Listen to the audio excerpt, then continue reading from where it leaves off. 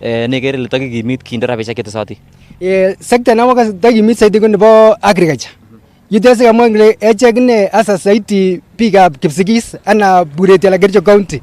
Kwa sekta nyol dina kwa kapchaine angale kaptia tukuchan tukul kawe so ndio bage so mandra ni ngale ka budget kinde na rabini kwa mke asa agora tunwe nikisomene saiti government komat konya nyasa ne kabisa budget nikisomene kikose ne tuk fununu tetor kenenge betabra ni kesomene kele tukuchi mo le mebiki mu ketes manik tukuchan lakini saiti ne nitakine rabini kelo kete rabini chang saiti kwa sekta nebo agriculture keweche ngo kabisa nibuch amat kinya nyasa ne awari request kaza kemoji nuli amgelenje mat konya nyasa ne kabisa ngeso monire budget koger komon mwananchi kursion kana kora ko president ak missing ko department ya terter ko tinga ripset ab rabishek en kasarta na ko na wak tos biga bemet kole miten weget ab rabishek ab biga bemet ne kursion ko iti serikali my advice na moji government sa sector nebo health ko to ko mingwen ngegere asa en komos nyon nebo Kericho my request kora ne request ni national government kemoji William Gele tabu saiti chale saiti ko ngale ab Kericho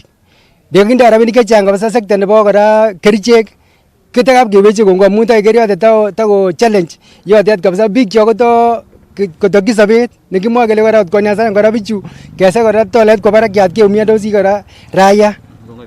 Thank you. So manga mi kora china geren royo ita ka teng china tan Kass Tv sire kora isita so tak tak komnye kiguren nga ko ne magutu ku ken betab raya ne kasarta netat ke so ma budget. Ren tikyo ko ke guren na jeru yor standly na immediate former director nebo Cheblanget Zone agere gina moini serikali en nguni wale len kongoi korong en subsidy ne ikon nebo fertilizer amuna temindet amache kabisa wale in ke subsidize and production ekisa ke subsidize and production ko ko mwisho konyoru biik in kimyete meset amache wale kora in ngalekab health ko ndokindo rabinik ne sumakibe banda nelo ko kararan amangu wale kora kit age ko education agere ngalekab somanet ale in chilotin sigik ngebo keyote sukulishek sait age tugul ko nani bare iker yan katar kityo wikit age ko kakenam keon ko ndakibendi kot ke subsidize kabisa ko tatun ko bare keker ko nekit ko free primary education ne kikakimwa kele vision by vision 2030 ko ndakibendi towards there ko tashukuru sana. Kemwa ile immediate former director nebo zone ni tos mangal ne kit ne igere ile magat keyai kora en katabanetab rabishek en missing ko en kabatisyetab chai en wongdo en kabatisyetab chai kora kemoche keker kele ndo nguni kitaban amun en kapkedidiet saiti ko inde milionishek chetindo factorishek alak ko ndamukokse kabisa keche konam serikali akoib rabinik alak asiketoret factorishek alak. Kongoi missing. So ngale en kanyen biik chemi mabwai kongoi missing bakun chemyach. So chito en kora netoko miten rewe kuren ngo. En kainutik chu kekurenan Vincent Koech Sobet atienindet ako kongoi korong amun kaobwatech obwan Cheblanget.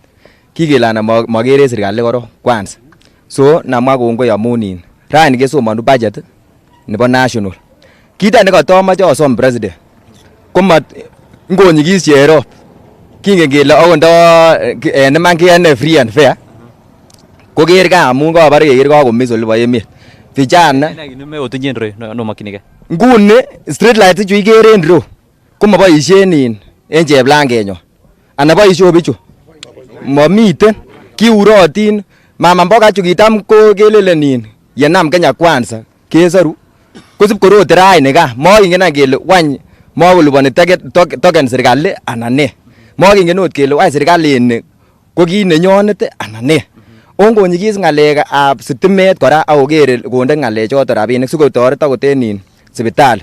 Kongoi kora amun kangengalale ngalekab health ko kerichek en kapkatet komiten county nebo Kericho lakini wendi chemist nerube ko ak yoton momiten kerichek in orit momiten kora ngalekab beek so ngoker ka saiti president ngesopchen ine kekas kele kimiten ne serikalit ni nenyonet nendoiwech Arap Ruto ana olele no bikyok so kimwa kongoi amun kotil raini obwan akoker kora ngalekab employment en vijana kuane ko kiatar sukul lakini motindoi kasit mi kijana ake en road chebo boda chekiko graduate en university lakini yoe kasit nekimosomonji bwa ikwange sile kimi serikalit ainon ndakokere kabisa ngale president akotakonyikis ine ka en ngalekab kora konetik komiten konetik chekikotar ne chetindo TSC number lakini masirotin omwoe no bikyok miten konetik mi konetik chemiten chenetote en resop lakini molyo manyoru kasit ikwange sile wany tos kikochut ngalekab corruption anan ne angot takoker yoto ngalekab en budget ni kinyigis ngalekab ne konetik. Mising itakat kora kikuren nga ako tos mangnala ne kerengon ne samengung en budget netetat kesomanen rain. Sasa kongoi mising kanetutik kekuren Cheriot abo Cheplangani. So ko in neta akobo in ngalekab budget nekisomani Radlin Ture ko in miten ngalekab health, ngalekab tililindo nguni. Nguni en Cheplangani ketinye health center en ireu. In fact not health center like dispensary. So kengolole nguni komami kerichek. So kongete kingendo ngalekab devolved government kesereche kabisa. So kaya kewekta ngalekab tugul koba county government koba national government so koit tuguk nguni amun ngesoman budget anan kekon rabisiek from national government to county komiten cartels chemi kwenet yoto. So komakemwa kele ndamose tayekta counties koba national. So komuga kit age tugul. So agere mangen mama agenge nemuche konyo betab rani ngoi kityo ile kikuren ngo agere ngu okay imwa kikuren ngo ako raini kesomanu budget cabinet secretary nebo rabisiek en emoni. Ne ainon kebeberta nekere ile imoche ketes rabisiek ano imoche kikimit asikeborenji bandab tai en emet. Taunen kaine? Kikuren ngo? Kikuren Christina Kapketwa. Kemoche ketes kiy age tugul ko kit agenge. Keteswech tugul kiseretos en yu. Ibonon iman en ngweny. Kebos keteswech en ile kebos. Ketes rabisiek. Moche kebos beek. Tos panang ne nguni ne tuguk chekere taki. Chang tuguk cho en yu. Ma chang tuguk chekale. Takimuche kyale. Sabunit. Kiy age tugul. Ako sukariat ngoro. Okay, sawa. Anjokot nase amondab kainama. Kou chepyosok kebe kele mami rabiet ile kimoche tarikit. Akipimanan kotong betutab tarikit. Okay. Sawa. Chepyosok kele ile kachobot any ile komami tarikit. Komanam tarikit. Are kisichan kasitab atamange. Kotou ne ando bakikisir alak chekita amatinye tarikit komi tarikit nguni. Konoto any nengwan kora chepyosok mosiche rabisiek. Sereti kebeberia. Komani kakelut betut age keker kotun koleweni chon kichome ko echek chemokibochi keleweni ngo. Sawa. Manondo age. So sasa mkita nebo kamera nata nere ker komasta nata nebo focus an mena ko bet focus kidogo tos mangen siketarate ko kikuren ngo ako ne makutung ne kit ne itarachien en betab rain. Asante sana Kass, kongoi Kass ka obwan. Akekere ile mi loboyet. En budget nebo raini kimongu kele ngalekab education amangu ale indo wing number 1. Ngalekab kobo the new model kobo fees. Kere ile logok chechang koabu biik chelionen chenyorotin. Komasi koker ngalekab model ake funded education sector komie. Ikere bichu nguni kero nyuso zao ya kasit ne kasirinya. Ya kasit kabisa. Serikali yakapitisha budget inon kopanga komie ak ngalekab ufisadi kisto. Konetik koweche ui kasit ma kibunu ota keldo. Mshahara kingetes ko 97. Ako nguni kotom ketes. Kingetes ko kiloitab sukariat ko ki 70 shillings.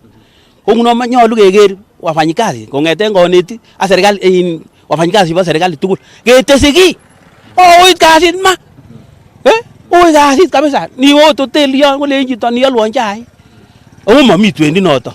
So nyalu kerib mwananchi ni mi ngweny.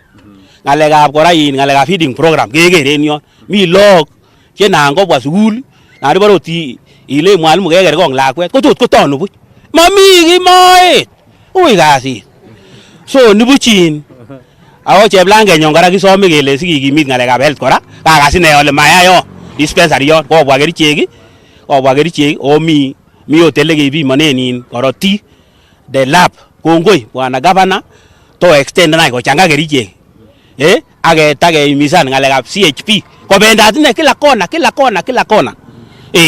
ngalekab security kora kesir biik keribwe tuguk kyok choto chetuten iso makai kayo wale waswahili heri nusu shari kuliko shari kamili kimwoe kongoi so machunde kwang na liya yang gaming gap komasa ko kataune kang gemiten agere ko mesana ala kaina nebo Cheplanget ngwan komasa kimenye Cheplanget to chang Cheplanget ko kangun Cheplanget kikait missionaries olimbo cheborge oli ko bichu cho kimasib ko in maendeleo kingeker biik ko matongen ngal chechang kele kaikai cheplongo ndamu kiwo osnet lakini ngunon akole bichule geography galai we are in the lower region lakini sasa we are now upper academically kokebe tane kimi mbele ko mabuga wananyu.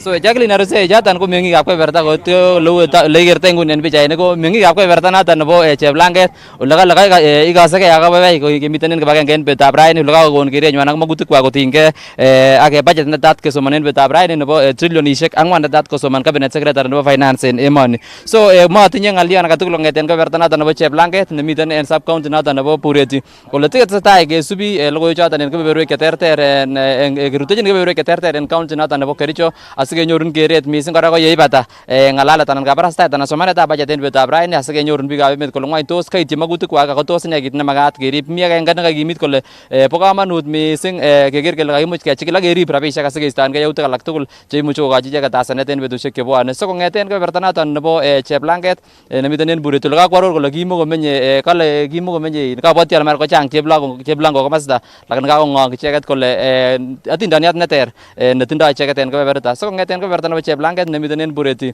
tetut noton nebo Kass mashinani kainenyun ko Robert Siela testai iker Kass TV amun kimnatet naet. Kongoi missing Robert Siele kobun county notok nebo Kericho notok geretab meng'ikab county nebo Kericho kotinygei ak budget notok tetat kosomanen koskolengutab betutab rani cabinet secretary nebo treasury Njuguna Ndung'u ole mite barak missing kakenisiet ak expectations chebo biikab emetab Kenya koker kole tos une budget nebo kenyini tos itorchingei ano tos une ng'alekab zaidi wa Kenya kochame kokere komosta notok bo tax kole tos suppose kelipan taxes en kebeberwek cheu ne ako kakekas meng'ikab Kericho kakong'alale ngole missing sector notok nebo somanet ng'alekab barabarosiek ak ng'alekab uchumi kora nebo emet in terms of amitwogik ng'alekab transportation ko alak en tuguk cheitorchingei icheket missing en oleo en betutab rani. Kora en studio kimite ng'amutiot netinyegei ak ng'alek chotok chebo rabisiek ak kora hesabuk. Inendet kekure CPA Peter Kitur ine ko nebo ng'echeret en ISPAC Central Rift Branch ako origin betutab rani akobo budget ne tetat kesoman notok bo trillion 3.9 ole isomanen koskolengutab rani cabinet secretary notok bo Njuguna Ndung'u chang expectations chetindo biikab emetab Kenya kokeker supplementary budget of course kocham ko shekekere kele tos kokitobonji rabisiek chetia proposal chebo this sector ko chetia ak kunotok so kwarorwech inendet kole tos impact nebo this budget ko ne en kenyit notok nekakitau nebo mung'aret nebo 2024-2025 so CPA Peter Kitur amache kityo ireactan en comments chotok po meng'ikab Kericho asiketestai. Asante Jackie. Kinakachamen yon niker reactions chebo bichon ko biik chetindoi naet tindoi knowledge bichono aker kotinye this finance bill nebo 2024 kouni kokamwa kokane I think that space ko it's now opened up in Kenya that ndakiib kenyisiek chu kichako kimiten nguni keng'olole kelelen tamakor kong'et kole lakini nguni kingen kele kokipropose ne as the next step ko ne mi chi nekamwa ng'alekab education kit nekachamen budget ini ko the budget ko kochi umuhimu education niker tindo karibu nekit 34% of this budget expenditure kobendi komostab education meaning serikali kokochi umuhimu upande wa education it's kokikochi 654 billion which is 34.8% of what the government generates kang'alal akobo CHP community health promoters and I think in mashinani inaendelea vizuri na itasaidia for preventive issues chebo tililindo and the like which I think we are yet that is part of the finance bill in about 2023 which became a finance act about 2023 ako given way ke change ng'otutik chetinye ak taxes so nguni ke feel any effects chebo finance act about 2023 so that kimi in about 2024 kang'alal akobo ofisade I think ufisadi ko hiyo ndio changamoto. Kage collecten man whatever kage collecten utilization of China becomes an issue. But we only hope the government will do its best kuhakikisha ngole rabini chutet kidogo chukage finyan tata mwananchi. Ikere ku countries, there is a country ku Denmark. Denmark tax chechwaget ke compare nang magarnatet nebo emonotet ko 45%. Actually 46.8%. So 46 per 100 ko kagicher from wananchi ko taxes. Lakini infrastructure kila kitu ko wendi komye. Kake collecten that 45%. Kage tilen disposable income juget kago kidogo. Lakini maba ilibani private school. Ga public school ko miten komye. Oratinwek ko miten komye. Kila kitu. So mafile ni ot pichune ni issue nda rabinik ko kakiboisien komye. Kenya ki struggle ni at 16 goite 16% ata isiko tam kemi olimbo 13.8% in magarnatet nebo Kenya ke collecten. So nguni ko ke increase kiasi ko koit karibu 16% okutokyin serikali to around 20-25% kokerkeit ak emotinwek cheu South Africa. So the only thing despite ko kage ke collecten kou nondet ndakiboisie rabinik chotet komamuche kofilen mwananchi. Kere kou wananchi chubo cheblanket kala malaltos maskisiek mulika mwiso o kaketilen rabinik kiaban rabinik utilization of that na kotinye kak tuguk cheu ufisadi chukakimwa ndaki utilize komie mamangu mwananchi kotindoi ni issue ndabi ko ketindoi log en private school ana ketindoi log kemoe kosoman ndakanyoru en public school a quality education ako chukatete ba ilibani en private ko me ilibani ndab quality education nemiten public so ko kako increase your disposable income ndab ka utilize tuguk cheu tililindo me ilele no private hospital ndab ka public hospital ko tindo kerichek so kaketilen rabinik lakini makinyor kora kerichek chotet so out of that small disposable income niketindoi ko kabaib kora in ngalekab to private whatever. So it's a challenge and now we feel the pain and nenyoru wananchi. We only pray konge serikali koger such issues okay putting in place structures mikakati kihakikisha ngele rabinik ko kakiutilize komye. Mite one of the people chekangalala mangwale ka Bomet anane kakamwa kole anende tolda yamitwagik aka projectani ali next year like this coming year nguni financial year kubendi kolanya aletaba amitwagik ko aror kole first of all ko ngalekab transportation komwa kole ngalekab yani kuma iskole kiboishe wakulima a lot of money in terms of during the processes never planting and stuff like that. Kingen gele serikali tab Kenya kwanza ko kama nutetnyo ko never president ko gergole kagimuch ke support that farmer asiwa at the end of the day ko trickle down to lowering food prices. Mwanganale tos kere ngone ago another thing ko kiko testai ko rural farmers ko mwagole ki spending a lot of money when it comes to buying farm inputs and nini agora kemeje ke taxanage in terms of the profits taking you from the farms mind include turnover tax or something like that. So amje arurwech sikielewan kuni two things ngalega bin nigerian this proposal about this finance bill kogo proposes serikali kogochi agriculture 79.8 billion afika close to 80 billion out of that 10 billion cover issues cheu fertilizers ke subsidize fertilizers and I hope mangwa lenyoru a big percentage of population na fertilizers kinyoru kama Simba Nakuru kama Simba kenyoru so that having fertilizers cheka subsidize ko gotoreti in cost of reduce the cost of production. Aya, miten gino go oratinwek infrastructure kamngachi chikobo Bomet about movement kongeten komastaga tuan because of that poor infrastructure you incur any costs chemiten barakes miten fuel cost en romi oratinwek kotindo potholes ko kamnga oret nemi yan yon so you incur that your input cost kwendi barak nor ko mate inyoru ke netian miten anyin taxing nebo agriculture ideally Niger in ngatutietab tax nekibore income tax. Ko incomes tugul konyolu ketaxen. Except cheka karor ngatutionotet kole chechu komakitaxeni cheu chebo kanisosiek anan notet. So irongunon ko kemiach chebo agriculture komiten tax cheyoche ilipan. Miten kikibore turnover tax kitilen 3%. So amani yarurwech akobo ngalekab turnover tax. Kimeche kebe ole tetat keyai eng betutab mutai trials chebo labatet chekileweni timitab Kenya newendi Olympics. Athletics Kenya eng betutab rani kotete kongong kibagengeitab Athletics Kenya. Timit notok netetat korwai eng labatetab 10,000 meters ole yegei koratak eng inguni eng kiwanjetab Nyayo Stadium. So kimeche kenyoru kele tos ngo nekakemuch kende eng listit notok chebo rwaik chetun kobendi eng Olympics. I want to thank the Kenyans. I want to thank my colleagues in Athletics Kenya for that support. That, as I know, it was not the first time. We have done that before, and we have repeated this one again. And to us, it appears like the athletes were quite happy with that decision that they were taken to Oregon for that trials.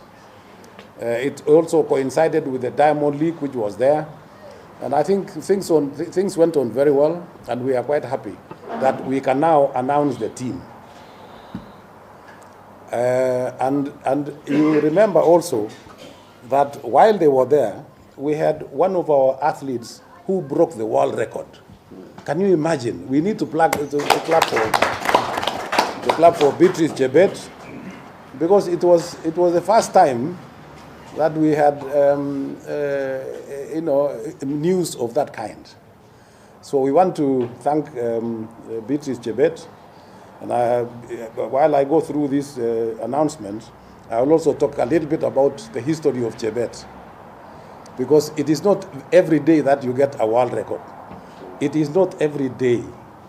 And for her to have gone there and brought a world record in Oregon, I don't know whether she would have broken the world record here. So you can see the achievements. You can see the achievements that you get when you send a team out there to go and compete, and they compete with others. And then tomorrow, we are all starting the Olympic trials right here. Tomorrow and the day after tomorrow.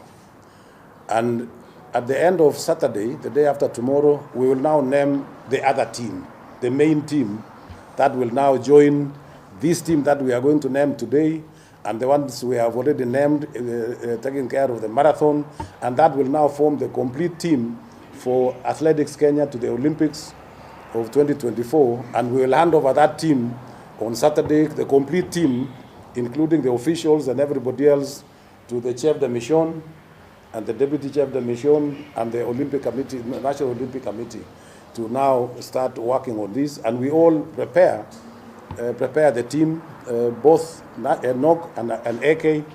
We continue to prepare that team until such a time that they go to the Olympics, and we hope that they will do well.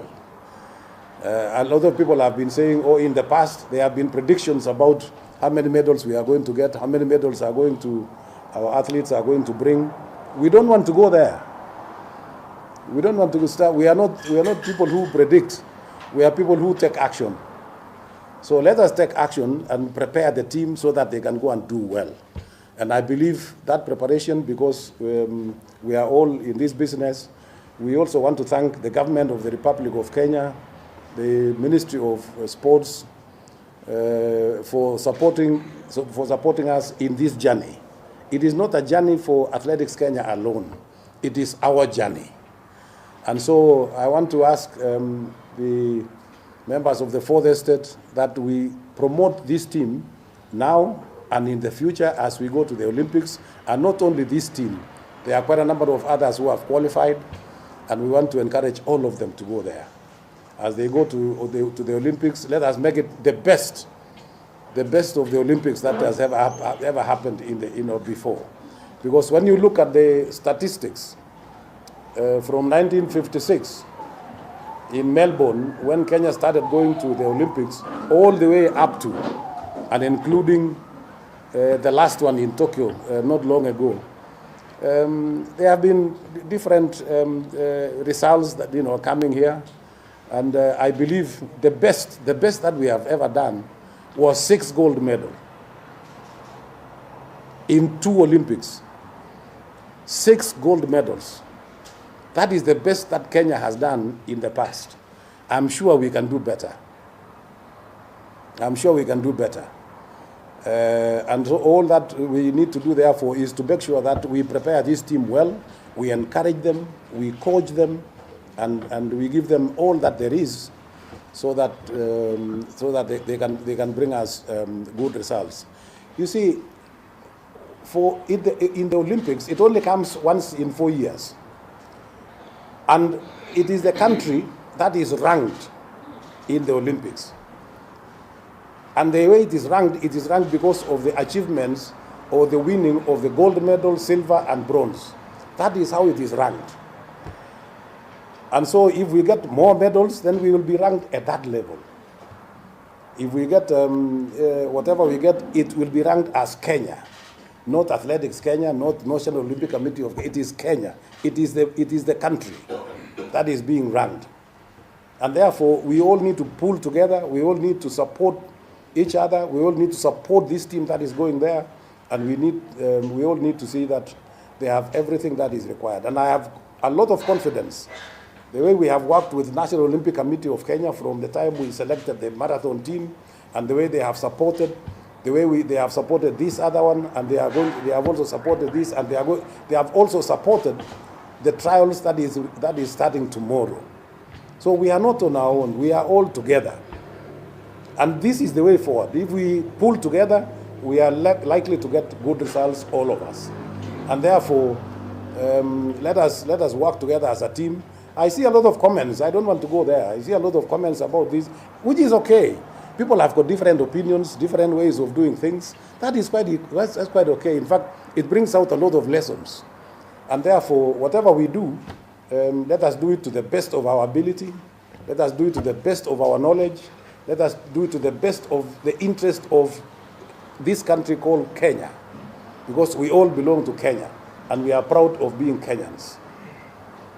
And therefore, before I give the rest to the CDM, I think that is what we have today. Maybe he can say a few words before I name the team as an opening remark. And he is also the deputy president of National Olympic Committee of Kenya. First deputy. Am I right? You are right. Good. So if you can move a little bit so that...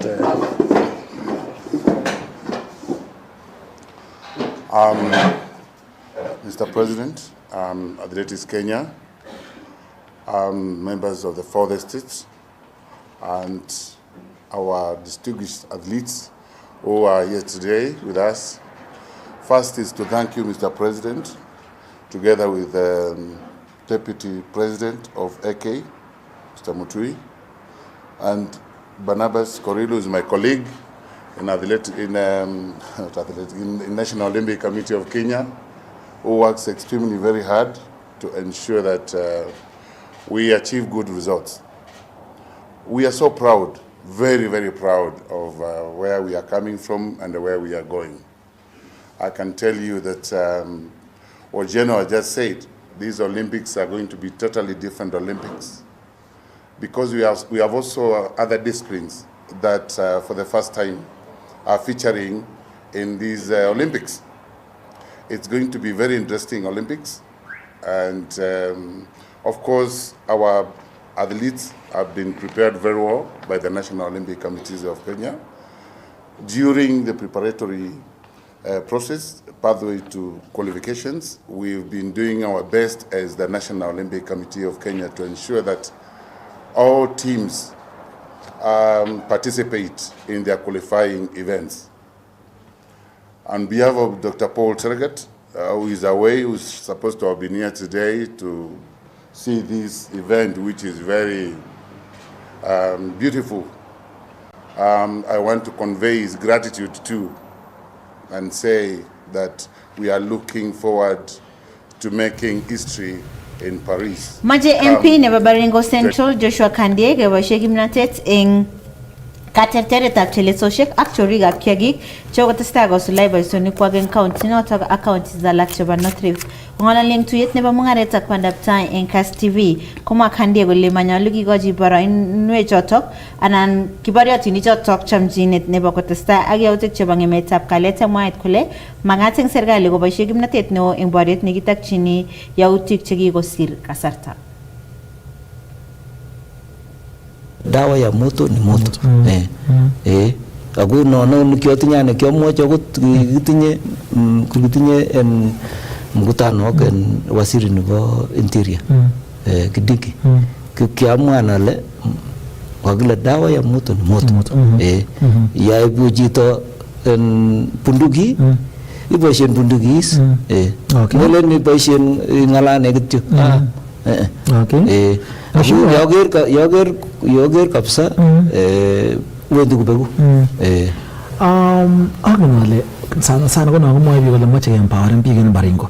Mwae biik kole iya matkeib kityo kemach wongo kibeten biik sobonwek anan kenamage lakibar biik amun kobaris kole moche empowerment. Ako wangen kimi noton nekibo kou nebo Salawa noton nekibo chobetab logoek ketoretin ne kit nemuch imwa koro noton. Mising Baringo ko ketyem keityi asikomuch kora amun kele ndani reben chito bundukit imwoe kine.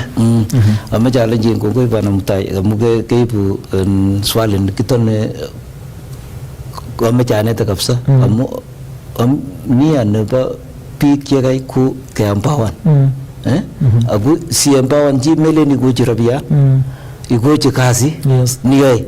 So ane ko kikinamgei ak chorondoik chuchuchu chebo Kenya wana biashara ketou factory nikuren Salao Mango Factory ako sai kimeche keteshin kakishan ile kakiaden value ngalekab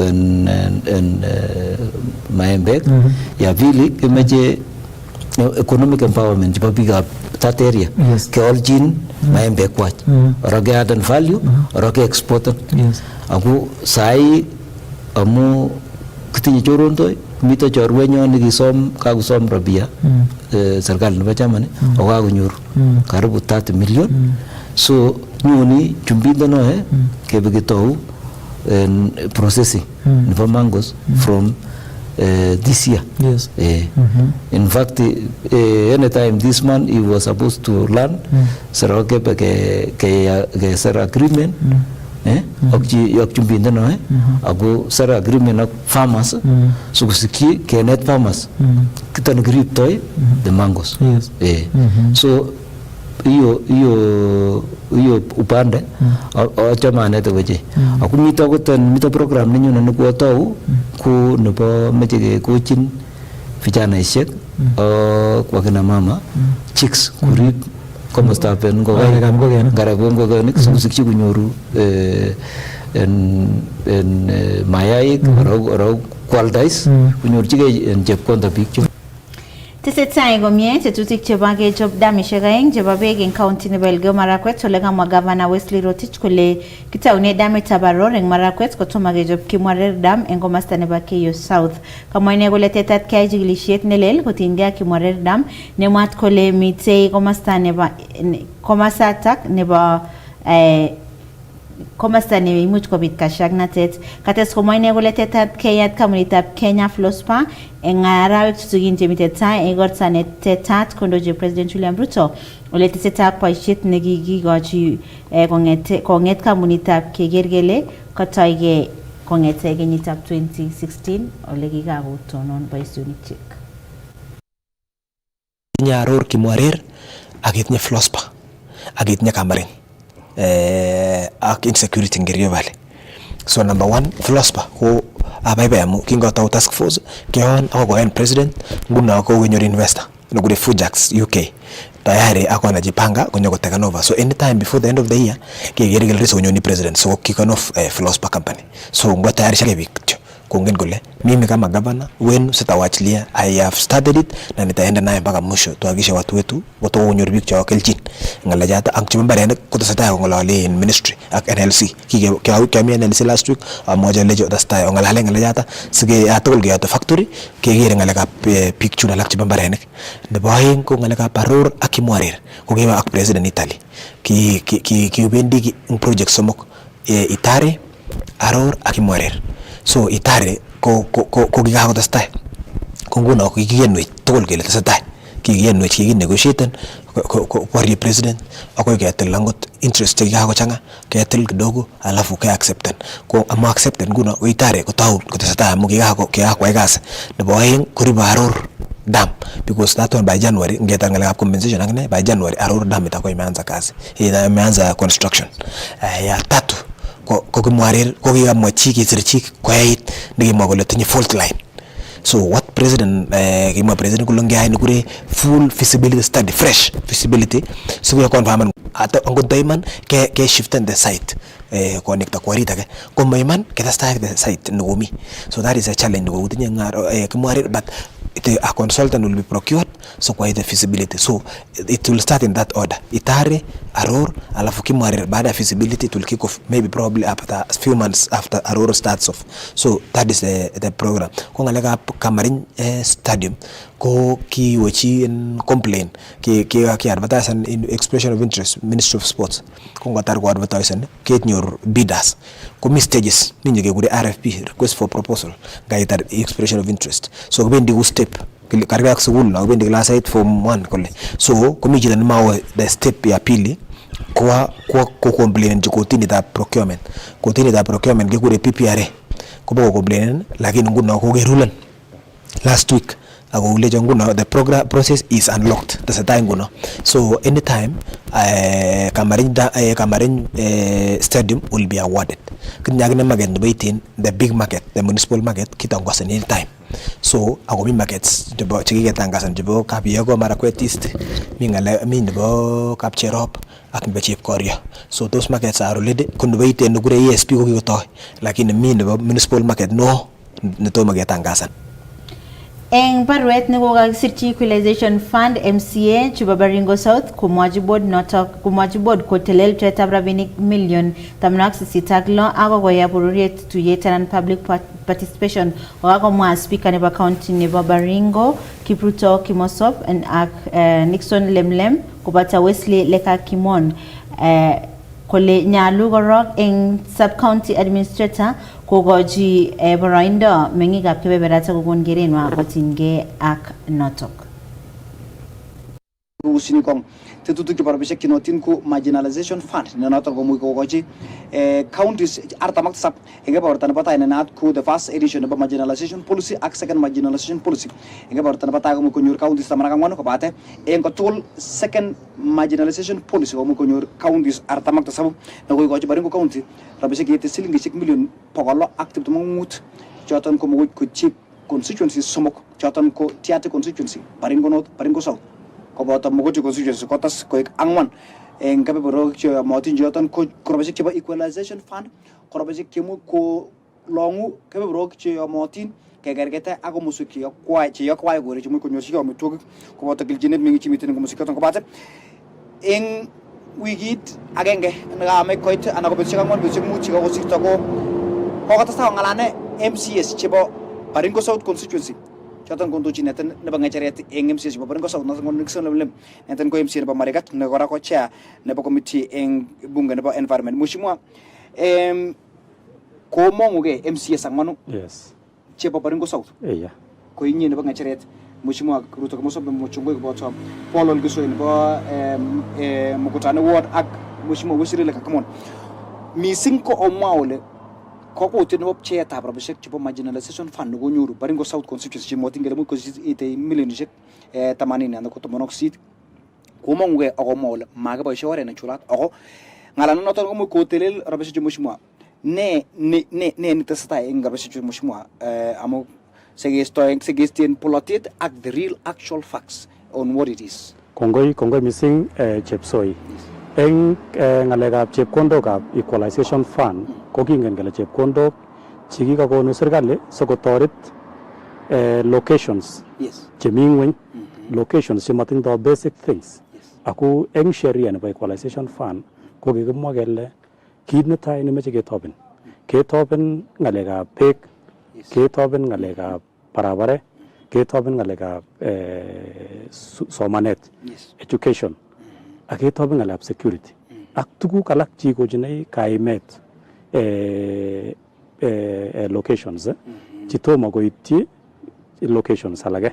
So kingonyoru Baringo South 886 million ko kinyeru Mochongoi, konyeru El Chamus ak konyeru Mukutani wards, makinyeru Marigat. Ko kingo wakati nekakikonu chepkondochu, kekonu chepkondochu akele opo ngalanen opa tos locations oko ngalanen okomwa ole ne nekimache. So achi nebo ngecheret nebo MCS chebo Baringo South ko kioker kaimet nekitindoi MCA nebo El Chamos ward kosir barwet, kosirchi barwet DC, kosirchi barwet okot county commissioner, kosirchi barwet okot CC who is a secretary to the board nebo Baringo County nebo equalization. Ko maimuch kowalchi bichoto MCA amu kitebe MCA kole mamito public participation. So eng karotenyo kechi MCS chebo Baringo South ko kikimwa kele kimache keyochi iman biikab Baringo South, especially wards chokonyeru chepkondochu. Aku manda nekiyochine biik ko keba ketebe kele ne nemache che keyae chepkondochu. Aku ngalechu kimwoe ko chemi constitution. Equalization fund komi constitution. And kimache kenai komie kele equalization fund ko creation nebo Senate bill number 30. It was gazetted in 2023. That go and look at the poor locations in your constituencies. So as much as we are saying Baringo South, this is a creation of the Senate. Ketesetai ak logoiwekab emet kibendi county notok bo Elgeyo Marakwet ole kakonerekyi gavana nebo Elgeyo Marakwet Wesley Rotich ak kutiet nekoib serikali kotobonji county notok rabinik chengering ngiyane counties alak chebo emoni eng budget ne kisomani eng rani. Kama Rotich kole silingishek bilion 4.9 tetetat konyor county nebo Elgeyo Marakwet eng kenyitab mungaret nebo 2024-2025 kongeringen mising eng mwaet kole nyalu kitobonji county age tugul rabishek chemoregune silingishek bilion lo. Koinde president priorities chekikere kele raisi koname line. Netai netinye biikab kaa ko ngalekab chego. Kikole president kikakosom akichek governors chebo kaa kelechi biik cho kotokomene ngalekab chego.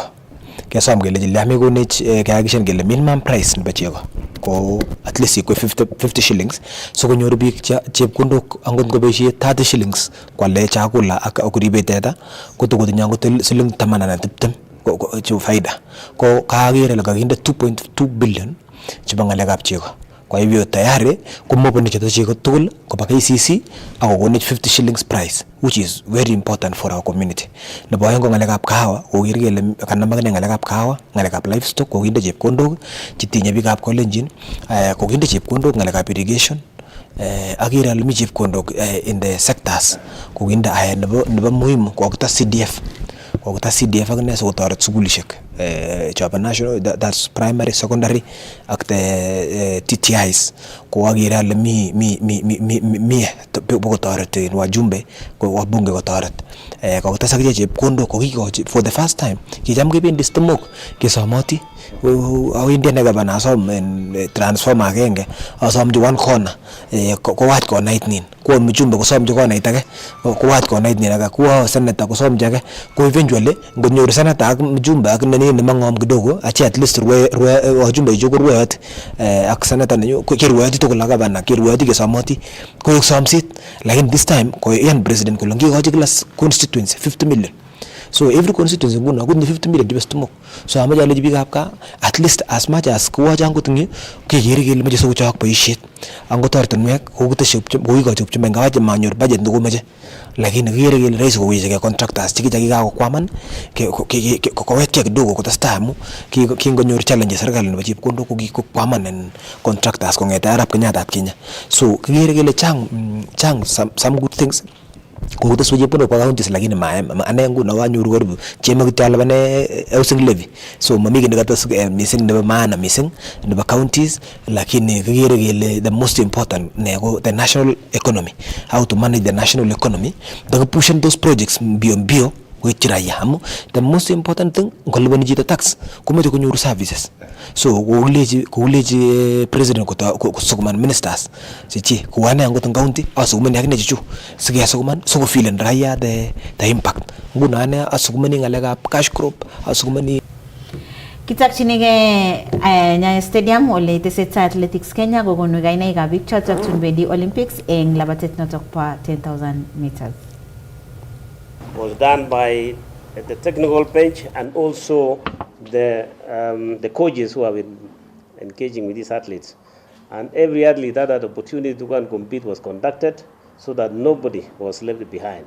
So in all, the athletes, for men and women who were selected to go there, were the ones who have completely qualified. But then the main issue why even the federation decided to send the team there was that the 10,000 meters is currently limited. They have very few races in Europe and also in the US. We have only one in Prefontaine Classic, and then there was only one also in London.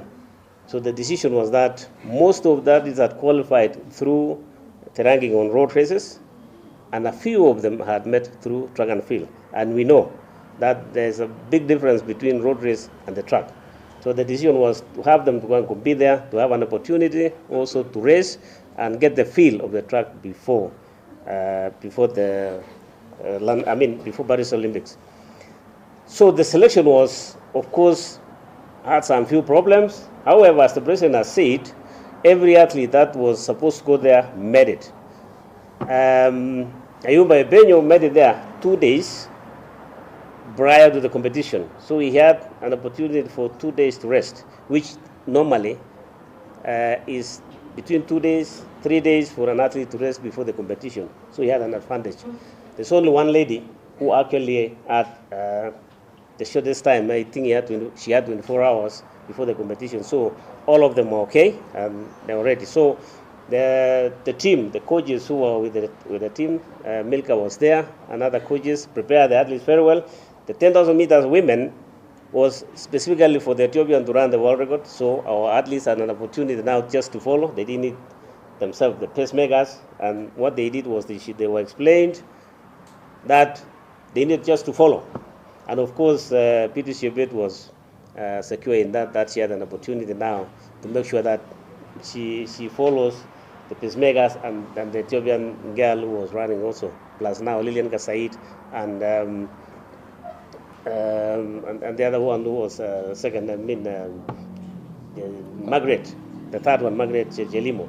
They took off and they were ahead throughout until the race was finished because of the pace that was taken. So it was automatically that, as the president has indicated already, although the federation had 1, 2 automatic and 3, the committee realized that the third one also has been performing very well in all the other championships, so there was no way to cover.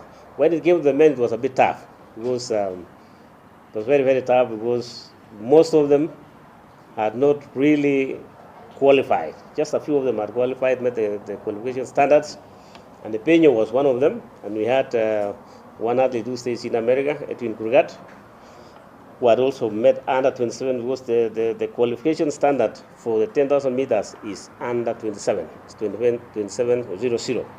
So they managed. They had pacemakers, 2 pacemakers to assist them, and of course the 3 athletes that were in the top 3, they finished together. The timing was the same, 26:50, 26:50, and then 26:51 for number 3. The number 3 athlete was at the World Championship last year, and he's the one who actually met the race for the other athletes. He was very cooperative also, and I'm sure that the senior vice can explain the technicalities they use to choose that. We did not name the team in Oregon because it had to fall back to at least Kenya. The team to sit down and still continue to rigorously decide on who actually was going to make the team, and that's exactly what they have done. Based on so many other factors, yet they made that decision. But I want to tell you that that was the best event we have ever had as Athletics Kenya. The 10,000 meters was superb. The running was amazing. The ladies were also amazing. I think we enjoyed that event because I think, in my opinion, it was the best event that was run by the Kenyan athletes, because at least 7 of them ran under 27 minutes, and still now they have the fastest time in the world this season.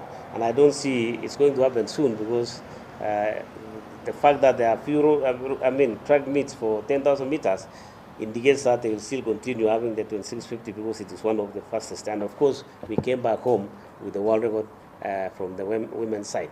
So you can see now, despite the fact that also other Kenyans would prefer to have had the event here, we never had an opportunity to get the world record, and we never had an opportunity to get the fastest time this season, and maybe we never had an opportunity for the others also to qualify and also to make time for their careers. So I think to that end, the trip was very successful. We thank also the Federation for giving us that opportunity to take the team, and it went well, and we are happy also the Kenyans who supported the whole idea, and let us continue doing that to ensure that our athletes are given the best. And even when the decision has been made now, we request that support continue, so that our athletes don't get the negative impact of the comments that we normally see.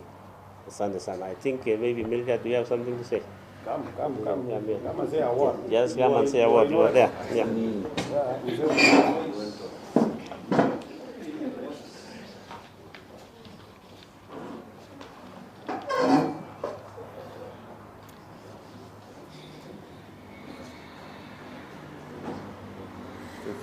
Thank you.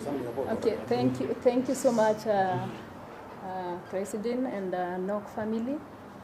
I want to take this opportunity to thank you all for coming, at least to witness the naming of the 10,000 meters.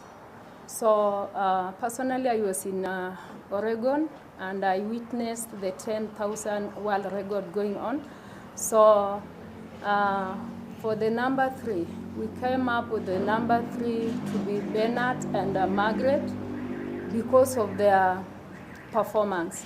All athletes had equal chance in Oregon, and we all saw how Bernard did his best, especially when the lights had gone. He tried so much to close that gap.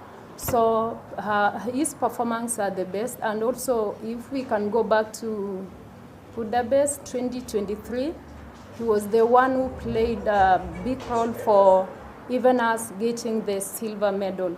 So technical team, it was a hard thing to give out the number 3, but at least we were like almost 10 of us. So we came up with the number 3, which is Bernard, and I think he really deserves that position, and let us give him chance. He will prove it even as we go to Paris. Thank you. Thank you very much. Let's see what they consider in the selection. Another question? No, let him finish. He's the one who was in charge of the selection. You had Corinne saying the selection was done in Kenya. Yes, thank you, Mr. President, and NOC officials, the rest of attendants for the estate. I think much of it has been said, and in particular, said by the officials who were leading this team to Oregon that Prefontaine. Ours, as the technical group, was to come and follow the federation regulations, which actually stipulate how the athlete should be named or should be arranged right from what has happened during the competition. And like Milka said, we sat down and deliberated altogether. Actually, the Benyo issue came up very well. He is a very dedicated and a very good athlete altogether. But you see, also it's unfair at times to not give somebody what he has achieved at the eyes of everybody who was seeing. And at the same time, I would like to say, unfortunate issues also happen, like it happened to our young man right over there. So that I think it is an issue that should not be brought into controversial kind of thinking, talking, and something like that. Otherwise, now I want to finish by saying, because of an unexpected situation like that one which happened and others elsewhere, we have said that the 10,000 athletes who did not get a chance now to Noto ngalalet nebo Athletics Kenya ole kaiborosto en betutab rani kainaikab Roy chetun kolaboti eng labatetab 10,000 meters eng Olympics. Alage eng Roy choto kakimuch ke mwagainaik wak eng betutab rani chetun ko representani Kenya eng labatetab 10,000 meters ko team Kenya noto 10,000 meters women ko Beatrice Chebet, Lilian Kasait ak Margaret Chilimo Kipkemboi. Men ko Nicholas Kimeli, Daniel Mateiko ak Bernard Kibet.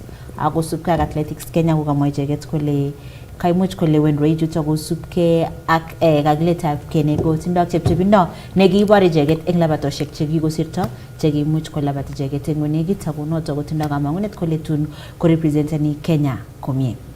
Kitesetai ak tetutietab Kass mashinani kingen geleng betutab rani ko betut neinege eng emetab Kenya ole tetat kosoman budget eng betutab rani cabinet secretary notok nebo treasury Professor Njuguna Ndungu ako tinda expectations bigab emetab Kenya kole tos rani ko une budget nebo kenyitab mungaret notok kakitau nebo 2024-2025 ak expectations sinecho bigab emet kigere kora kokengalala akobo this finance bill 2024 kotos nene yaroru kutime bigab emetab Kenya ko elewan komie akobo budget notok kwa 3.9 trillion nekisomani eng koskolengutab betutab rani kora ko baadaye kutakeibun live igora taktesetai eng bunge nebo emoni.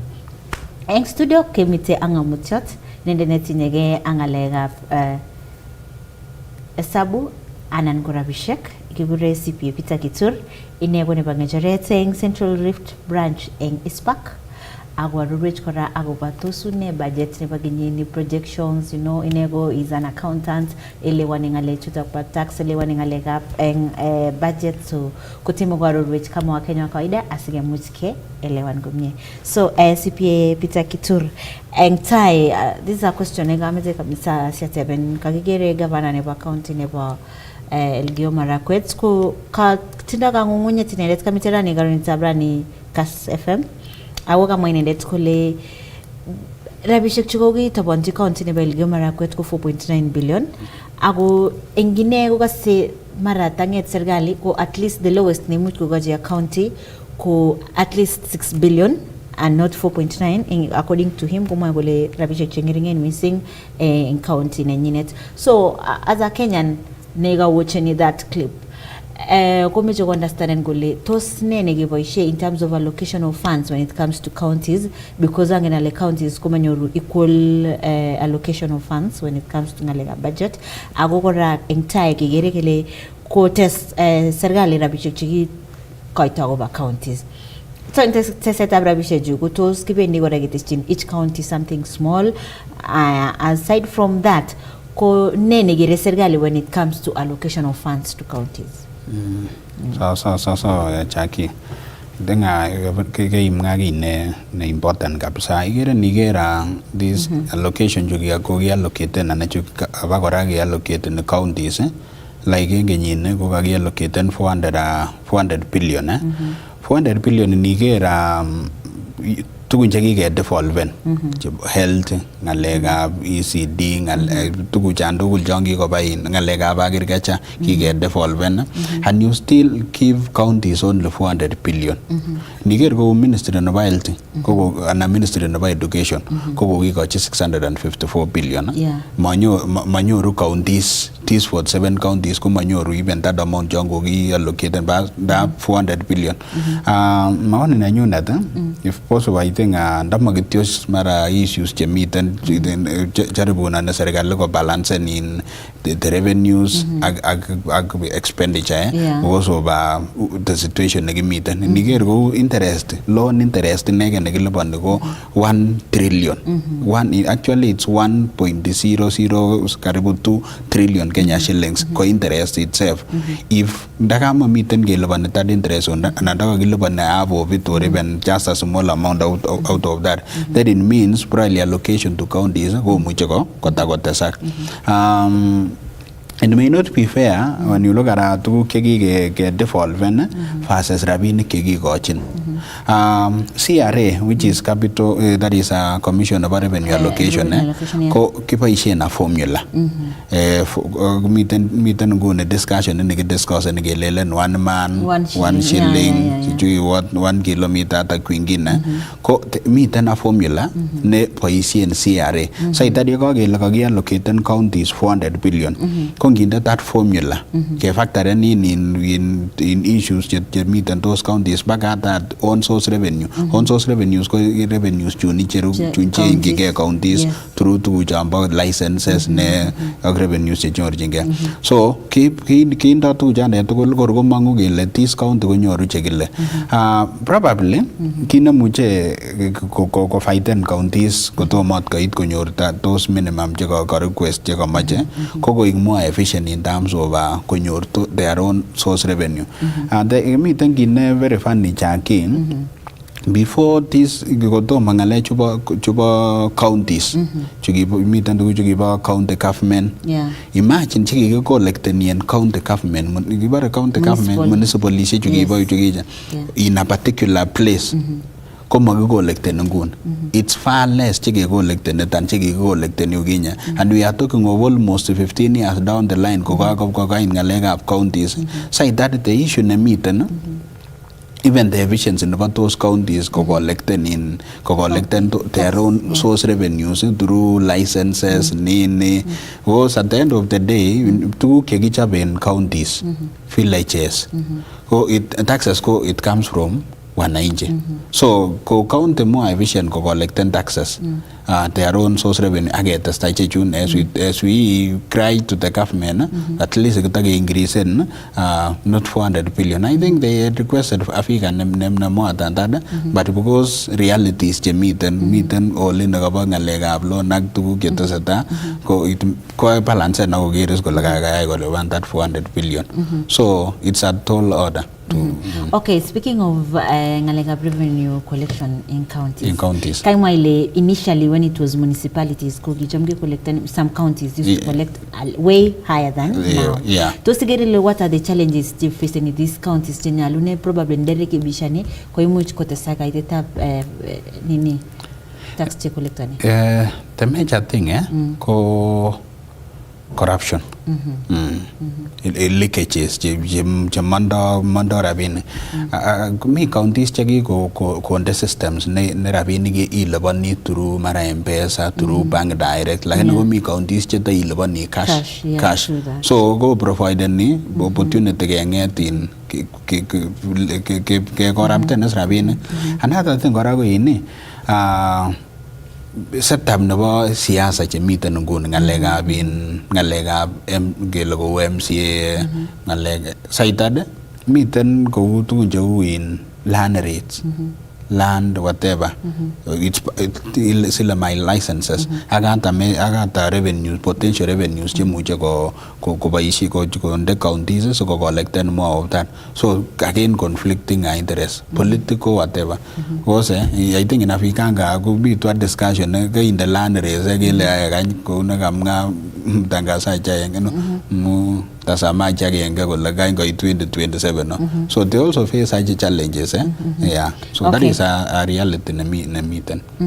So is it kora tam ko consider ne CRA probably kora gaitita aisuru ne collecting each county because among wale if you are a county and collecting a lot of revenue those ki consider any such when it comes to allocation of yeah ki propose and kele the more you go efficient you collect that own source revenue the more allocation will come from I am meeting around the factor in equalization fund me counties to qualify for equalization fund in Kenya we have around 11 counties to go West Pokot, Turkana, me counties to Wachir all the way to Kilifi, Kwale, Taita Taveta and Narok who qualify for equalization fund. So apart from even this amount you go on that 400 billion, commit an amount you've gone as an equalization fund.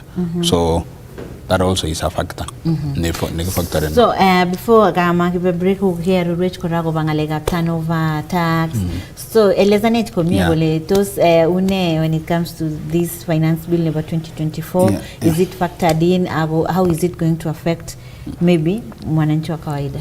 Sunday turnover tax it's oret agenge neome serikali ketake kotako ke inputen biik chechang ke bringen biik chechang to tax net niger nguni statistics cheba KRA ko they are only around 8 million. In fact, close to 8 million. It was projected by the end of 2021.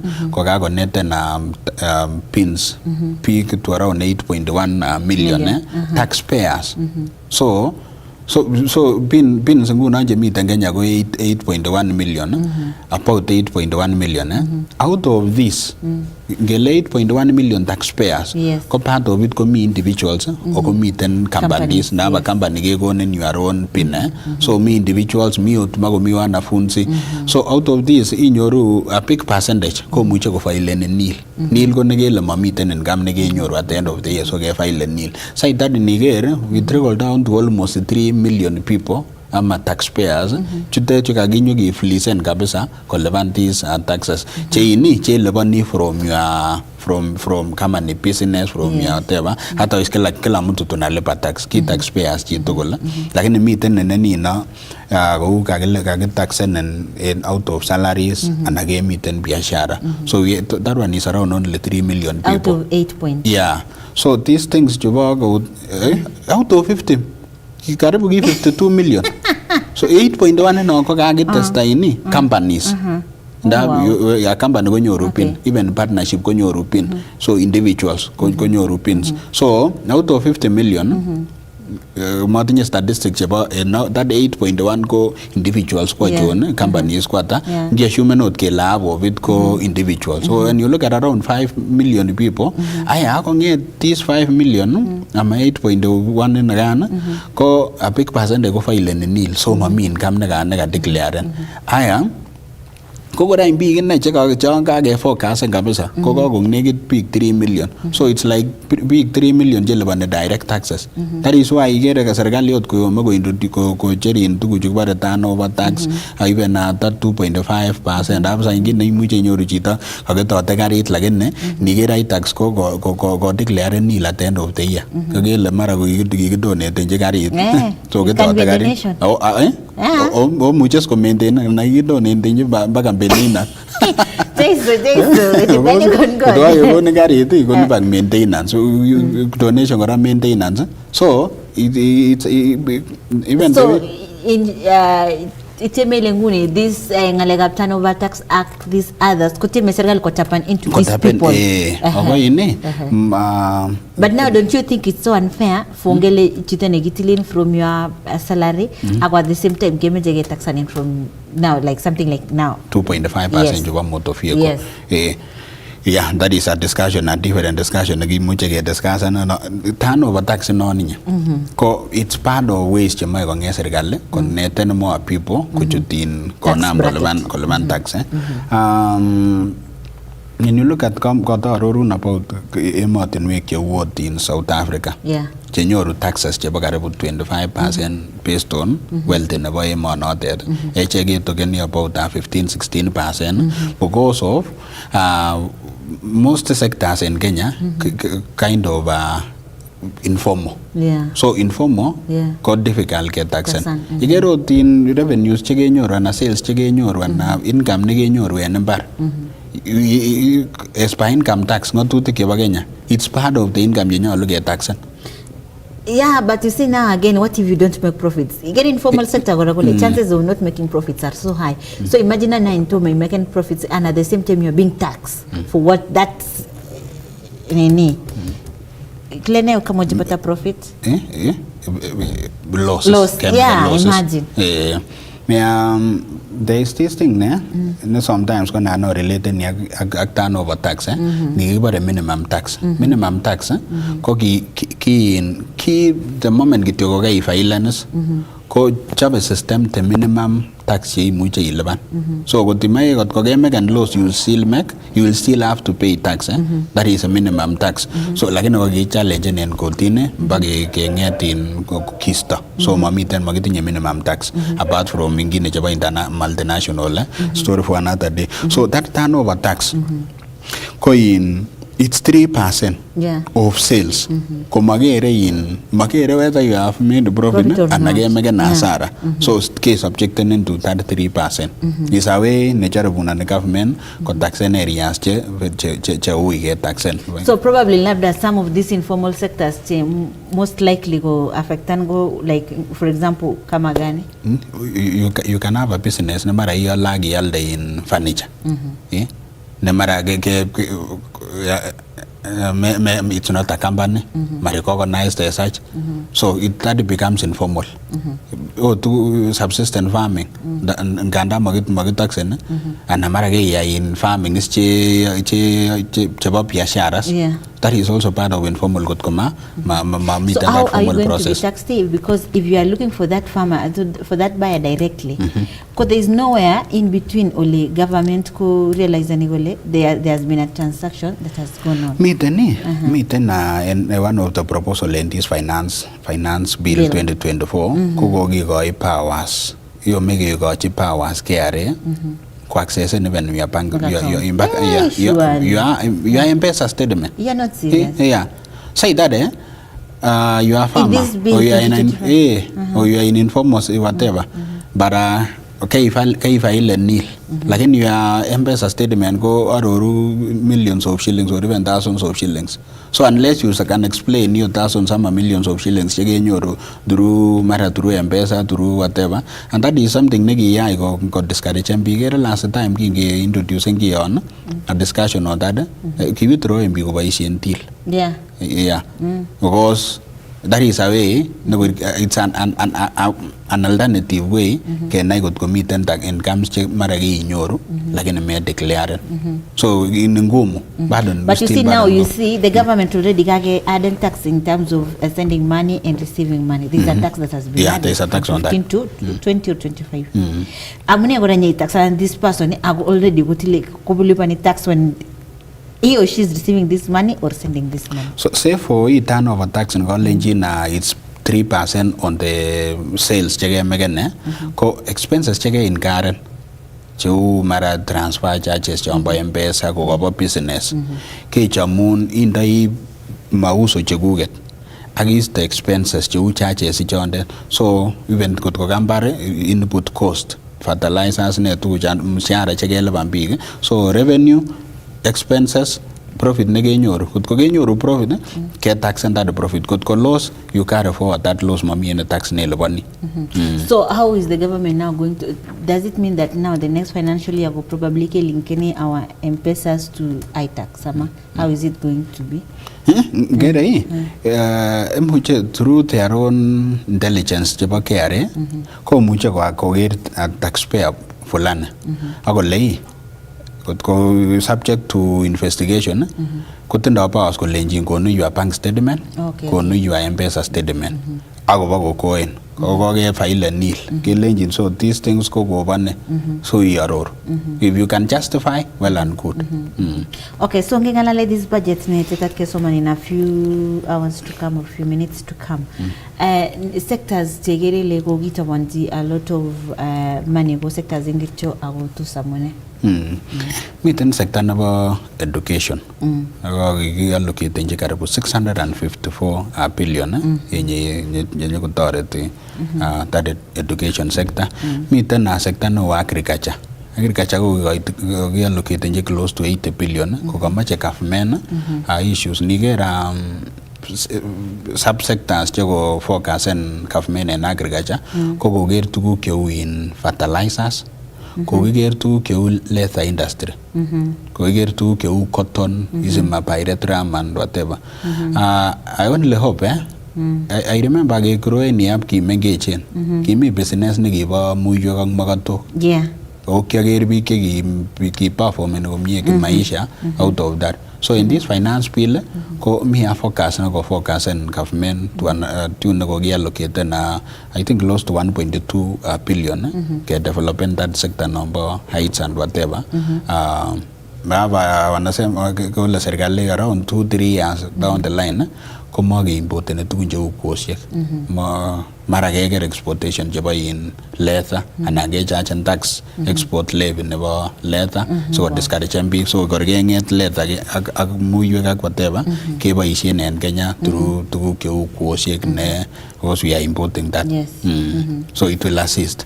Keba kora ko in sector no health.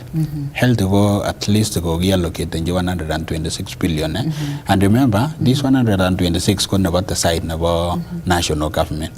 Miten komasta nebo counties. Out of that 400 billion komi rabinik chebendi health in which of course each county ko bako chobe sakichek their own allocation out of money chekakinyor. So niger kora health if utilized vizuri go itasaidia. Okay, another issue probably health should have been one of the leading because in terms of recently ngagere go allocated the intern doctors some amounts of money kumwa wa Kenya gole probably labda kuta consider ni serikali gole health is one of the issues very critical when it comes to ngalega emit so mwanganale those ko reduce the amounts considering the fact that also county governments could under their allocation when it comes to health and Niger kora that allocation of government meet that allocation number in health promoters as a way more preventive and whatever. On Niger that 126 ko it's an amount of a national me amount of counties allocated in the various whatever. So but again there is a factor a balancing act was you get what ngune projections chego over last year chego yo serikali ko collected in this 2023 to 2024 as of now kotoma konyor karibu 250 billion so it's the government is praying within these few days to the end of this financial year about 2023-2024 they will be in a position to collect that amount of which magingengel became possible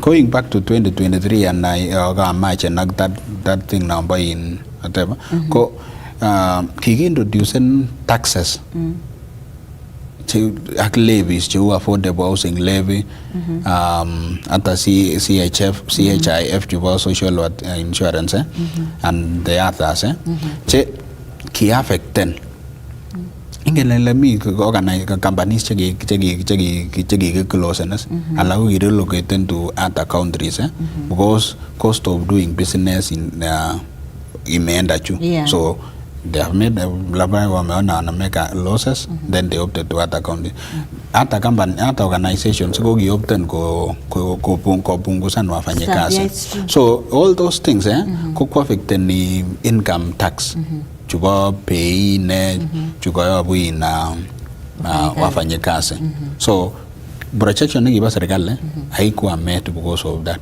and we also pray even this finance bill 2024 once it becomes an act paralyzation ko mat ko affecten tuguk cheu manufacturing kere kou nekaking'olole na the section 14 of exercise duty act where makiallowen ni claim and exercise duty chekeinkaren en tuguk chekeale raw materials that may discourage investors moving out of the country amata go downsize and alage affecting these revenue neking'ololen 2.9 whatever revenue in form of taxes 2.9 trillion. Okay. So it's a difficult act. Balancing. Yeah, balancing. Okay, because again, in a few given during babunge mangenale, what's your last words to pick up challenging jegeri nguni ngalega tax? Yes, ak budget. Yeah. Amaja ngalalen briefly ngale jambo tax tax the way we are moving it's good ke compliant so make sure be it a business kuira nani as an individual as a company hakikisha ni lege compliant with the tax laws because the systems nenda KRA ak powers yugina megi gochin KRA it reaches an extent itakuwa difficult ge evade and tax. Evade and tax. So the early the better. The early the better. So in ngalega budget? Ngalega budget, to me, factoring in hiyo difficult act, agere serikali imejaribu to having to a deficit of close to 500 billion. When you look at the history, haikuwa inafika hapo. Also, you're talking about around 2.8% of budget deficit when you compare with revenue as well as the GDP in our MA. So we are moving forward and we are hoping for the best. Aya, mite Martin Limo got a very good discussion. Msalamia sana Peter Kituro and kindly ask him to leave his number so that we can contact him. Otherwise, tunangojea kusikiza budget ya leo. So much. So number neba CPA Peter Kitur probably ngoti meje ko tarite ngalega taxes, ngalega filing returns, ngalega kambuni ngung labda meje ke chogun profile ngung neba tax profile ko contact stage ko 0723 467020 0723 467020 noto ko CPA Peter Kitur chairman Central Rift Branch ISPAC tax consultant tax consultant gora kinyoru gora ngolin ba Nakuru County. So give me within Nakuru or anywhere you can just contact the number. Anywhere in Kenya, yes. Yeah. You just contact the numbers Chaka go 0723 467020. So kale gongo missing ngora nda janga igonezi new student betu tabrani. Kongo yake cheke. So kigeni kegele une budget. Reactions tibabik, but all in all tunashukuru sana because at least kaya rorwage agoga kigui one or two things when it comes to financial budget na talk about 2024-2025. Kongo yakane an opportunity. Yeah. Sande sana on behalf of Institute of Certified Public Accountants of Kenya. Yeah, sande. Karibu sana. Thanks. So titap kalenzin eng studio in betu tabrani gagime taxi Peter Kitur inego nevangecheret eng Central Rift Branch ISPAC agogorago kinyoru engolin Nakuru gayaro recha kuba expectations up to ne budget ne tetat kesoman betu tabrani watile tetat kosoman budget cabinet secretary notok ne treasury Professor Njuguna Ndungu eng bunge ne ba imwani mitego nye tugula nangaginitiate ne o eng bigabe meta Kenya konegole tosu ne budget ne ba ginita mungare ne gagitao ne ba 2024-2025 iwat kora goleta goge bun live en Kass Tv agoba ikorta notok tesetai eng bunge kibun reactions tos nene mwaimingi gap county wa Singishu Olinba Bomet Kericho Nakuru kotinge ak budget agora go ibada ekuta komite Shadrack Mutai anga mutet netinyege anga lega Rabishek agogo ibada jioni gora komite Caroline Kiplagat anga mutet kora asigwa robeja kuba ngalega budget neba genyeta mngaret neba 2024-2025. So in studio rani kagimita CPA Peter Kitur kuyega my work from Central Rift Branch neba ngejeret agora nebangejeret ISPAC. So kuna Jacqueline Arusei agamiza magwa kitake tugol nemie. Bye bye.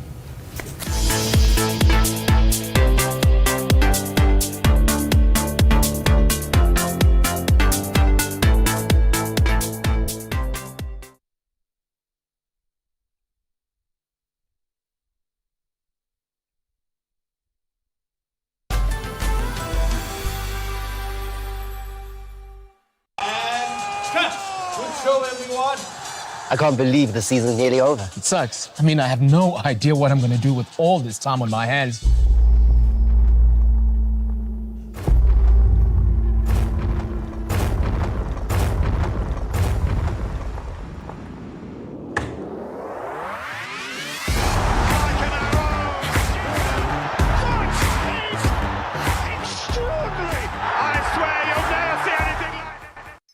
Aya, I'm not Go TV stream.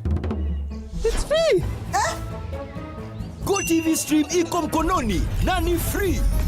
Download Go TV stream app for free. Uenjoy live TV na shows kamia nane. Download and watch later anytime. Anywhere. Go TV stream iko mkononi na ni free. Available to active subscribers. Go TV. Love it.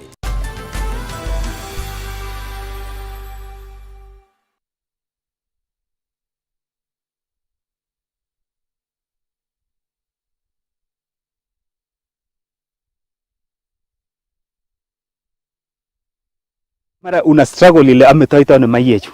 Imetoito ano tuguchu kikonamchingee. Iche ngor ne metoiten. Oi ne baornatet nemiten nesobe. Karibu taekyo asai. Karibu nebo man. Ongetoro tage jambasai. Kimutai aliji angungwe ko malejo anendet angu kangetungwe nyu ngui amtem nyani. Nyale nager. My friend alo. Akwende kwam. Aneno kwam. Kigerne. Kiager tilunetab mayek. Tilu yin mayechu kai. Chiku wanilien kabisa. Kiyo isu. Makiyoi. Pugani nyone leni akopuse kakile mpuse. Agir sali ne naga reacta ni mayechu sokoi kulinje kabisa. Masumuchu? Aliji gacha. Machu.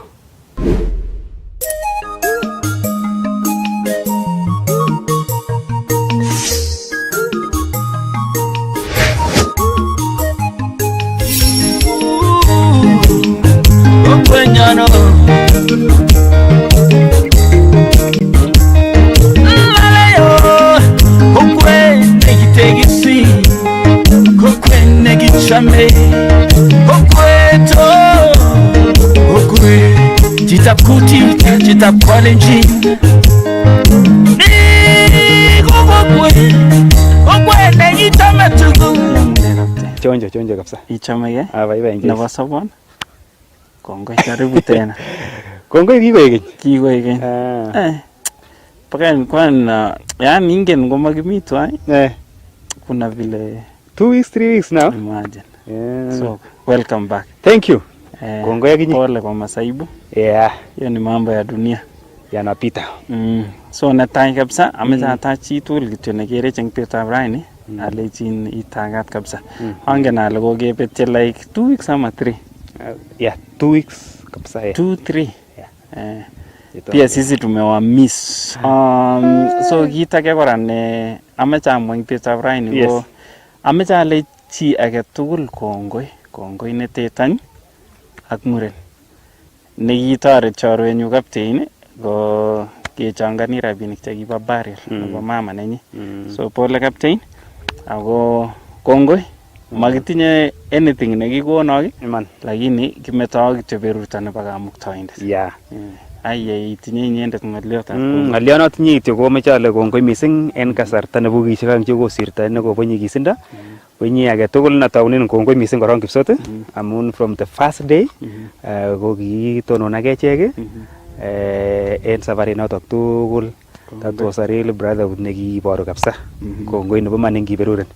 The team Chris G, the team kuboto Matthew, kongoi mising DJ Sun en Olemi.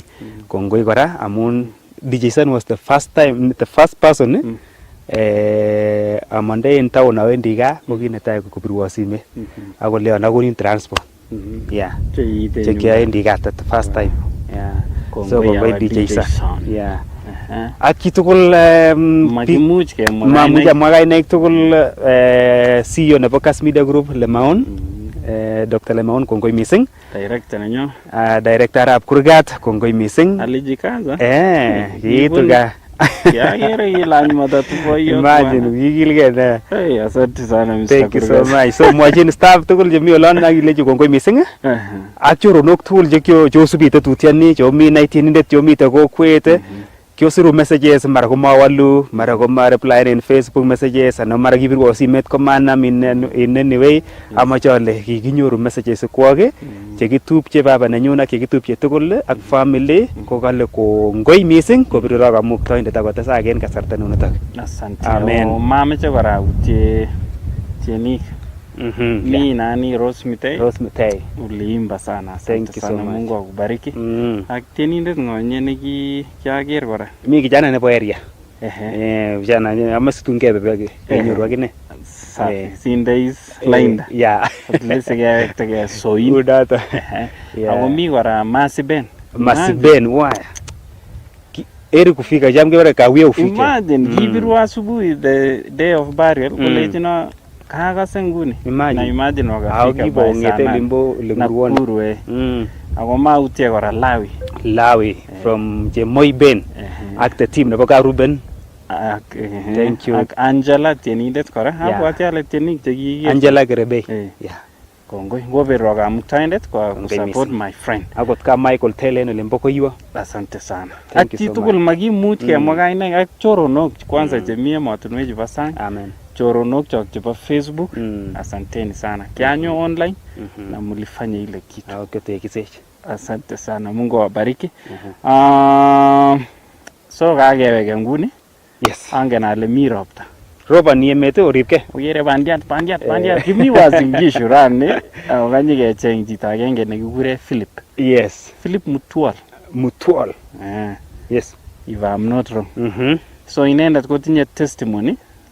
Kibokiti ma. Ingen jongilen. Kikere bek kabisa. Kale kiwarire kabilet.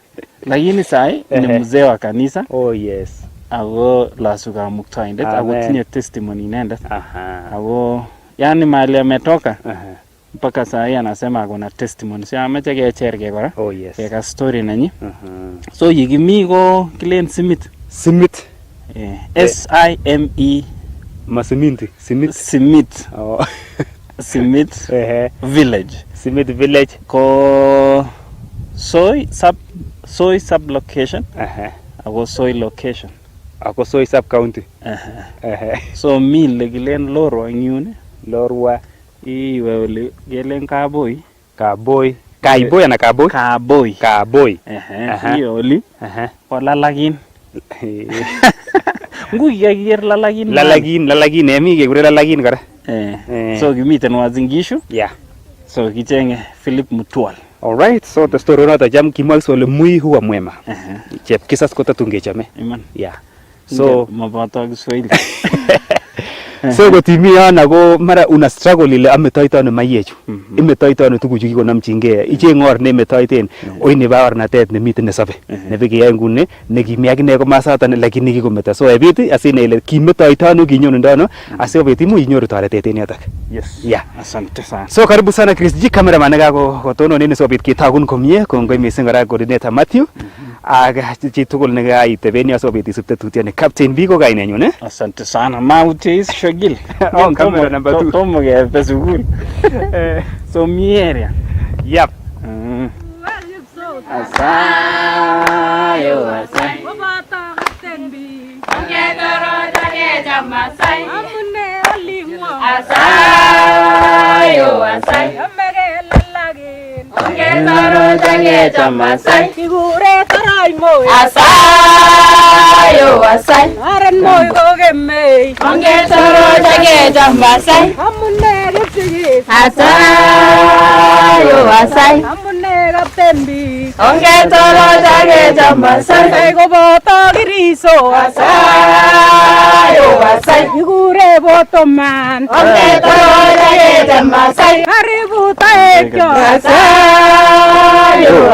Haribu nevaman. Ongetoro jage jamasai. Anejita. Yeah. Oh, Philip ni. Mutual. Yeah. Karibuni. So Mutual ko family name. Mutual ko kainet nanyu Kamoso ko kainetab family. Yeah, Kamoso. lakini kainet nenyu ko Philip Mutwal. Yeah. So ni Nandi Nandi kabisa? Kikeyo. Oh. Keyo kabisa sikunet ngole kikibwane kako keyo. Ko keyo lakini kikibwa warengane. Umatinye kayestat bi ngalekab rubet at kinye kilen kakiyesta ko cheng jole myamit. Ko mabwa sikik che kobwa yu. Onyorchi kimyet yu. Kenyorchi kimyet anyun. Eng ye kai mengaten takilen kachi tugul olinywa. Kiweksei ano? Kiweksei keyo. Weksei ke tugul oli. So origin ko keyo. Keyo. Keyo ano?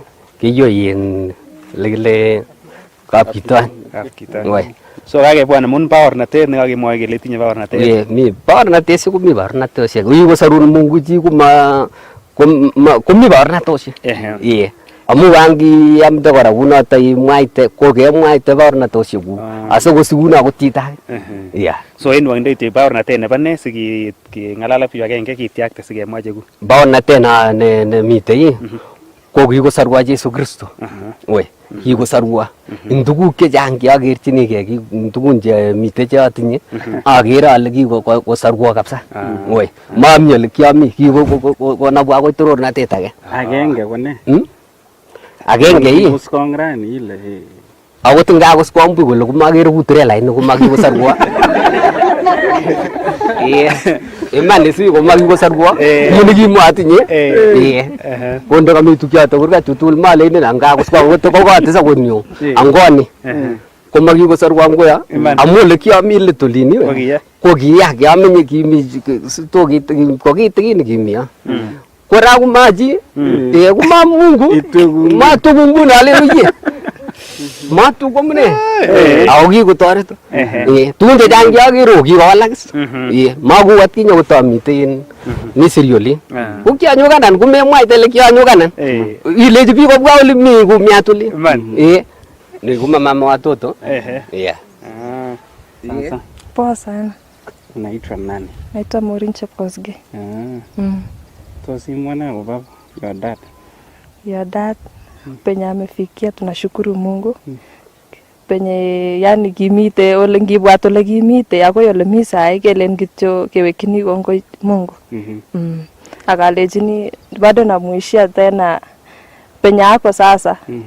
Abada tuko kwenye kiwango yake.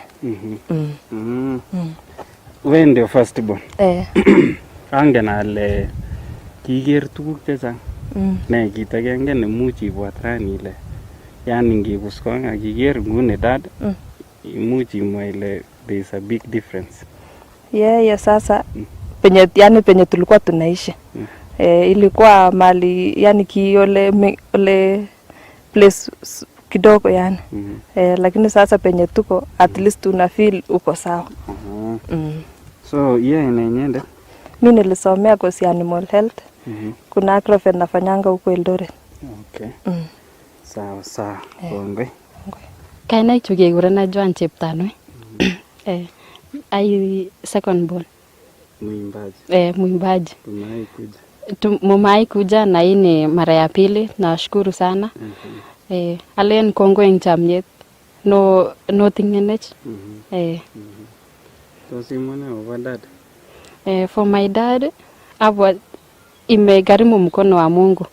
Amu kongetkei kemengech akoi sai kemi kouni kokikotekan eutab Jehova.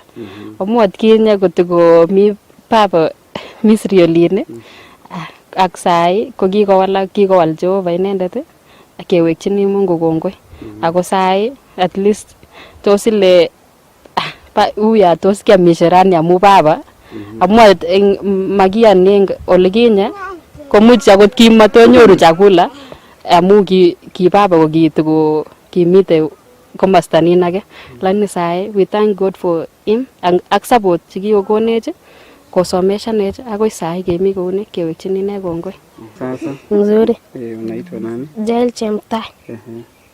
Ni class da? Form 1. Form 1? Kweli? Yes. Which school? SK Kaplelach. Kaplelach. Your class teacher anaitwa nani? Mr. Kiprono. Your class teacher? Akati class teacher nenya kule Wilfred Kiprono. And your friend? Akati na kurelin JP watak Faith. Okay, siko tualine. Yes. Asante sana. Sasa. So, Wewe unaitwa nani? Caleb Kipto. Ni last time? 5. Class 5? Yeah. Ama grade 5? Grade 5. Oh. Which school? Lalakin. Okay. Ang inyo? Siguro nga. Emmanuel Lipchirchi. Grade? 2. Grade 2. When the last ba? Si last ba? Acting last ba? Yeah. Achamba ke? Yeah. Ikati speak chagere nguni. Yeah. Ane amache akat my mom nemi kitale kikuren Kopilo Chebor ak my brothers Patrick Chebor as my sister Ann Yator nemi Kapkenda ak tugul kapsa ak mamesiek chu tugul akoti kapsa amu along kikilgei ang bani ba Kipsengwet. Okay. Kemwa kainet? Ane acha mamwa. Ane kekurna Masimutwal. Konu scenario agenge ana story agenge kabisa nekikere komite Misri. Nekiager kabisa. Nekingwek. Ko kiya kabisa mamache amwa akot kabisa lekiyabunu. Alini Mungu kongoi kabisa leki kikeni kikoyochi Mungu sai ko kararan kabisa lakini lekimi kiya kabisa. Kimikomi kii nekame Elion kebendi kibarua. Tap kekwany akot chebulotinik kabisa. Mamache amwa kabisa kiya kabisa betusiek cho kabisa. Lekimi kiya kabisa boyot kabisa. Kingochi akot ole kurgani kole chakone boyot alini mongen leko. Koitu kemboi kityo kingoitu chi kole choe itinye boyot ake ale cho atinye. Koloran komokere kurgani. Kole chon komokere songoitu kityo chi ne aleni kakait sianjo kole cho kongonot ale kakait. Sasa mongen biik chabo kurgani bet. Asa alechini Mungu kongoi kabisa amu kikomong kabisa ngilikia. Ipkoit kabisa lapkeiyet kabisa. Asa aleni Mungu kongoi kabisa amu tuguk chikoyochi kabisa ko kararan sai. Sasa kokenyu kokeam ki akot sa. Akot sai betusiek cho kiyen tupche kabisa. Sai ran akiyese karo. Kingolenjin kamachame kiyan koron. Acha kiasochi kabisa kiasochi. Kichamosochi ni kala sikole Mungu wal kabisa. Akot ngom tugucho kabisa kokoch koik kaksit eng borto. Ale kokoch koik kaksit. Sima koik chaik. Koik kaksit samui matukun che kororon. Kiasochini kabisa kala. Kila betut asochini. Okay. Sawa sawa. Kongoi. Swara ile mwochi ng'olyon any nguni amun alechini kongoi kabisa Mungu kabisa mukikokondabun kabisa ngilemi ako sai itu. Asa akot sai kotesetai nekararan sai. Asa baibai mami kii namwoe. Wekini Mungu amu kikokonop kabisa inendet. Kikokonop. So mi kanisa ngiro nguni? Kimi World White Pool Gospel. Simit. Alright. So mshiriki kabisa nguni? Mshiriki kabisa. Akot sai koma museo wa kanisa. So Philip angen ale kiker tuguk chechang kasarata. Tos imwochi ne nguni? At least ne nekiyochi kabisa bet mi bitu ngiyai kii ne mara kiyait kabisa eng gai. Somietab kasai. Manata bagi aleji tuguk chekimuisi ngap kebendi wakati nebo ropta sai iwendi bichabaita ilya komebut kongoroik cheno komwete komache kai lakwet kai amu kakebut ngin makatembeani lakwet lakini chito neo ngobut chito neo mana konyangat ngoroik chemi ngatateki atia konyo chito kouni kumekere liman ile stress man nguno ale ino yie ngo kiangeti ngo kiateresan nyoywa kak ye amu to ligi bune man ngap ko konyone ngo kakaibu aitu siku kemboi man kole ko kakaibu ngui ngale ningen ngwek yakialalim kolota chou omena ang yon kapunye chito kosi kole inato ye wal omena ko ngale ningen chichi nebo ngalechata ile alo omena ko kitu agat man ki ko kaal omena ko kaibu omena ngin ko kaale ngole kakal ko kaibu omena jengel ngo kayam tukyo ko maikira amu kai konin kemboi nyale chi ko barne kata ngwek chu ako mi omena chakaibu ko ka omena yu kumi kerichek alak cheketuatu ingoino chekitwes korutag mauyat age nekitwene cham kekole ngorkat yu asipke sai ko ya kabek beek ip kerongyi kityo kole kowir samakinik kobwa ano kobwa barak asip koram biik samakinik chata akonyo kokausian as kotuen ingele makichop samakinik chata as koikum kaibu samakinik cheka kotui kulongin ng'ung ne kwa maker nyokasale chumami ngwek sus kosus man maserti kosasa isus man kuyeu kosus omena chikai amisie Kimutai aliji angungwe ko maleja nendet angu ang tungwe ngu yam tem yani. Nyale nagir. My friend alo. Akwane no kwami. Aneno kwam. Angka ko jang nit ya matun de ha ki sumbutu lawo ke. Ala ngu baseling tup mau ka jang. Ka tu ki pira mu tu no. Ale ju ye luluk to me ne ja kapsa. Aku bo ai sio me na kapsa. O ye na gele sab chino ma me. Au sai ko me me. Ya ni ko luk ta mo kapsa. Ibo agira sali jigein. Angka sumu kya me sumu ngora te na ge gor iam sumu anyu na. O kya gira la anda ka sumu nye jigile ngi anda gi ma ye ji ko to kya we. Amu kya gira man ali jigein. Saen ni soy man ngaba nyongu no singe ga nyongu no ga maja sir ko ko ge ga bir ge sir ko gule kane ngale ni genji ne to man to mi misiri li ngoy tugun jongi ga su ga ra no ga ya jen nya bir ge sir wet ko lingyo as ko cham gu no ga si ai tu in mai tu gat ko to mi kwa lo gule ale jini yat ko ko ko to ma sir ngot ke sir wet kai amwan dai bas gilit ka we misu ga bas ta toru nya mitingin bas gitingin awir tek nya ga le ji yor ni bas lin mi no mi wasilitin no libi tour ko nyoga as kumba golam goto subai alen le so goger mata gol ka ngat mayu sinye wasilit ko ngeta umeta wasil to lat ko gulat wasil mata ngale nange da go wasilit no mi ko nyaga ko mata golya agera le nenye iga ingana anyu sabo anda nyungu miling ya beki ndugu jogele yani kiyotinye kapsa in kiyotinye kabwatutik che kororon ni ako abwatini kali ko ya ga kumeta wasita nyona lejige atebe kali kangu ko kana buchi chi waskilini inyun ko amu mamige sirwet ko isiris wase ko ndawendi so ko lela muna me wasilitin ke sirwet ka so ko torman ko torta ka toli ko ganne kai kane musige nota sisi ke abwa tali jige ngwa na nyuma kose ko kia jambani se kia ngitin kia jamban ngin milengi achi ne gile ya ku pet kapsa gile kyang gen kapsa ko aja sandiri gale makosa no kwa amundo ko mangeti ndo ko ma tujo ko kamatang tu wasit ngano ungsanguli amu mele ni le ka matang tu nya makosa na ko munga isamnya tapka magale jojo nyojo wagat ko kige ngan ngata tiat ko sawa ko okay kigure na Yunismel Chitap kokwet anan Pomru nenyu mutwal abo family tos imane akobo Philip amwachini Jehova kongoi amu ole kikeit sai akot ko ki family nebo Komuso ko Jehova kingoit ane Komuso 87 ko kianyoru kityo chito agenge nege nekiwendi kanisa lakini sai 90% kubendi kanisa so nashukuru Mungu kingoitu ko to mining bomurto nyu lakini kinyekitu kole kotoy ko cham emoni kicham konyoni nguseret ya kole nonu mimi ni mtu wa watu yani kakokutke kabisa kwa sababu kase kakobunji emet tugul lakini nawe ole mi sai tunatwanga kazi ya Mungu ngai na kiwe gurana David Mele par nya boyondana kita jam-jam aja tuh.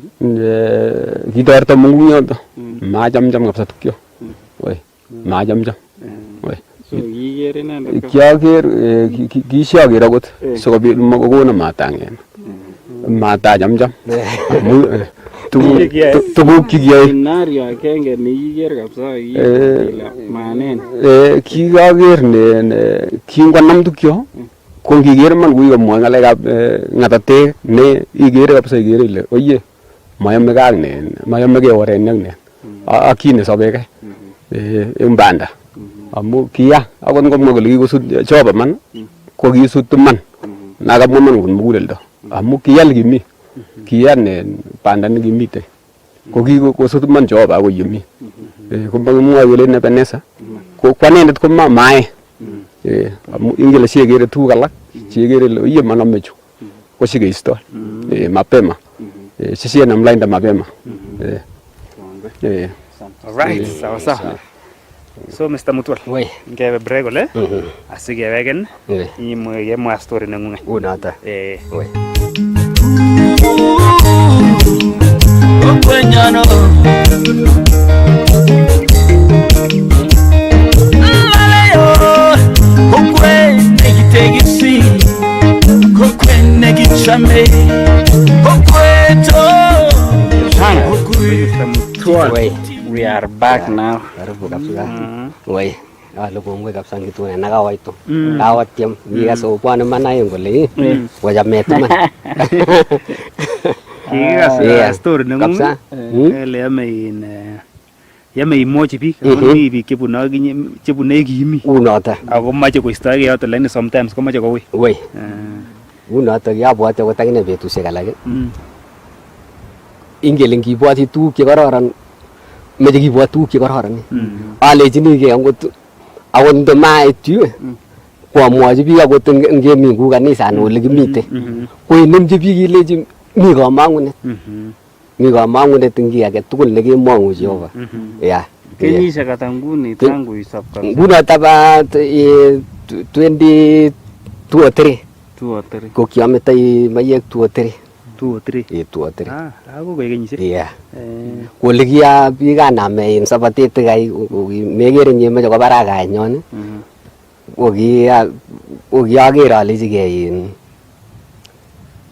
kararan ichenjigei chi tugun chekuket ngandekere kobarak koret igere biik igere masin komaba iman ng'alechata otke kabisa si iro kit nekenyoru nengunget nekoi kiyose kele nga nenyundet airo kokitai en barnatet nyu lekabunu ane kokiachin asla amu siawane town kotom itau mayechu kitomo tau maye awe in town kenyisiek ata kitinye kenyisiek ata iwendi town kiatinye in karibu kiandoi karibu around 20-30 yo ko ineran kanye banye ko kanye kole singyawe kemanya bisi yako as akanyo asulen town kabisa ketuiyo ak bicho naaldochi kasetisiek nae kasitab kasetisiek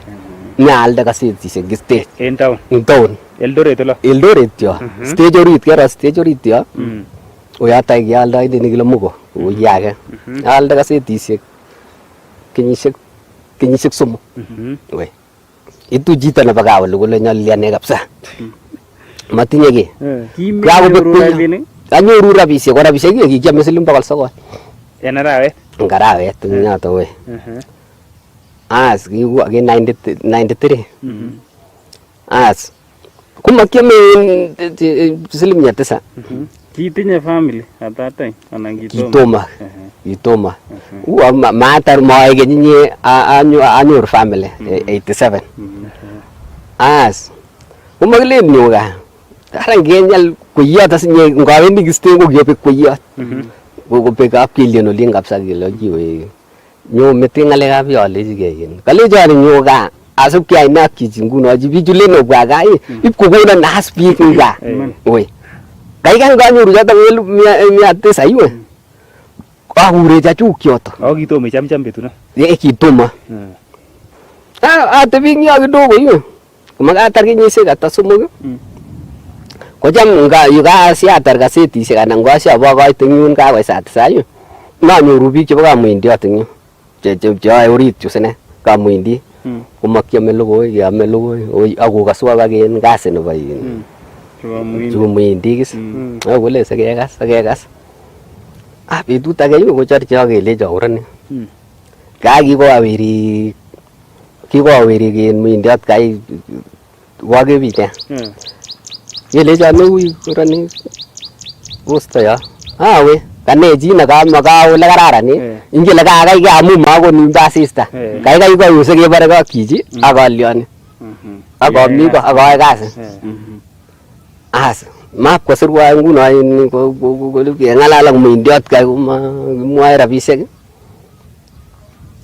as kolecho bas kanget yame 2,000 tu kochang 2,000 mugange kongete as 900 alechi nga kararanito sai muindiot kai ko kekwet ka muindiot arak somok Oye kolen atya ngomayai kasit kuni yani kasitab muindiot mi teleli kwan. Makoi telel. Makimunye yani ngitelel buch kole irarau tuguk chemi barak asi ibirabiru iusi ak iwekte. Has halijige avumilia ndini amu kinechenge away familia kwan. Yaine yetebia kijige. Kenyisiek ata eng maindia? Kenyisiek ingele katebate nguno karibu kenyisiek 10. Ye maindia? Ko kai maindia ma agenge kyai maindik somok. We. Atebia saka kayas nguno kenyisiek 10 nga maindia. Mami kini kiager kwan. Aya nekinyale kityo nabo chepyoset ne yani chobo koito. Kainyoru kwono time ni? Kana nguno kana tunisie ko kawe in kama India. Kapit pesa ile na tunis. Ali ngatunis gamis chuta chuka. Toma ngo in maiwe. Toma. As. Nya tebi jae ngalen ngia busege kunita ya busege. Ingtau na sinye. Kuma ngalen ngalega blandi gemenye kole. Gomi chemiuta jaga kinekite lakini kami anendet in taban ngoita kori chuta. Ile ongebe kele nyin. Sosianu. Tu ane kimacham tas chepkondet ni kot kurok taman. Lakini kikoi kakeba koteba uda alisi koi kongetin kailenjiwe. Ikoto koile ara kamete kapten bi anan go sota manamano ma tu ara ameta ibiju. Komangia kondet. So kitau jam ko chorono. Chorono. Chikimutu sosian. Chikimutu kapsa sosian na. Ibitau ni hata mayo. Ibitau na asio tanguno kele nati nagepe maga ko agati noto ko maornoto jebusit kangete in ga kagitek chini ko maya tanguno agatau ne ata. Asa ko anyasa yan ngunoto. Ko gimoyas chebole. Kiye chebo. Jae kityo chumba oli. Agase uain nameja agase uain gase lakini abutat ami glass mache sokon ko yugaya nyong ko chambik chebo ngalechu kebendi nguno kele nyogebe ala komangu sa in bet ko sa ma tu samna mbili ngebe FC ni vitomi ni wakati noto ak juniors kumagmelaje tumuno ngebe sini anan ko junior Chukone akikorik chekimaye? Chekimaye kes. Ak juniors. Kimi junior yebi yaptab kaptisiu. Kosi senior ko kimi yun jero yago kiputin yago kiputun kunangin yago putie berelwe. Ko kimi yoto kona ityo sasa keba inunga yo. Ko kimi korikis chekibangubu. Chekingiyo mani aje. Mimi komye. To ile ni akibeleng nyu benda ke akiweke aja ngalek sini tugul jama lezini ke asa kobwati ale nanyoni ngot kiajuju kotegeite kaman kotoka keker lagoche kai amu sungo kakekuye au kachanga bichu kakibun changa jorono ngayaktoi chepkondok koba gaa nganam chepkondok koba gaa subke kosikulan chepyoset ko kianyoru tresiras chepyoset noto kwondang'u kwondanywas ko tresiara mi koikab biik kwe kiyokchini rabisiek as ako kandoi moinyu kongobwa bai kole kokoito kotuiyo ak chukai kial kicherok as kial kicherok as itu kabisa ko sawa ngaitu kakosawa yani ngibile aker asikolechi angunda tanyile arawet age lukwai kabisa ningingaitu iwe aker ale ka acheket kebareke lakini bichu nginyoru treasurer kabisa nenome rabinik akwai kuye imeche ningetet kele kakisir kakile biale ne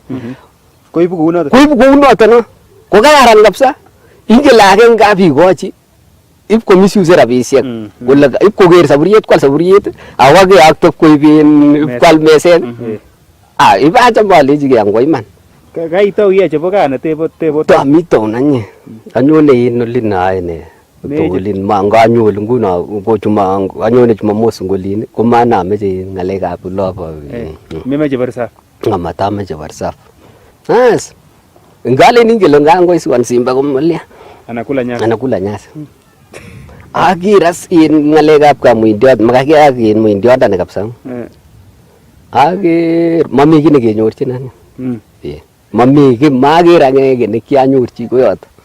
Mami akot biik chetukomi akoi sai kamuinde komi kityo kolach ngoriet lakini keba maendeleo ala mager ane. Mager kit nekitoreto. Amu rabisiek kwak iwe. Rabisiek kwak mwisho mwezi.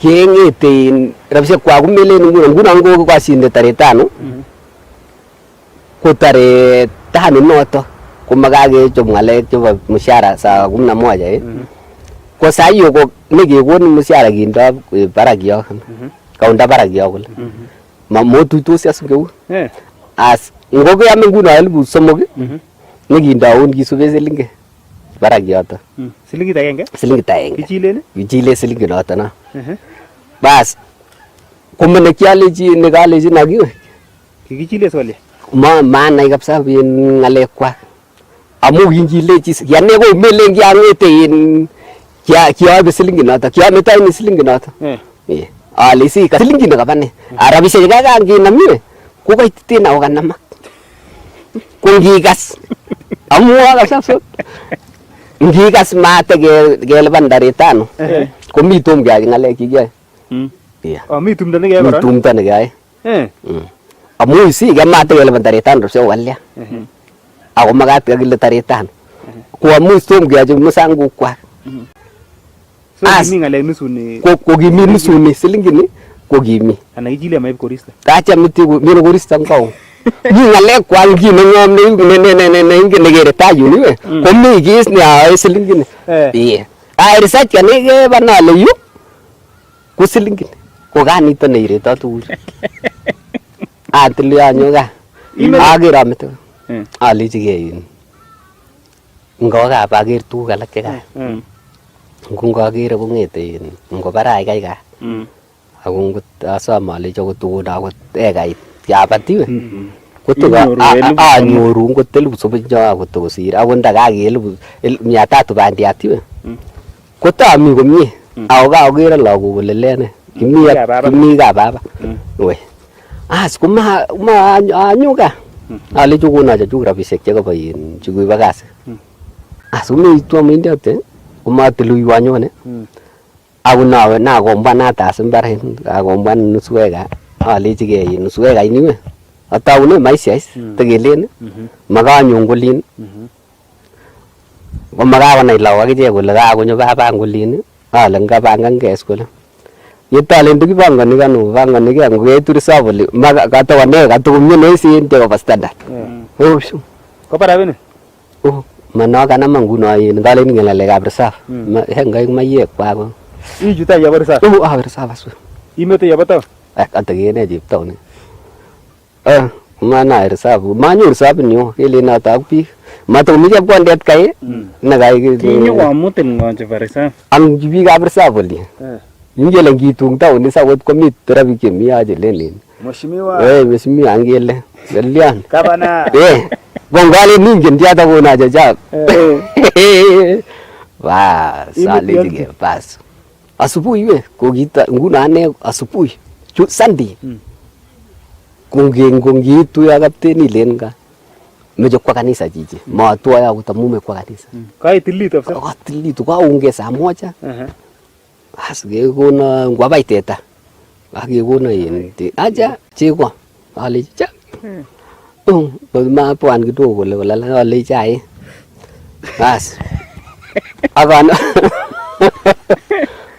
basil nanyo ite banda aja ta pwan kole ka ger kala kama use karit use karit kole shung agarete ukijama indi jebostano ngola ine mbili as iba tukuma kipeguna ta akabwati anyun ali akabwati anyun Mungu hiyo ngap kumi Mungu kopati lakini tomiti akake kairo akanyun asolini chabwati asale chepyosani kai rogena kachiko achobu chai aja alichige kwanu kasin asoranju kanyaya as mutombire korote kiaje man akatesi chechi kai arani chunguno man komakagese kuno tanyono tungot putalange ubaru ole nguno kongetin ngorobon nguno bokwong ko kikarobon as wakati neuni kasyawe korok anege as kimukomi chorwa awe kaitu korichata karibu koroi korik mu nyalen aitina ni kapten yani kibakerte bali anu kureni abwat ole kabuni ani mukwenik atya arun koityo yeru longit asiwe iwe nyanja ole kinyorchin ko ngekut kabisa karound mbe komi bimi ko korok sitwa korok ko kait ko itwa in keldo kole acha nye ngatatyani kiratakwe kat ne biik chekatukou kakitile nguno in chebire in koek totet kwane ke wakati noto ibasis atyalechigei kanenyi kaibwane ibaityo halechigei mamayechu bak mayechi kanginagin mayechi kaiman mukebeso ko korok amait inyoru mayat eng mukebet orit inyoru bukat neito korok nitobe korok bukat korok misino korok asiyetyi komamige eng yebimias nebo somok oye kotakas ichamcham mayek any bukat kokir mami mayek oli bukat oli as komaikona man komalechi mayechi kai akalechi dabwatas bukandani kokalianye kiabwati tukun kabisa yani kiabwati tukun chechang lakini iye kora akoe kora alinjige ngabunu laindani yokae kongo kararan ngo sawa kabisa kaliayu as komaga ananyo katar choto alechi teinaka siling taman ak mut as mukebetwe awole kabunu ko siling taman aji ale kokerijois ng'olyondoni amuy kalia bukandani as alechi mukebetab somok amache satelel alechi kole mayechu ko ne kai kolecho mayechu ko chekile fip mayechu ko fip ko ne kumale mse kunya tukombe achana na mambo mingi as atelelas akaitoli aitin ole kichoben we kapten usot we kiaker boalechige akebe kubwan mata yani kinyo pichait ake kuli alechige in bichu tugul ngotine kebekyu biik tugul kiiker ne kiaker tilunetab mayek tilu in mayechu kai chikubonilel kabisa kiyoiso makiyoi bukani nyone leni ako puse kakele puse aker sali ne nekariakta mayechu sikoi kulinchi kabisa masumuchu alechi kacha machu as akanyo makatar noto nguno akanyo aru lungit along likibune beek bwana balechigese kaneni kesure nyunye anyon as nakalechige oye mai amoe mache amu windatakeka kaker ole kichobe ole kitobe korok ko chafu korok angani mame chafu ngilechi keldo komine koname ilechi musu kabisa ngin beek orit ngatatyat auko alechige komakocho as anyo makanyo betunoto alechige mawendi yunda maendi budalangi kinemite kityo iwe ongaen kulia kalia ngobek nyoto kakie anyondike ka komesa kochorwa nenyunyu kamungu akine muy kokimisen elengo akine kimi amune kabisa sokoibo kule achorwa nenyune cham kiyeni kalen cham kiyas tuwai kabisa kimike ak biik tugul anyun kiachege ko kiaeng ak cheria kong'uta len boisiechu ara koleangu mangalen ingele mina alen oyole ongerwa kotun koit chorwa nenyu iwe ko kale uye mawendi yu kule chacha ngebe anu kule jongebe kowekta ing betusiek alak as ngale naitin aliji u kewekta kot makot kinyai kai kot ake aliji ane ande sinda mananyu akalechige Mana chabo siling tam mandola ko chumbik ki. Akoiboti siling taman yanda nguno. Neju nyi nguno. Akon kokonechi ngin kilasisiek nusu.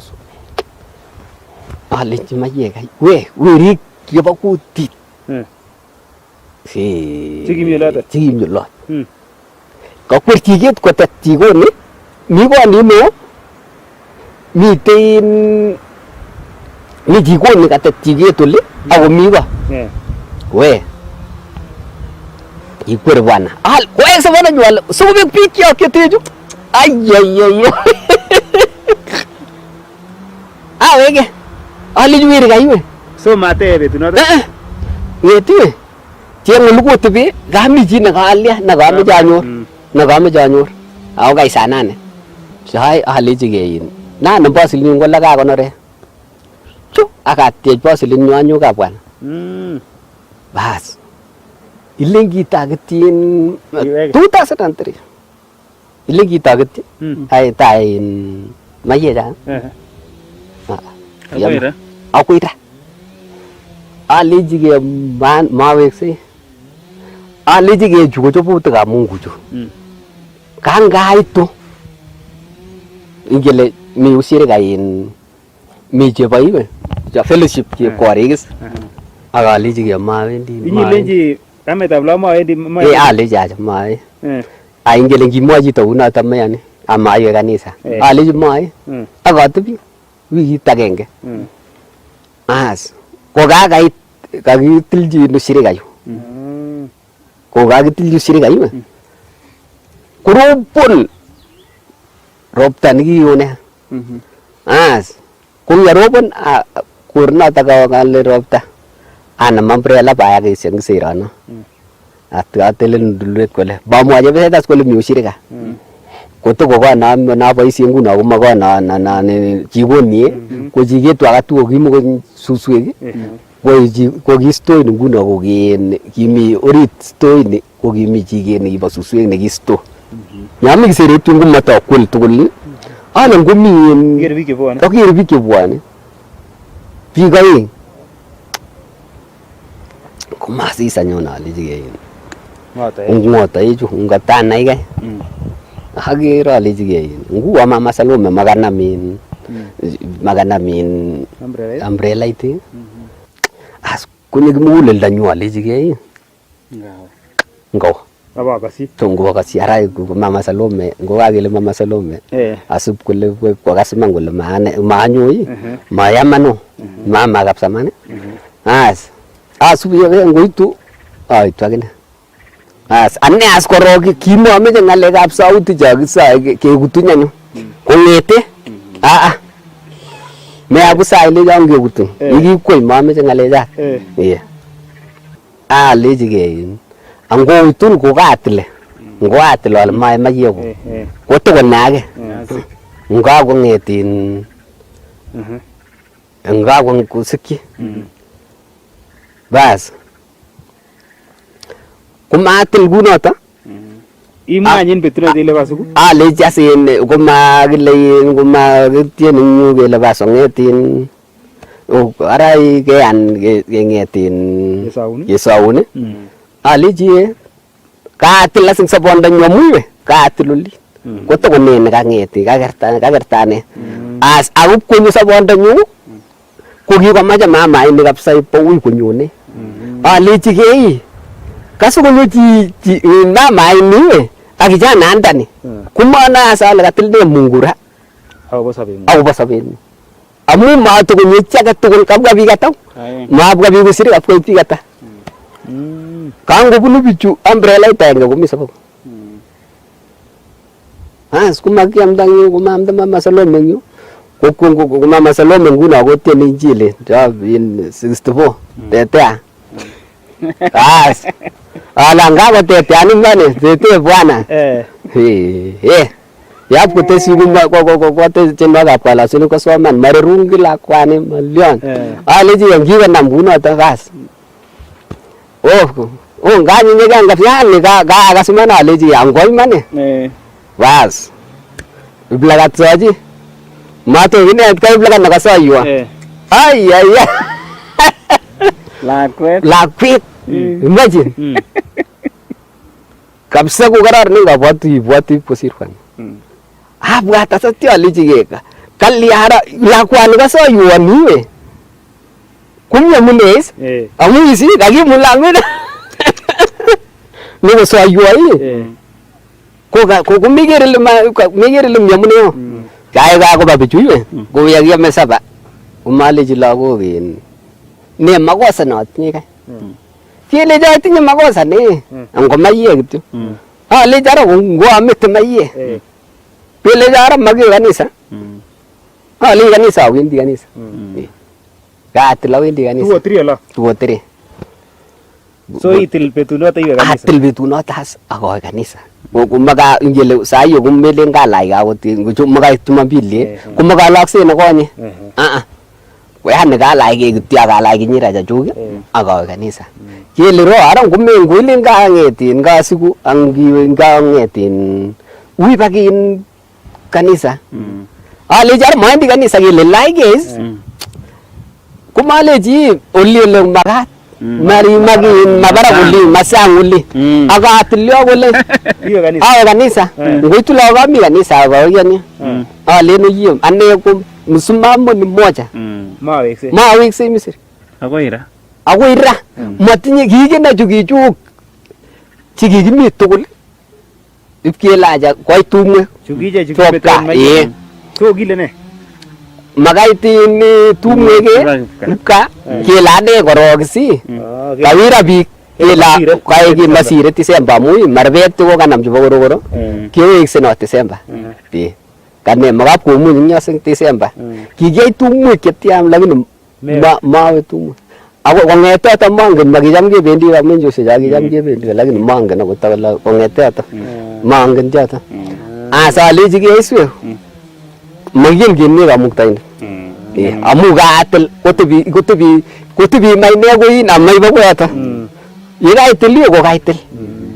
bas kuma tebiaso atebi ma ta ka kanisa kuno ai tebi anya kanisa atebi kanisa ale ngokararan ngalek chu beyin ka kanisa ale jige ko kai yet ko ne ai ne asio service amu ngotatebi no mamin boisioni kiwe kuchingi sikibwat tuguk alak kuket alijige ko kile miwe ane kyabunu ton mutuma wanabati kunio chu kanabati alijige ayanige ai kasit asanyor kitis ne ateseta amun gotumangetin gotumai kasi anemuge man kotorta Mungu kwaji ne bagasi akine nang ngele kiai kasi maweje kasi keba kele kiborsot yanyu yebore bande so amun time agere kakomwa so ki ne kaimete mayechu inyai kasitab eunek nyai kasitab eunek kabisa kot korani iboriani ile kiriker borotet kiaker borotet amun got elikikotoreto korok sinai kabisa ile toret bi Mungu nikinakere Mungu ale mi Mungu ne sabe ningemwa Mungu mana akase kutung muguleldanyu ale mi Mungu ko kongetin kanyomete kityo kole kornoto kenam lagok koba sukul koba lagok sukul ipkoit ko kaba secondary ko yoto nguno kanam sayo angetin ko yoto 2003 ko makametane mayechu ko kakekona siling 500 chu kakikona anam amu siling 20 korokoro ko albek kairo albek kabisa asolini kabisa wendi ako Tanzania olini aibe ak boskilit awendi mara 3 mara 4 akawekse ina ale komi chepyoset tukorame ai mungaranata nikibo siling 500 kotungo yani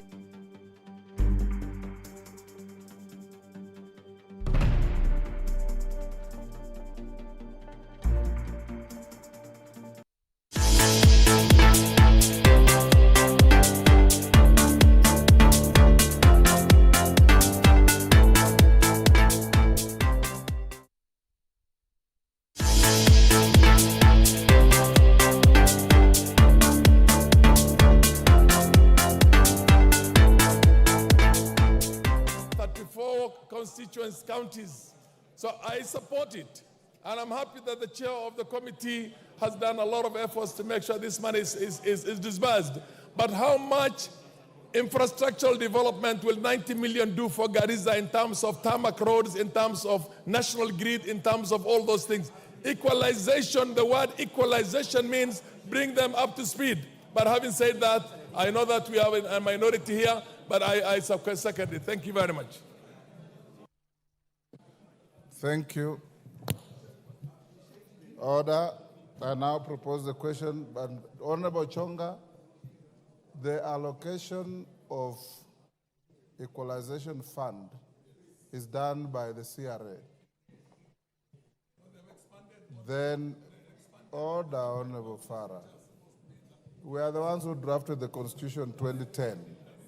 The areas that were identified were subsequently expanded by CRA and approved by Parliament. I now propose the question, which is that the Equalization Fund Appropriation Number 2 Bill, Senate Bill Number 30 of 2023, be now read a third time. Can I put the question? I now put the question, and I confirm that we have the requisite quorum, which is that the Equalization Fund Appropriation Number 2 Bill, Senate Bill Number 30 of 2023, be now read a third time. As many as of that opinion say aye. Aye. Will those of the contrary opinion say nay? The ayes have it. A bill for an act of Parliament to authorize the issue of sum of money out of the consolidated fund and its application towards the service for the year ending 30th June 2024 to appropriate the sum for certain public basic services and for connected purposes. Order number 9, motion, report on the consideration of the consolidated fund services expenditures for the supplementary estimates 2 for the financial year 2023-2024 and the budget estimates for the financial year 2024-2025. Question to be put. Order, honorable members. Order, Chief Whip, take your seat.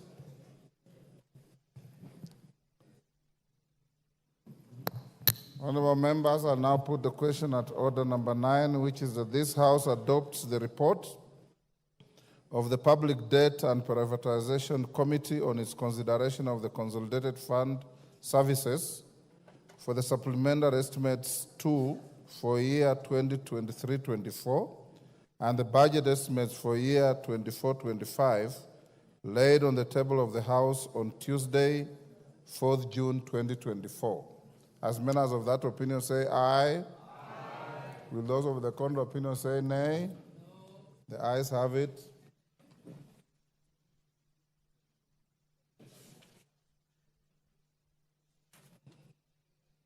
Honorable members,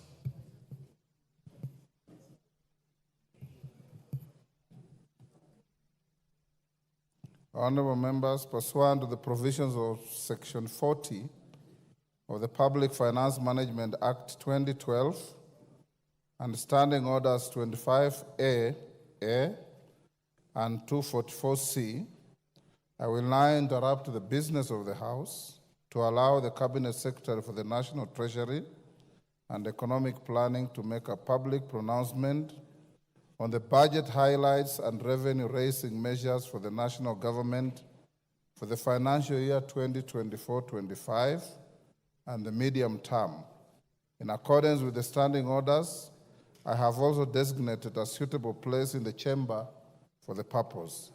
Honorable members, as I invite the Cabinet Secretary, I hasten to remind the House of the nature of today's event. First, the House will not make any decision on the pronouncement by the Cabinet Secretary. This is largely a ceremonial event. Members may wish to note that the House is still in the supply period, which commences with the consideration of the budget estimates and concludes with the enactment of an appropriation act.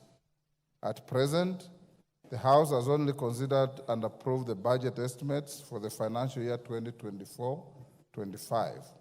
As you are aware, the Appropriation Bill 2024 and the Finance Bill 2024 that is, the ways and means proposed to support the appropriations made by the House, will be considered at a later stage. Secondly, Order Kagombe. There was a lot of peace in the House yesterday.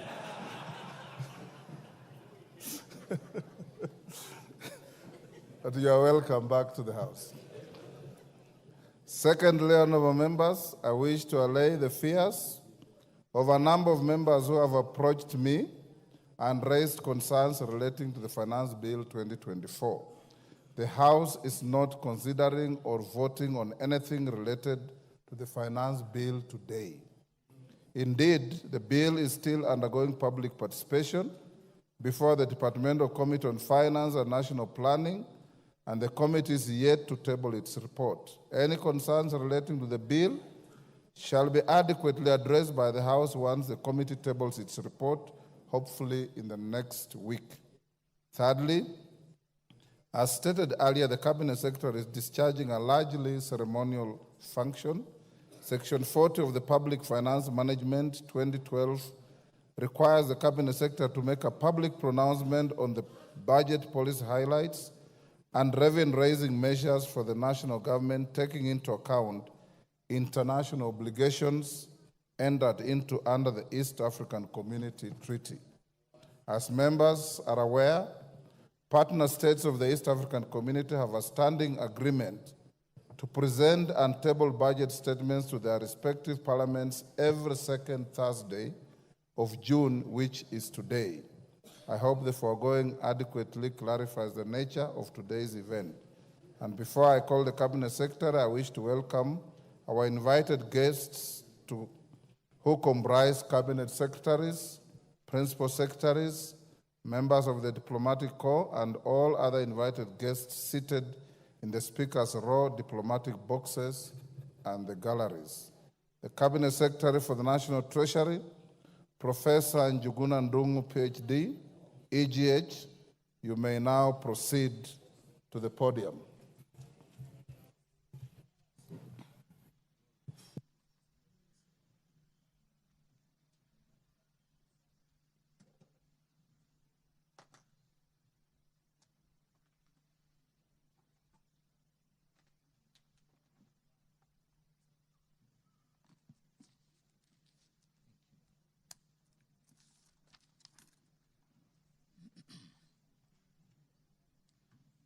Mr. Speaker, it is my honor and privilege to present to honorable members of this august House and the people of Kenya the second budget of the Kenya Kwanza administration under the leadership of His Excellency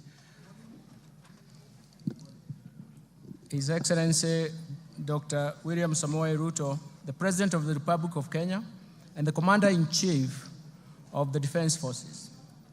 This budget reaffirms the priority policies and strategies for achieving the bottom-up economic transformation agenda that is progressively improving the livelihoods of Kenyans. This statement is presented in the fulfillment of the requirements of Standing Order number 241 of the National Assembly and Section 40 of the Public Finance Management Act 2012 that requires that the Cabinet Secretary for the National Treasury to make a public pronouncement of the budget policy highlights and revenue-raising measures for the national government. Mr. Speaker, since 2020, our economy has been unwinding from the effects of negative and even persistent global and domestic shocks that have pushed the economy to its lowest activity level. These shocks include the COVID-19 pandemic, second, the global supply chain disruptions, third, the effects of climate change from prolonged drought in 2021 and 2022, and even the floods of 2023-2024. And measures to mitigate these negative shocks embarked on structural reforms under the bottom-up economic transformation have been successful in ameliorating these effects. The efforts have reduced the cost of living and created vibrancy in the economy that have shown signs of strong economic recovery. Mr. Speaker, in several regions, Kenya has sunk into abject poverty, largely because markets in their segments were interfered with or not properly governed. The failure to protect and regulate markets disrupted their development and, more importantly, curtailed further investment in those sectors such as coffee, sugar, cotton, pyrethrum. The institutional failure problem pushed policy to fail. In this context, the bottom-up economic transformation agenda interventions at the bottom of the pyramid are targeted to ensure that the markets are properly governed to work for everybody, and especially the poor. Mr. Speaker, for Kenya to transition from the middle-income status of the economy to an upper middle-income status as envisioned in the Kenya Vision 2030, two driving factors are important. That is, we must develop our human capital capability, and we have to increase production and productivity. Mr. Speaker, the Kenyan economy is susceptible to the ravaging impact of climate change, as demonstrated in the 2021-22 severest drought, which was more severe, which we haven't seen in the last 40 years, and the events of floods that have led to massive loss of property and life. The most important thing is that these shocks have shifted budgetary resources from economic activity to saving lives and rebuilding damaged infrastructure. And this calls for urgent and decisive interventions, especially to our supply side, which I will later address in this statement.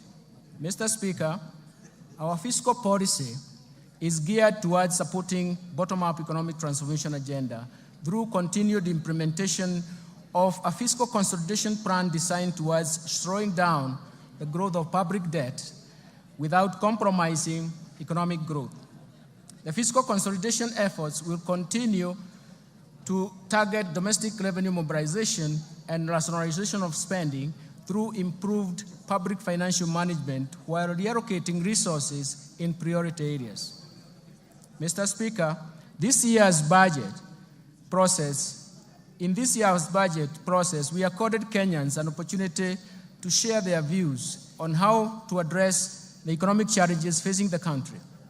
Kenyans responded to our call and requested the government to address, through this budget, first, the devastating effects of the ongoing floods; second, taxation concerns and cost of living; third, the level of unemployment; fourth, protection of the poor and the vulnerable; fifth, reduction of wastage in public expenditures at the national and county governments level. Today, Mr. Speaker, I wish to assure Kenyans that we have listened to their concerns, and we have spelled out measures to address through this budget. In this regard, the budget highlights, and even the government's plan to strengthen the resilience of our economy to navigate the global turbulence, accelerate economic transformation, and decisively address the overarching developmental challenges in line with better bottom-up economic transformation agenda. It is in this context we have chosen the theme of this year's budget as sustaining the bottom-up economic transformation agenda, fiscal consolidation, and investing in climate change mitigation and adaptation for improved livelihoods. Mr. Speaker, it is now my privilege and honor to present the economic policy context of this budget. Thereafter, I will broadly outline the policy priorities and structural reforms underpinning the bottom-up economic transformation agenda. The proposed resource allocation as well as revenue-raising measures that the government will implement in the financial year 2024-2025 budget are going to be summarized. But, Mr. Speaker, we have to remember that we have one major problem that has three phases. This problem is as follows. There is increased demands for increased spending or expenditures from the government. That means that either we have to finance that through taxes or debt. The second dimension of this problem is that there is limitation and even constraints imposed in terms of public debt accumulation and even the debt carrying capacity of the economy. Third, and more fundamentally, there are limitations in terms of mobilizing higher tax revenues, something that we have to remember, something that is quite critical from our side. Let me turn now to the economic policy context. Mr. Speaker, the financial year 2024-2025 budget has been developed against a backdrop of improved global economic outlook. The world economy stood at 3.2% in terms of growth in 2023 and is projected to continue at the same pace in 2024. In the domestic economy, Mr. Speaker, the Kenyan economy is now unwinding from layers of negative and persistent shocks. And some of these shocks have actually have been protected and have a structural and permanent effects on the economic activities. Mr. Speaker, through forecast interventions as well as structural reforms, the policies of Kenya Kwanza government have started to yield some positive results. Economic recovery is evident, with a GDP growth of 5.6% in 2023, up from 4.9% in 2022. This is above the global average and also above the average of sub-Saharan African region. The domestic growth in 2023 was mainly supported by a rebound in agricultural activities given the improved weather conditions and subsidized inputs for farmers. The resilience of the services sector remained strong in that same year. So the overall inflation also declined to its target level at 5%, and in April 2024, from a peak of 9.6% in October 2022. The decline was driven mostly by easing of food and energy prices, a strong pass-through effects from exchange rate appreciation, and the impact of monetary policy actions. And the tight monetary policy has been complemented by fiscal policy measures to enhance food production through subsidy program on fertilizer and seeds. Mr. Speaker, in February this year, the government took advantage of the improved international financial market conditions to refinance the buyback of US $1.5 billion of the Eurobond 2024. The government, through this process successfully removed the uncertainty of the settlement of the Eurobond. The government also successfully issued an 8.5-year infrastructure bond that attracted significant foreign investors, making it the most successful domestic bond issuance in the country's history. Mr. Speaker, these two operations in February significantly improved the market perception, together with a tight monetary policy stance and significant reforms in the interbank foreign exchange market. It has brought stability in the foreign exchange market. As of 31st May 2024, the exchange rate was Kenya shillings 130.20 to the US dollar, from a high of 163 earlier on in January. And this represents a significant appreciation of 18.7%. The appreciation and stability of the exchange rate created confidence and triggered inflows of foreign exchange foreign direct investment and attracted investors to the Nairobi Securities Exchange. In order to enhance monetary policy transmission, the Central Bank of Kenya has adopted a new monetary policy implementation framework, and this is based on inflation targeting and introduces an interest rate corridor around the central bank rate. The interbank rate is expected to be within this corridor. In addition, the Central Bank of Kenya launched the DAO CSD, a central securities depository infrastructure that delivers world-class level of registry, custodial, and even settlement services for both primary and secondary market operations. Mr. Speaker, I wish to encourage Kenyans and investors to take advantage of the DAO CSD to invest in risk-free treasury bills and bonds in order to grow their wealth and secure their financial future.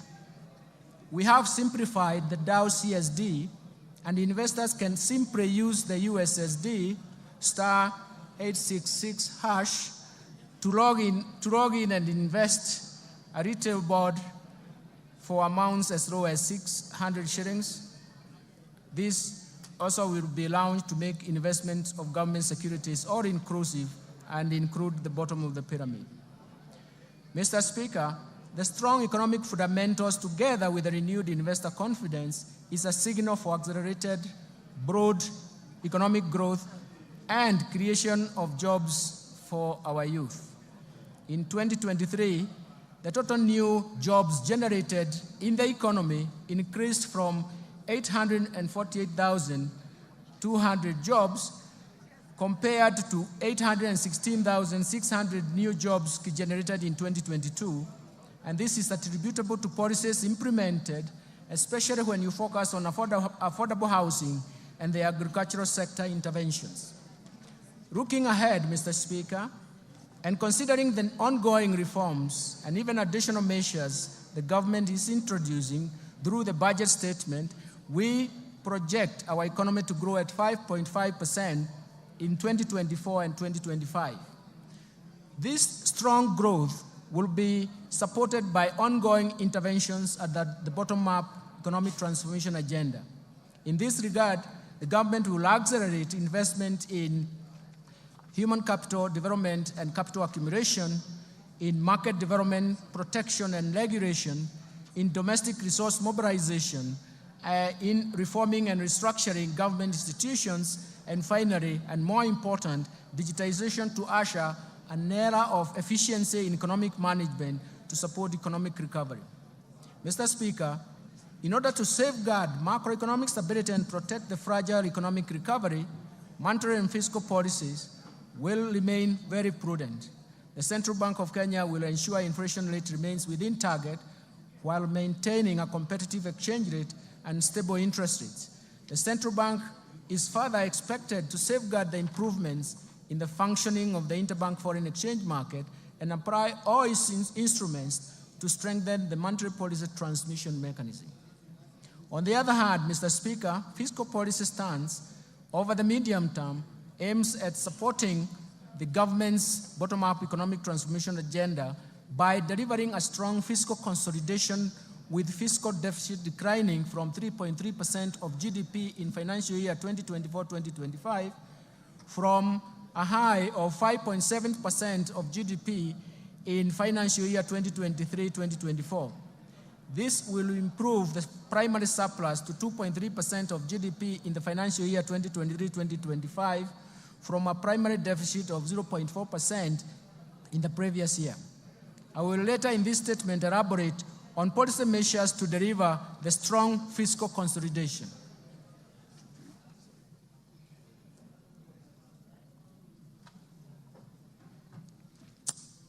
Mr. Speaker, this economic outlook is not without risks.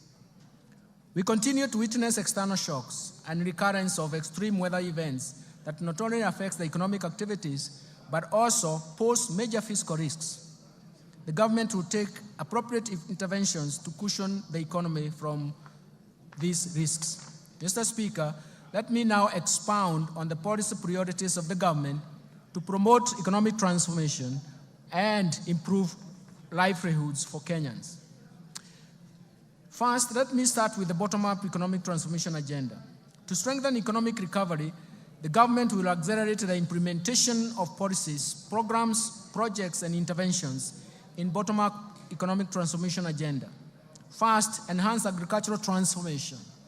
Second, support micro, small, and medium enterprises. Third, provide affordable housing and settlement. Fourth, achieve universal health care. Fifth, support growth of the digital superhighway and creative economy that will support job creation. Towards actualizing these objectives, actualizing development objectives to the public, the government in March 2024 launched the fourth medium-term plan for the period of 2023-2027. The MTP4, as we call it, translates the better aspirations into concrete priority interventions to be implemented by both levels of government. These are premised on the value chain approach with sectors which will target sectors with the highest impact to drive the economy and sustain economic recovery. The key priority interventions focus on the following value chain. First, leather and leather products, textile and apparel, dairy, the tea industry, lice sector, edible oils, the brew economy, and natural resources, including mineral and forest, and finally the construction and building materials.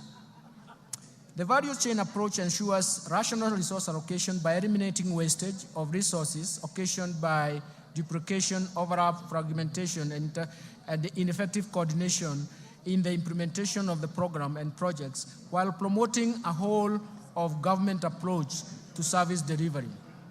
To create employment, special focus has been given to investment in special economic zones and county aggregation and industrial parks, diversification of export markets, and market access of goods and services from micro, small, and medium enterprises. Mr. Speaker, the government will also undertake the following targeted strategic interventions to support economic transformation. First, the government will continue to maintain macroeconomic stability to enhance security, to foster a secure and conducive business environment while protecting Kenyans and their properties. Second, the government will scale up development of critical infrastructure in the country, such as roads, railway, air, seaports, energy, water, and reduce the cost of doing business and ease movement of people and goods, as well as promote competitiveness. Third, the government will enhance investment in key sectors for broad-based sustainable growth by promoting agricultural transformation, growth in manufacturing, environmental conservation, and climate change mitigation, stimulating growth in tourism and sustainable land use. And all this in management will actually refocus ourselves in terms of how we can get moving in these subsectors. Fourth, the government will enhance human capital development through investment in health, education, and appropriate social safety nets for vulnerable groups, vulnerable population, for improved social and economic outcomes. Fifth, the government will support the youth, women, and even persons living with disabilities through government-funded empowerment programs that leverage on partnership with private sector organizations. Sixth, the government will support county governments through transfer of shareable revenues to strengthen their systems and capacity in service delivery. Mr. Speaker, it's important to notice that it is for the first time since the advent of devolution that the county governments are getting shareable revenue, which is surpassing 400 billion shillings. Lastly, implement various policy and legal institutional reforms that will enhance the efficiency of public service delivery. Let me turn now to investing in climate change mitigation and adaptation to enhance resilience. Mr. Speaker, the effects of climate change have become detrimental to economies across the globe, with extreme weather conditions, events affecting lives and livelihoods of millions of people. The rising cost of adaptation are diverting funds from essential services like healthcare and education, and potentially destabilizing the economies. Mr. Speaker, Kenya has not been spared by these negative effects of climate change. The recent unprecedented floods that our country faced following the prolonged drought in 2021-2022 claimed lives, caused injuries to many people, and wreaked havoc on property, infrastructure, and livelihoods. The government responded promptly and undertook short-term measures to mitigate the devastating impacts of the drought and floods. Going forward, we shall formulate and implement long-term climate change adaptation and mitigation strategies to generate strong resilience pathways. Mr. Speaker, our climate action agenda is informed by the need to restore our degraded ecosystem that include forests, rivers, and wetlands. It is for this reason that His Excellency the President has rallied Kenyans to prioritize environmental conservation, implement aggressive reforestation, afforestation, and wetland restoration programs, and reverse the biodiversity loss and even land degradation. In response to the President's call, the government has stepped up climate adaptation mitigation efforts, including green energy, smart agriculture, decarbonizing manufacturing, e-mobility, and green building, all aimed at the attainment of zero carbon by 2050. I therefore urge all Kenyans to support the government's response to the ecosystem restoration that aims to grow 15 billion trees nationwide by the year 2030. Let me turn to policy, legal, and institutional reforms. Mr. Speaker, while we have made progress as a nation, we remain alive to structural constraints that impede the pace of economic development.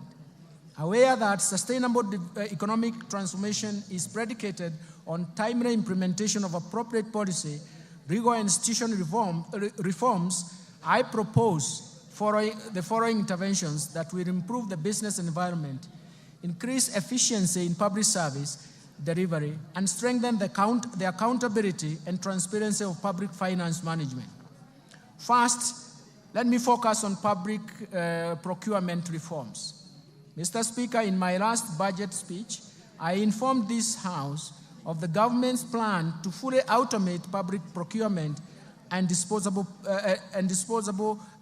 processes by implementing an end-to-end e-government procurement system. Mr. Speaker, Phase 1 of e-government procurement system has successfully undergone user acceptance testing and piloting in 12 selected MDAs and counties. This piloting will continue up to December 2024.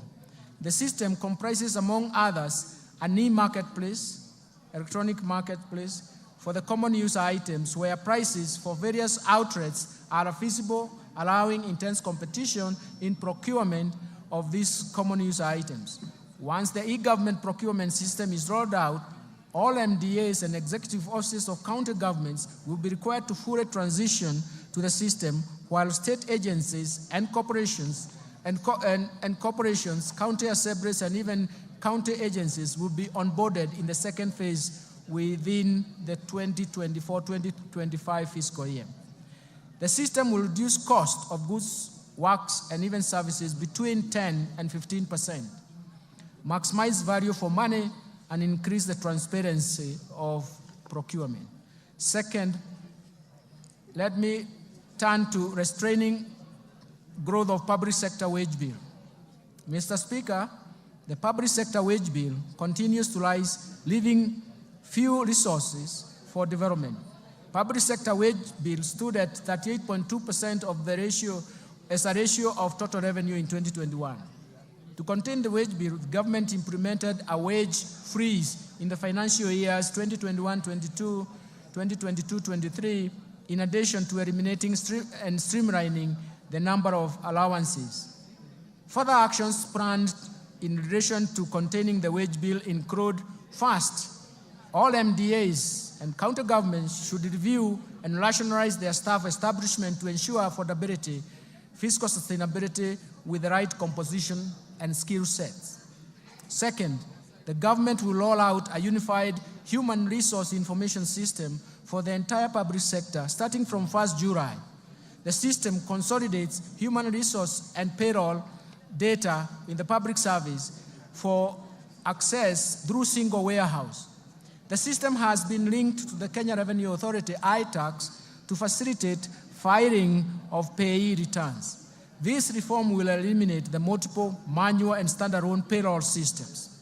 Third, the Salaries and Remuneration Commission will continue to streamline allowances paid in the public sector through harmonization and rationalization of categories, rates, rules for allowances. And fourth, the Salaries and Remuneration Commission will progressively review allowances and benefits in the future, collective bargaining agreements, and align them to the provisions of allowances policy framework for the public service.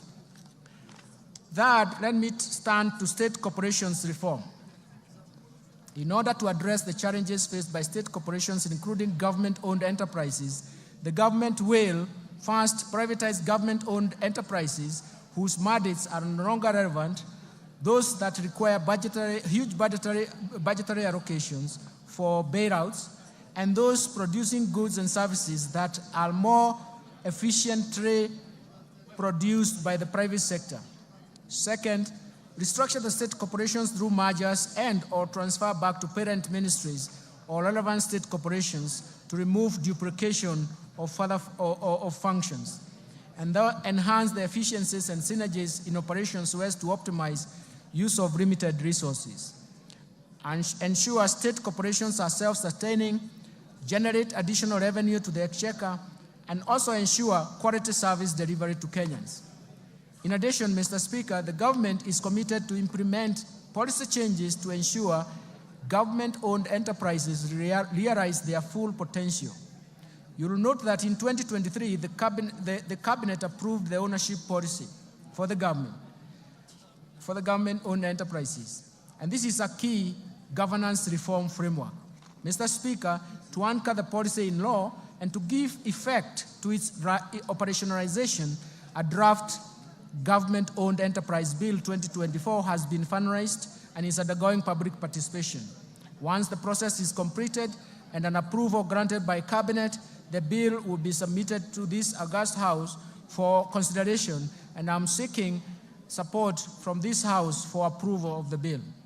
Mr. Speaker, we have also prepared a draft Government Investment Regulations 2024 to provide a framework for efficient and effective management of government investment. The draft regulations will be taken through public participation before submission to this House for consideration and, if possible, approval. Fourth, let me turn to pending bills. Mr. Speaker, in the last budget statement, I informed this House that the government plans to establish a pending bills verification committee to carry out a thorough analysis of all stock of pending bills for the period 1st July 2005 to 30th June 2022, and formulate measures to stop accumulation of pending bills going forward. Mr. Speaker, as you are aware now, His Excellency the President inaugurated the pending bills verification committee in November 2023. The committee received a total of 94,997 pending bills claims valued at Kenya shillings 662.3 billion. Analysis of the pending bill claims submitted by MDAs is ongoing. The general public has been given an opportunity to submit any pending bill claims owed by the national government. The committee is expected to complete its work and submit a report by October 2024 for implementation within the fiscal framework. Fifth, the national assets and inventory management reforms. Mr. Speaker, the National Treasury has initiated reforms geared towards automating assets and inventory management in MDAs as well as county governments. In this regard, the National Treasury will operationalize the assets and inventory management modules of IFMIS, with the module of all MDAs scheduled to launch and go live in July 2024. The rollout of county governments will commence thereafter. These reforms will enable the accounting officers to have feasibility of all assets and inventory under their control and facilitate optimal assets utilization. Sixth, let me turn to financial sector reforms. Mr. Speaker, the Kenya banking sector remains stable, resilient, and continues to play its role in mobilizing funds and channeling them to deserving productive economic sectors and activities. The banking sector remained profitable with a growth of assets of 0.3%. It is now standing at 7.74 trillion in February 2024. Credit from commercial banks to the private sector stood at around 6.9% in terms of growth in April 2024 and has benefited key sectors of the economy. The Financial Inclusion Fund, popularly known as the Hustler Fund, and the de-risking of lending to the MSMEs through the Credit Guarantee Scheme have facilitated additional lending to the MSME sector. Mr. Speaker, To position the banking sector to effectively play its role in Kenya's socio-economic transformation, 3 recent reforms have been implemented. First, the licensing and oversight of digital credit providers to address inherent challenges, including the high cost of credit, unethical debt collection, inadequate disclosures and lack of transparency, breach of data privacy, and abuse of personal information. As at the end of March 2024, 51 digital credit providers have been licensed. Secondly, on climate change, the CBK in April 2024 issued draft Kenya Green Finance Taxonomy for public participation that will serve as a tool to classify whether particular economic activities are green or environmentally sustainable, and serve as a guide for banking sector and other market participants in making informed investment decisions or financing decisions. Third, to eliminate money laundering and vulnerability in the banking sector, the CBK has revised the anti-money laundering and combating the financing of terrorism and proliferation of financing, and the supervisory framework has been implemented so that the risk-based supervision is enacted, undertaking institutional and sectoral risk assessment and enhancing staff complement capacity for supervision. Mr. Speaker, the Kenya banking sector is exposed to dynamic global, regional, and even local developments, necessitating reforms in this respect. The following reforms are proposed. First, the Central Bank of Kenya intends to progressively increase the minimum core capital for banks from the current 1 billion to Kenya shillings 10 billion. The CBK will engage the market for an appropriate timetable to achieve this goal. This is intended to strengthen the resilience and increase the bank's capacity to finance large-scale projects while creating sufficient capital buffer to absorb and withstand shocks posed by continuous emerging risks associated with adoption of technology and innovation as institutions expand. Second, the central bank plans to amend the Banking Act to provide for stiff dissuasive penalties that are proportionate to the violations committed, support a strong compliance culture in banks, and also make sure that it aligns to international best practice. Let me turn to capital markets developments. Mr. Speaker, in order to enhance price discovery and boost income for coffee farmers, the Capital Markets Authority has licensed 14 coffee brokers, and so far, 29 auctions have been conducted under the Capital Markets Coffee Exchange Regulations 2020 at the Nairobi Coffee Exchange. In addition, the authority has approved the direct settlement system, which has been operationalized by one of the local commercial banks. Let me turn to pension reforms. Mr. Speaker, majority of Kenyans remain uncovered with the retirement benefits coverage at stands at about 26%. We need to address this challenge. The Cabinet has approved the National Retirement Benefits Policy in November 2023 that requires all entities to enroll all the employees, both contractual and permanent, and pensionable for registered retirement benefits scheme. To effectively implement the policy, we have initiated the review and harmonization of all the laws governing the retirement benefits sector. Mr. Speaker, to ensure sustainability of the public service pension system, we are revamping the public service pension administration through digitization and re-engineering of the pension management system, which is expected to be completed by December 2024. Mr. Speaker, the informal sector has about 17 million workers, and that accounts for about 83% of the total workforce in the country. This segment has remained excluded from pension coverage, mainly due to its unique and heterogeneous needs. The National Treasury has established the Kenya National Entrepreneur Saving Trust, KNEST, to handle pensions from the informal sector and anchor the savings component of the Hustler Fund while providing a channel for voluntary savings. Let me turn to insurance reforms. Mr. Speaker, to facilitate the growth of the insurance sector, the government developed a national insurance policy. This policy is guided by the review of the Insurance Act, which has served its purpose, albeit with progressive amendments, for the last 30 years. The Insurance Professionals Bill 2024, currently under consideration by this august House, will also strengthen the standards of practice in insurance and improve stability and performance of the insurance companies. I now turn to the fiscal framework, Mr. Speaker.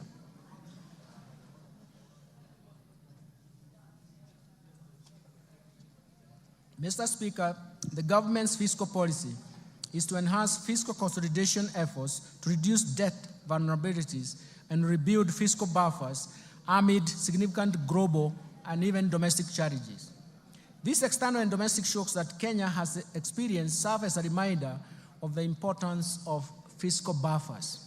Mr. Speaker, the focus of our fiscal policy thus remains to reduce the deficit from 5.7% of GDP in the current financial year to 3.3% in the financial year 2024-2025. We're going to do this through various means. First, domestic resource mobilization. Mr. Speaker, implementation of government's plan for rapid and inclusive socio-economic transformation largely depends on robust revenue growth rate. Indeed, despite significant government investment in reforming the tax structure, the tax to GDP is estimated at 11.5% of GDP as of 2022-2023, against an estimated potential of 25% of GDP. And this is also the convergence criteria in the East African community countries. We therefore urgently need to address the challenges that negatively affect our revenue correction, some of these challenges include: first, there is an existence of hard-to-tax sectors. The economy is dominated by a large informal sector that is mostly outside the current tax instrument, leaving the country to rely on a narrow tax base, and it is time to reverse this trend. Second, proliferation of tax expenditures over the years. Tax expenditures are estimated right now at 2.9% of GDP, if you consider the 2022 data, that it has major erosion to the tax base. Third, low tax compliance, largely attributed to factors such as the technical and complex nature of our tax laws and procedures, taxpayer apathy due to perceived inefficient use of tax revenues, high compliance costs, and inadequate taxpayer education. Fourth, there are difficulties in taxing emerging digital economy. The tax system is not fully equipped to deal with the emerging business models that leverage on the digital technology. Finally, Mr. Speaker, inadequate modern technology equipment for use at every stage or exit border points, misdeclaration and even misclassification of goods, inadequate customs border posts, infiltration of counterfeits, smuggling, and diversion of goods. Mr. Speaker, in order to address these challenges and enhance the revenue mobilization, we shall implement a combination of tax policy and administrative reforms. The reforms are premised on the need to ensure that taxes are more supportive to economic activity. They do not distort the market and have a predictable tax structure. The reforms include: first, implementation of tax policy and administration measures proposed in the Finance Bill 2024. Second, implementation of the medium-term revenue strategy to expand the tax base to 20% of GDP over the medium term.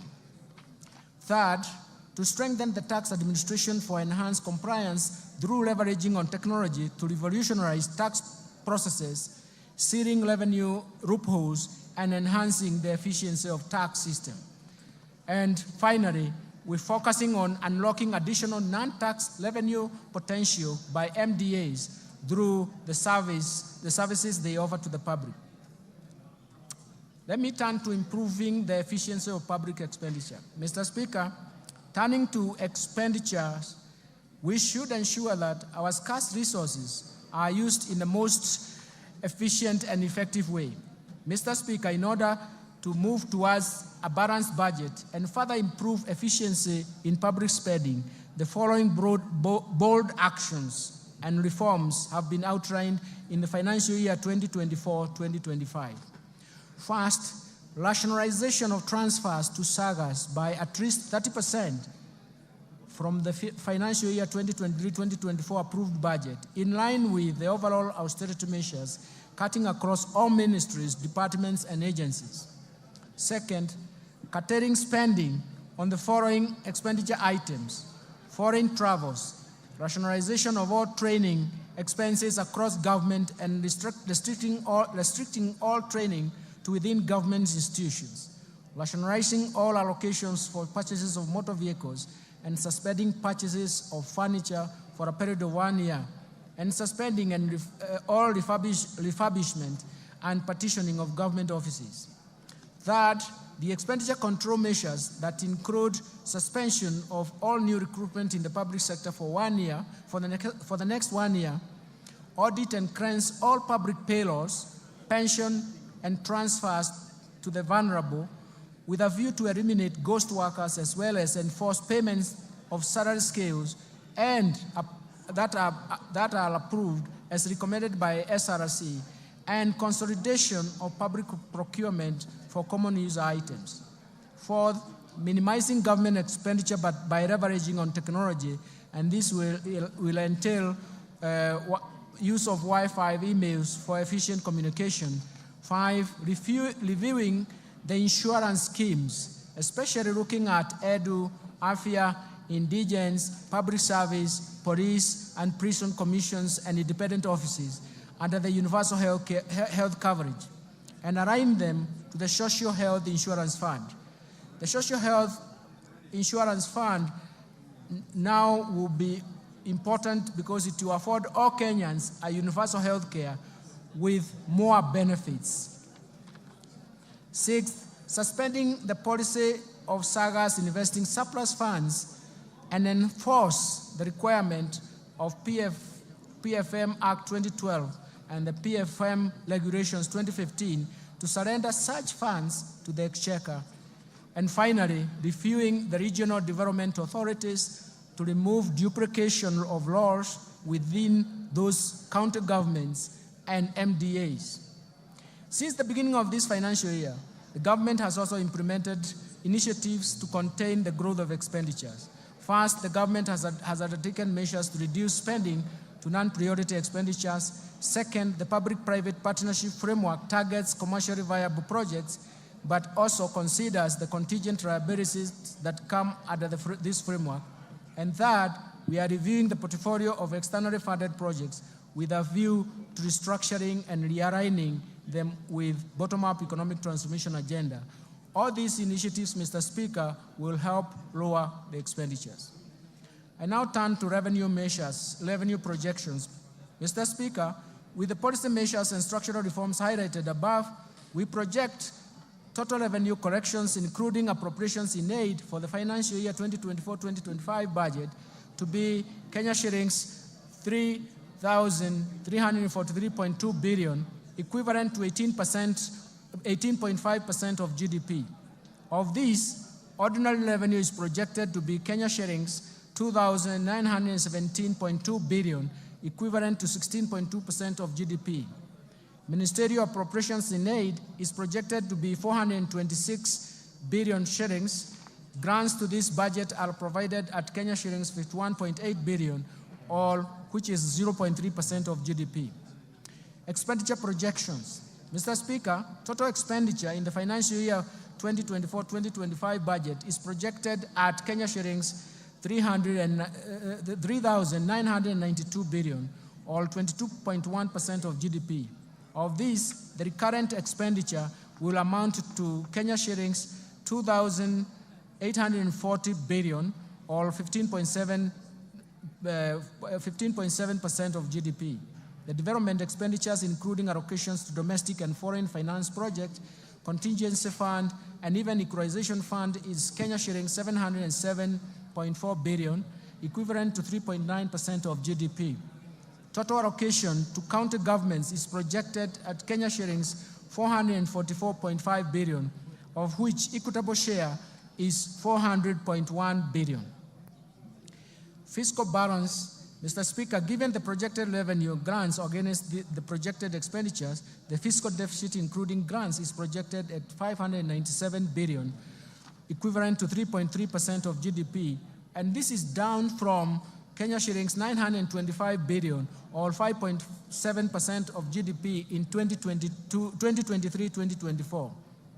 In this respect, the primary balance will improve to a surplus of 2.3% of GDP from a deficit of 0.4% of GDP in the current financial year. The fiscal deficit for 2024-2025 will be financed by net external borrowing of 333.8 billion, equivalent to 1.8% of GDP, and net domestic borrowing of 263.2 billion, which is equivalent to 1.5% of GDP. Public debt management, Mr. Speaker, Kenya meets its obligations promptly, and no debt arrears have been accumulated. Public debt is projected to remain within sustainable levels on account of fiscal consolidation path that reflects the decline in the ratio of debt to GDP in present value terms over the medium term. To improve Kenya's debt sustainability and boost our credit rating position, the government will continue to implement measures to enhance growth of foreign exchange earnings. Our medium-term debt management strategy aims at lowering the cost and risks in the debt portfolio.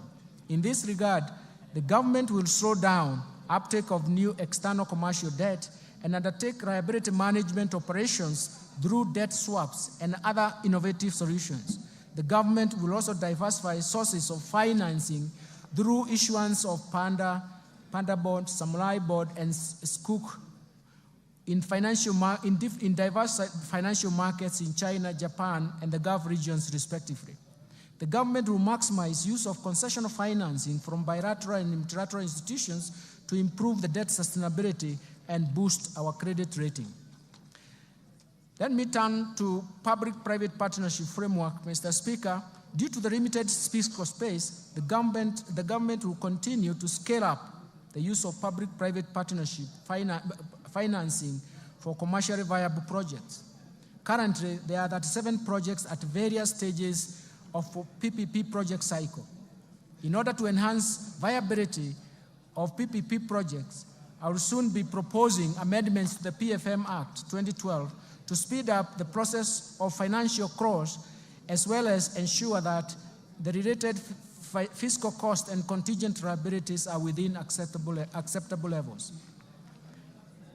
Let me turn to public investment management. Mr. Speaker, in order to increase efficiency and effectiveness of public spending, the government will continue to implement public investment management regulations at the national government and commence a rollout of county governments. The regulations are aimed at streamlining and initiating execution and delivery of public projects within the timelines. Further, the government will roll out public investment management information system to all MDAs to improve the management of development projects in the country. Strengthening financial management reforms is very critical, and now I'll turn to this migration to accrual accounting, Mr. Speaker. The transition to accrual accounting from cash basis marks a significant milestone in our nation's journey to strengthening public finance management. In recognition of this, the Cabinet in March 2024 approved the transition from cash to accrual basis of accounting to improve cash management and enhance the financial and fiscal reporting. The accrual accounting will enable the government to account for all assets and liabilities, including all government assets. With accrual accounting, we will also be able to account for all pending bills, public debt, and pension liabilities. Mr. Speaker, this is an important step to strengthen the public finance management, and I will therefore direct all MDAs and county governments to migrate to accrual accounting starting July 2024. This effectively means, Mr. Speaker, that the last financial statement to be prepared on cash basis by national and county governments will be for the financial year 2023-2024.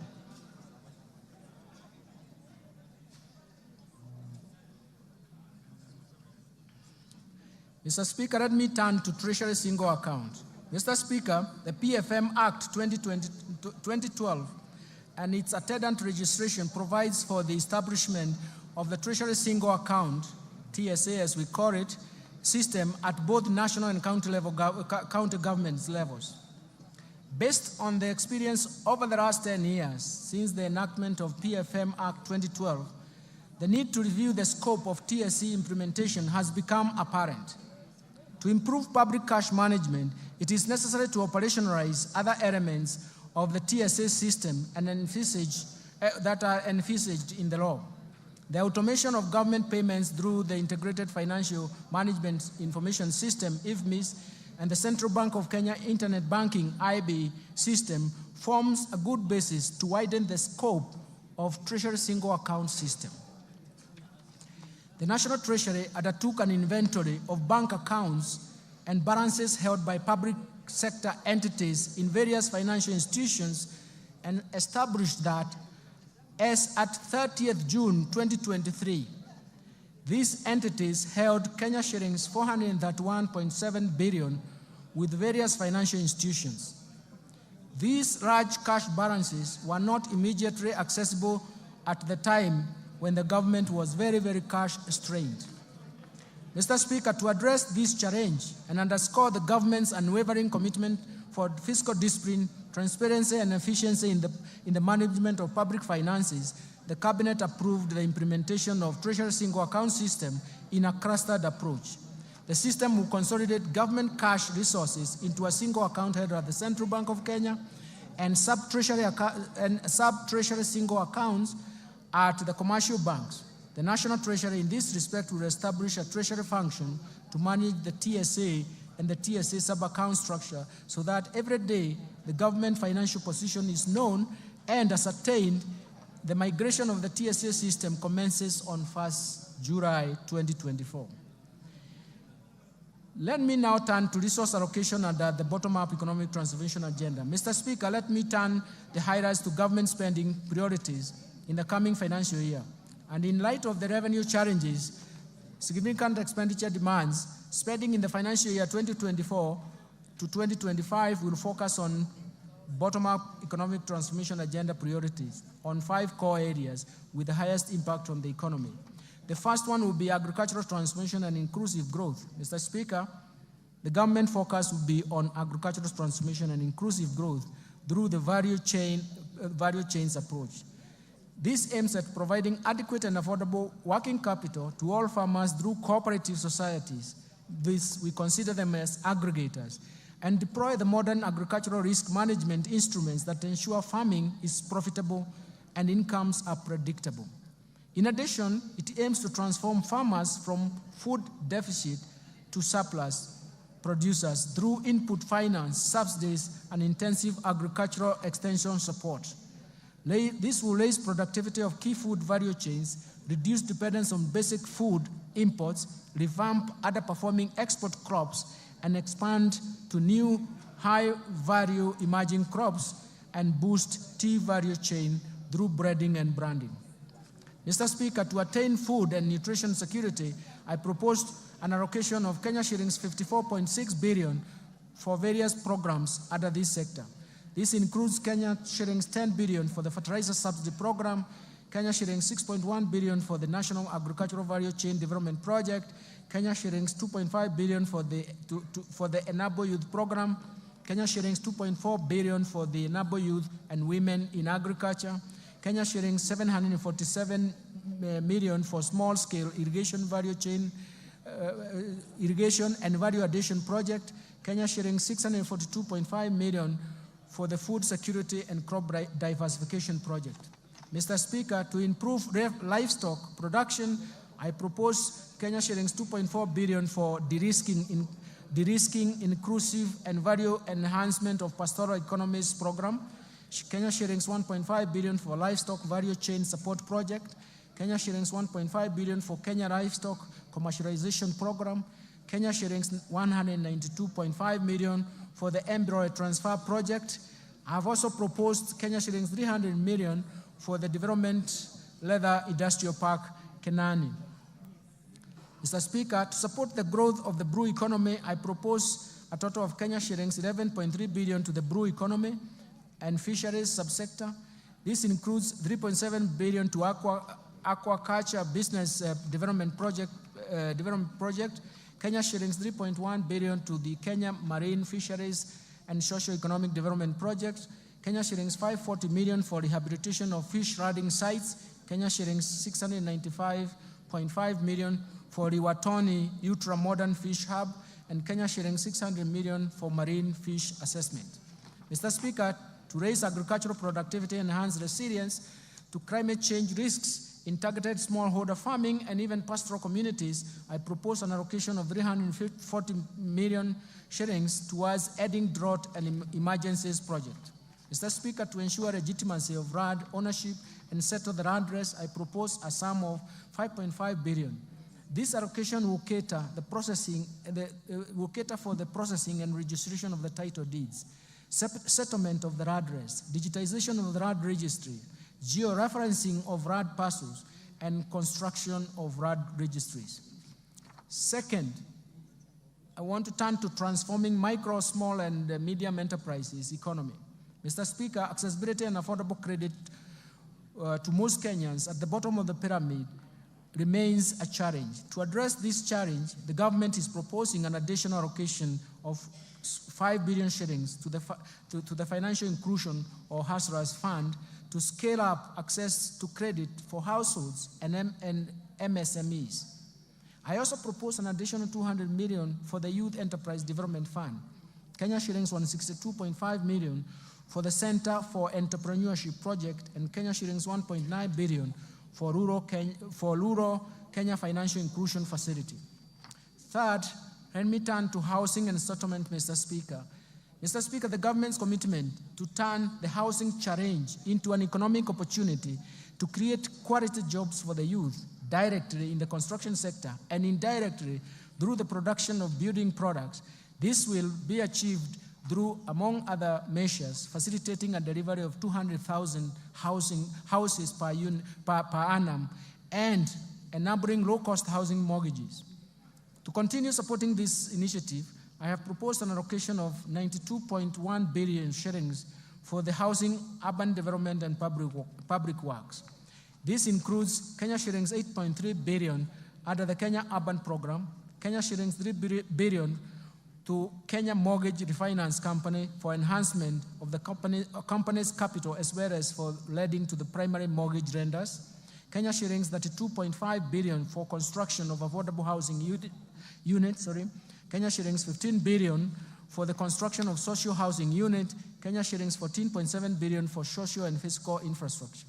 Mr. Speaker, other proposed allocation to the housing, urban development, and public works include 11.3 billion for the Kenya Informal Settlement Improvement Project Phase 3, Kenya shillings 1 billion for the construction of markets, Kenya shillings 1 billion for the National Slum Upgrading Program, Kenya shillings 1 billion for the construction of housing units for the National Police and Kenya prisons, Kenya shillings 496.3 million for the construction of food bridges, Kenya shillings 444 million targeted to support construction of county headquarters that are targeted.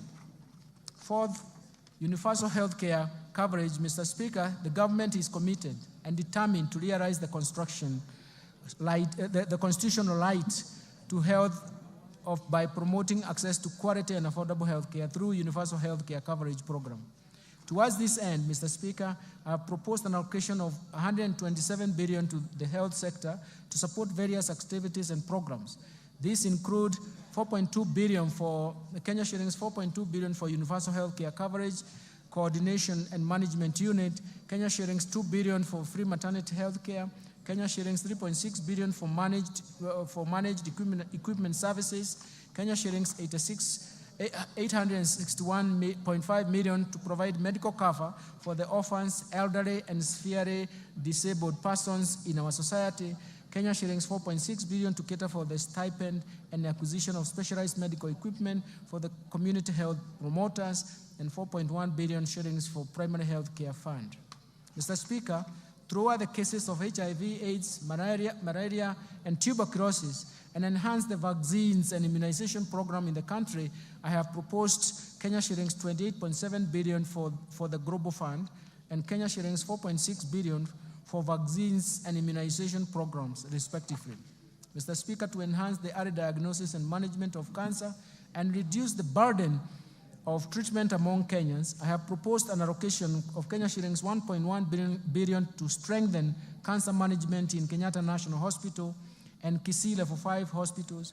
I have also proposed Kenya shillings 2 billion to the Emergencies, Chronic and Critical Illness Fund. Mr. Speaker, to improve health delivery services, health service delivery, I have proposed a sum of Kenya shillings 29.7 billion for Kenyatta National Hospital and Moi Teaching and Referral Hospitals. This includes 2.6 billion for the construction of Kenyatta National Hospital Burns and Pediatric Center. I've also proposed Kenya shillings 5.2 billion for the Kenya Medical Supplies Agency, Kenya shillings 2.5 billion for the Kenya Medical Research Institute, Kenya shillings 1 billion for procurement of family planning and reproductive health commodities, and Kenya shillings 760 million for procurement of equipment at the National Blood Transfusion Services. Further, to strengthen the capacity of medical personnel, I have proposed Kenya shillings 3.7 billion for medical interns, Kenya shillings 406 million for training of health personnel, and Kenya shillings 8.6 billion for Kenya Medical Training Center. Finally, the digital superhighway and creative economy. Mr. Speaker, investment in digital superhighway and creative economy continues to play a critical role in enabling the government achieve the objectives of bottom-up economic transformation agenda through increased productivity and competitiveness. On the creative economy promotion and of music, theater, and graphic design, digital animation, fashion, and craft, among others, continues to create jobs opportunities for the youth. Mr. Speaker, to support the growing digital superhighway and creative economy, I have proposed an allocation of Kenya shillings 16.3 billion to fund the initiatives in the information, communication, and technology sector. Specifically, this proposed allocation includes 1.1 billion for government shared services, 704 million for digital superhighway, 2.3 billion for the construction of Kenya Advanced Institute of Science and Technology at Concert Technopolis, 2.8 billion for Kenya Digital Economy Acceleration Project, and 2.8 billion for maintenance and rehabilitation of the last mile county connectivity network. In order to fast track the developments of the Concert Technopolis city, I have proposed an allocation of 1.5 billion for the horizontal infrastructure phase 1 and Kenya shillings 5.2 billion for the Concert data center and smart city facilities. Other key allocations to critical sectors supporting better include investment in critical infrastructure. Mr. Speaker, the government continues to expand and maintain critical infrastructure in roads, railways, sea, and airports to achieve socio-economic transformation that will also enhance Kenya's competitiveness and facilitate cross-border trade and regional integration. Towards this end, I have proposed an allocation of Kenya shillings 193.4 billion for development of roads. This includes 86.2 billion to support construction of roads and bridges, Kenya shillings 37.7 billion for the rehabilitation of roads, and Kenya shillings 69.5 billion for road maintenance. Mr. Speaker, to expand the railway transport and even associated infrastructure, I have proposed Kenya shillings 25.2 billion. I have also proposed Kenya shillings 2.4 billion for infrastructure development at Dogokudu Special Economic Zone, Kenya shillings 1 billion for Nairobi Bus Rapid Transport Project, Kenya shillings 316 million for promotion of e-mobility project, and Kenya shillings 239.4 billion for the development of Nairobi Railway City. To facilitate movement of goods and people in our inland waters, I have proposed an additional Kenya shillings 200 million for acquisition of ferries for Lake Victoria. Mr. Speaker, to scale up production of reliable and affordable energy, I have proposed an allocation of 69.7 billion to the energy subsector. This includes Kenya shillings 27.8 billion for the national grid system, Kenya shillings 24 billion for rural electrification, Kenya shillings 14 billion for the development of geothermal energy, Kenya shillings 2.2 billion for the alternative energy technologies, and Kenya shillings 920 million for the development of nuclear energy. Mr. Speaker, I now turn to improving education outcomes. The government continues to invest in education to improve education outcomes and create a level playing field for all Kenyan children. Mr. Speaker, from this end, I have proposed a total allocation of 656.6 billion, or 27.6% of total expenditures to the education sector. This includes Kenya shillings 358.2 billion to the Teachers Service Commission, Kenya shillings 142.3 billion for basic education, Kenya shillings 128 billion for higher education and research, Kenya shillings 30.7 billion for technical vocational education and training. Mr. Speaker, the allocation of the education sector includes Kenya shillings 9.1 billion free primary education, 61.9 billion shillings for free day secondary education, Kenya shillings 30.7 billion for junior secondary school capitation, and Kenya shillings 5 billion for the examinations fee waiver. In addition, Mr. Speaker, I have proposed an allocation of Kenya shillings 13.4 billion for the conversion of 46,000 junior secondary school interns to permanent and pensionable terms. Kenya shillings 1.3 billion for the training of teachers on competency-based curriculum, and Kenya shillings 360 million for the digital literacy program and ICT integration in our secondary schools. Mr. Speaker, to support infrastructure development and ensure safe learning in our schools, I have proposed an allocation of Kenya shillings 3.2 billion for primary and secondary schools infrastructure, Kenya shillings 1 billion for construction of classroom for junior secondary schools, and Kenya shillings 2.3 billion for the construction and equipping of technical training institutes and vocational training centers. Further, I have proposed Kenya shillings 11.1 billion for the Kenya Primary Education Equity in Learning Program, Kenya shilling 1.8 billion for construction of integrated resource centers, and Kenya shillings 1.5 billion for the Kenya Secondary Education Quality Improvement Project. Mr. Speaker, other proposed allocations to the education sector include Kenya shillings 1.1 billion for the research, science, and technology innovation. Mr. Speaker, the government is implementing the new funding model for public universities and TVET institutions through the provision of government scholarships and loans apportioned according to students' need. The new funding framework seeks to offer students whose households are at the bottom of the pyramid equal opportunity in accessing university education, as well as technical training. Towards this end, Mr. Speaker, I have proposed an allocation of Kenya shillings 35.9 billion to the Higher Education Loans Boards for provision of loans to university and TVET students, Kenya shillings 16.9 billion for the scholarship for university students, and Kenya shillings 7.7 billion capitation and scholarship for TVET students. Let me move now to supporting manufacturing for job creation. Mr. Speaker, further to promote local industries, I have proposed an allocation of Kenya shillings 23.7 billion under various implementing ministries, departments, and agencies. Out of these, 4.5 billion will support establishment of county integrated agro-industrial parks, Kenya shillings 1.9 billion for supporting access to finance and enterprise recovery SAFA project, Kenya shillings 1.1 billion for construction of investor sheds in Athi River, Kenya shillings 1.9 billion for establishment of 6 flagship export processing zones hubs, Kenya shillings 440 million to the development of special economic zones textile park in Naivasha, and Kenya shillings 1 billion for the Kenya Jobs Economic Transformation KJET.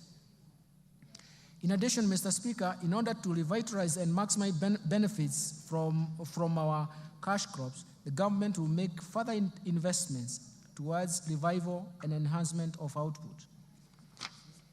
In this respect, Mr. Speaker, I have proposed Kenya shillings 2 billion for Coffee Cherry Revolving Fund. This is in addition to Kenya shillings 4 billion allocated in the current fiscal year. Kenya shillings 1.5 billion for payments of debts owed to sugarcane farmers, arrears to employees and maintenance of cane testing units. Kenya shillings 120 million for cotton industry revitalization project, and Kenya shillings 150 million for the pyrethrum industry recovery.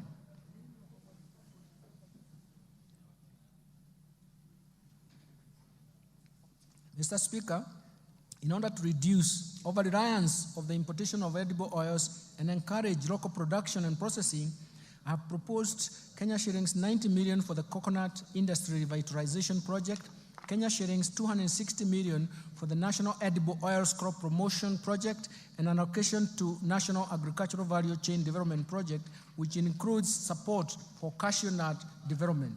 Mr. Speaker, to enhance milk processing, I have proposed Kenya shillings 1.5 billion for excess milk mop-up, Kenya shilling 500 million for modernization of KCC milk factories, and Kenya shillings 250 million for the construction of a milk factory in Narok.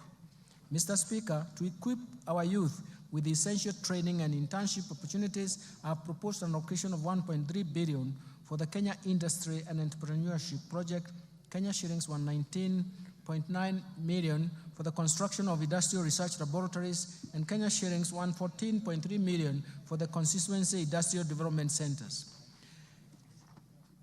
I will now turn into improving security, Mr. Speaker. Mr. Speaker, enhanced national security creates an enabling environment for businesses to thrive while aiding faster economic recovery. It is in this regard, I have proposed an allocation of 377.5 billion to support the operations of the National Police Service, Defense, and National Intelligence Service and Prison Services. Mr. Speaker, the proposed allocations include Kenya shillings 173.1 billion for defense, 110.6 billion for National Police Service, 46.3 billion for the National Intelligence Service, and Kenya shillings 32.7 billion for prison services. I have proposed an allocation of 13.9 billion to cater for leasing police motor vehicles and the modernization program. Mr. Speaker, to step up the war on crime and embrace support to administration of justice, I have proposed Kenya shillings 918.4 million to equip the National Forensic Laboratory. Protecting the vulnerable groups, Mr. Speaker, as a caring government, we shall continue to protect the vulnerable members of our society. I have in this regard proposed an allocation of 31.3 billion for social protection and affirmative actions in this budget. Mr. Speaker, out of this allocation, Kenya shillings 18.6 billion will cater for cash transfers to elderly persons, 7.9 billion for orphans and vulnerable children, Kenya shillings 1.2 billion for persons living with severe disabilities. Mr. Speaker, the proposed allocation includes 1.5 billion for the Kenya Hunger Safety Net Program, Kenya shillings 1.9 billion for the Kenya Social and Economic Inclusion Project. In addition, 815 million will go to Child Welfare Society of Kenya, 400 million to the Presidential Bursary for the orphans, Kenya shillings 600.1 million for National Council for Persons Living with Disabilities, and Kenya shillings 100 million for the National Albinism Support Program, and Kenya shillings 100 for National Autism Support Program. Let me turn to equity, poverty reduction, women and youth empowerment. Mr. Speaker, the most pressing challenge in our country at the moment is lack of jobs or job opportunities for the youth. This has been exacerbated by the multiple shocks that have hit our economy. And in order to empower the youth and support businesses owned by the youth and women, I have proposed Kenya shillings 89.5 billion for these initiatives. This allocation includes 10.4 billion for the National Youth Service, 1.1 billion for the Kenya Youth Empowerment Program, 200 million for the Youth Enterprise Development Fund, 162.5 billion for the Center for Entrepreneurship, 230 million for the establishment of youth empowerment centers, 2.7 million to National Youth Opportunity towards Advancement, Nyota. In addition, I have proposed Kenya shillings 649.8 million to strengthen the film industry in Kenya. Mr. Speaker, the government is committed to ensuring increased income for our women through employment creation and supporting women-led enterprises. And to further empower our women, I have proposed Kenya shillings 182.8 million for the Women Enterprise Fund, Kenya shillings 3.5 billion for the National Government Affirmative Action Fund. Mr. Speaker, to promote regional equity, reduce poverty, and enhance social development, I have proposed Kenya shillings 63 billion for the National Government Constituency Development Fund, as well as Kenya shillings 8 billion for the Equalization Fund to finance programs identified in marginal areas. Let me turn now to stimulating tourism, growth, sports, culture, and recreation and arts. Mr. Speaker, the government has prioritized expanding the space for creativity, including freedom of expression and protection of intellectual property rights. The government will also strengthen mainstreaming of arts and culture, infrastructure and support cultural production, and as well as creative economy. We are also cognizant of the brand value of Kenyans participating and excelling in international sports arena as incalculable.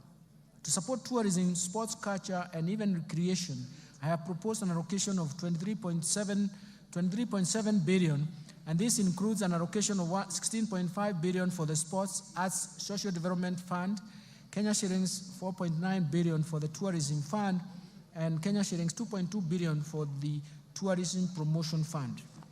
Let me turn to environment protection, water and natural resources. Mr. Speaker, in order to support environment and water conservation and respond to climate change, I have proposed an allocation of Kenya shillings 10.7 billion for forest resources conservation and management, 1.7 billion for forest research and development, 2.7 billion for environment management and protection, 5.9 billion for the Kenya Financing Locally Led Climate Action Project, 1.6 billion for meteorological services, and Kenya shillings 13.1 billion for wildlife security, conservation, and management. In addition, Mr. Speaker, I have proposed Kenya shilling 1 billion for wildlife research and development, Kenya shillings 1.2 billion for human-wildlife conflict compensation, and Kenya shillings 800 million for wildlife insurance. Mr. Speaker, to expand and access clean and adequate water for domestic and agricultural use, I have proposed an allocation of Kenya shillings 36.6 billion for the water and sewerage infrastructure development, 12.5 billion for water resources management, and Kenya shillings 1.9 billion for water storage and flood control. In addition, I have proposed 17.8 billion for irrigation and land reclamation, Kenya shillings 1.9 billion for water harvesting and storage for irrigation. I now turn to improving governance and sustaining the fight against corruption.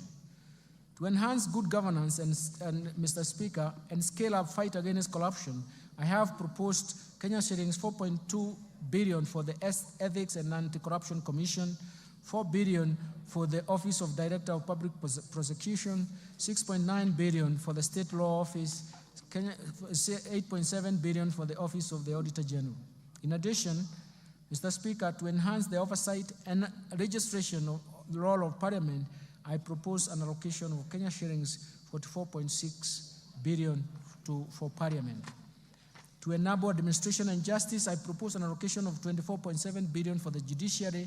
This includes 900 million for construction and refurbishment of courts and 800 million for the automation of the judiciary. Allocations to the county governments, Mr. Speaker, I turn to this. The county governments will receive a proposed allocation of 400.1 billion as equitable share in the financial year 2024-2025. It's for the first time that they have arrived to this figure of 400 and surpassed it in the last 12 years of devolution. As equitable share of financial year 2024-2025. And this is equivalent to 25.48% of the actual revenue raised nationally for the financial year 2020-2021, which is in compliance with Article 203, subsection 2 of the Constitution of Kenya. In addition to the equitable share of revenue, a further 44.4 billion has been proposed as additional allocation to county governments This comprises of 8.76 billion for the national government share of revenue, Kenya shillings 35.66 billion from proceeds of external loans and grants for the external loans and grants. Equalization Fund, Mr. Speaker, we have proposed an allocation of 8 billion for the Equalization Fund, which is 0.5% of the actual revenue raised nationally in 2020-2021 reference year. Measures to enhance county government's own source revenue, Mr. Speaker, the National Treasury is implementing a policy to support the enhancement of own source revenue by county governments as we await the enactment of the National Rating Bill. This bill will enable the county governments to correct more property rates, including contribution in lieu of rates. In addition, Mr. Speaker, a multi-agency committee has been formed to manage the rollout of the proposed integrated county revenue management system in 47 county governments. This system will increase transparency, accountability, and efficiency in revenue collection. Let me turn now to taxation measures, Mr. Speaker.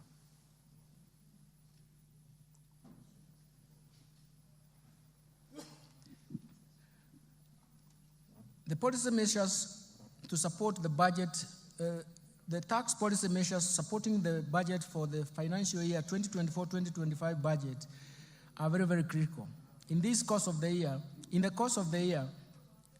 this year, we embarked on tax policy review through a number of tax studies that will support the development of a progressive tax system. Mr. Speaker, the objective of these reforms is to develop an elaborate tax policy that will raise adequate revenue to finance recurrent as well as development budgets. For this to materialize, we intend to first to develop diverse methods to enlarge the tax base.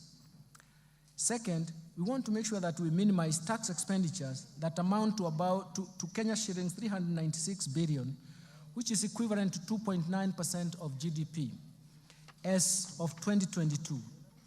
Of the Kenya shillings 396 billion, 63.1% of it is on VAT refunds alone on zero-rated final consumer goods. Third, we want to create a tax system that is not only predictable to taxpayers, but also yields predictable revenues to government. Fourth, we want to develop a tax system that supports markets, that supports production, consumption, and even investments. Mr. Speaker, thank you. Mr. Speaker, the year 2024-2025 marks the beginning of these reforms through the proposed amendments in various tax laws contained in the Finance Bill 2024. Mr. Speaker, these reforms are part of a wider tax policy reforms contained in the medium-term revenue strategy, and I will shortly be providing highlights of these reforms. Additionally, Mr. Speaker, during the East African Community pre-budget consultations held in May 2024, the ministers responsible for finance and economic planning in the East African Community region agreed on customs measures that will support and protect industries in the region. Mr. Speaker, the tax measures proposed in the Finance Bill 2024 and the said custom measures are expected to generate an additional Kenya shillings 346.7 billion or 1.9% of GDP to the exchequer for the financial year 2024-2025. Let me start with custom duties. Mr. Speaker, allow me to provide highlights of some of the custom measures agreed during the pre-budget consultation with the East African Community partner states. Mr. Speaker, the ministers agreed on a number of measures for enhancing the competitiveness of locally manufactured products by allowing stays of application for the East African Community Common External Tariff, not to change the rates and where necessary, adopt higher rates of duty to encourage local production in East African Community countries. The ministers also agreed on duty remissions for raw materials and inputs used by local manufacturers to facilitate East African Community domestic production.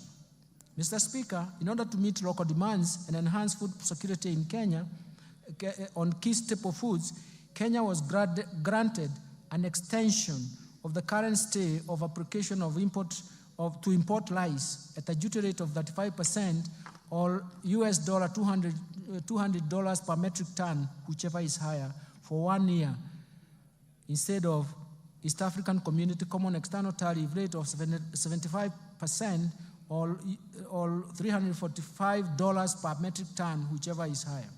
And also, Kenya was allowed to import wheat at a duty rate of 10% instead of 35% for 1 year under the EAC, East African Community Duty Remission Scheme. Mr. Speaker, Kenya has a strong assembly of electronics industry, including mobile phones. In order to further open up the ICT sector to more investors, Kenya requested for duty remission on inputs for manufacture and assembly of smart telecommunication devices, including mobile phones, laptops, and tablets. This request was granted. Mr. Speaker, the local assembly of automotives continues to facilitate job creation with positive ripple effects in other supportive sectors, especially in the manufacturing of spare parts.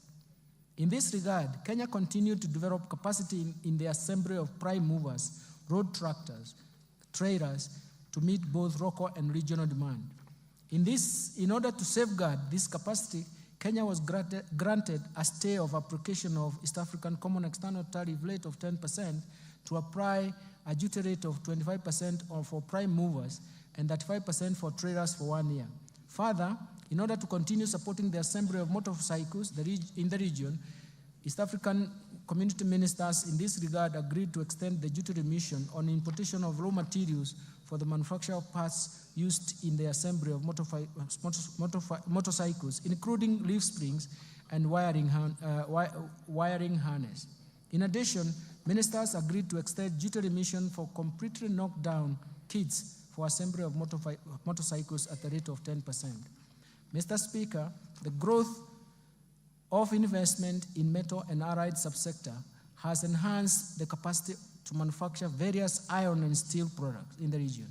To safeguard the gains in this subsector, the ministers agreed to retain the duty rate at 35% with the corresponding specific rates for imported iron and steel products for a further 1 year. In order to promote and protect textile and apparel sector, which is one of the 9 bottom-up economic transformation agenda value chains prioritized in this budget, Kenya was allowed to apply a rate of 25% on selected fabric products with corresponding specific duty rates in order to curb undervaluation and under-invoicing of imported products. Further, to ensure competitiveness of textile products that are produced locally in sufficient quantities, Kenya was granted a stay of application and will apply a higher duty of 35%. Mr. Speaker, in order to reduce production cost of animal feeds, Kenya was allowed to extend importation of inputs for manufacturers of animal feeds duty-free under the East African Community Duty Remission Scheme. Mr. Speaker, leather and leather products is one of the value chains under BETA. Kenya has sufficient supply of hides and skins to meet the demand from local manufacturers of leather and leather products. In order to promote this industry and enhance incomes of our pastoral farmers, the ministers agreed to retain a stay of application of duty import on imported leather bags at 35% for Kenya. Mr. Speaker, I have just highlighted a few of the customs measures agreed by East African Community Ministers of Finance. The complete list will be gazetted by the East African Community Secretariat and will become effective starting 1st July 2024. Let me now turn to the finance bill, Mr. Speaker.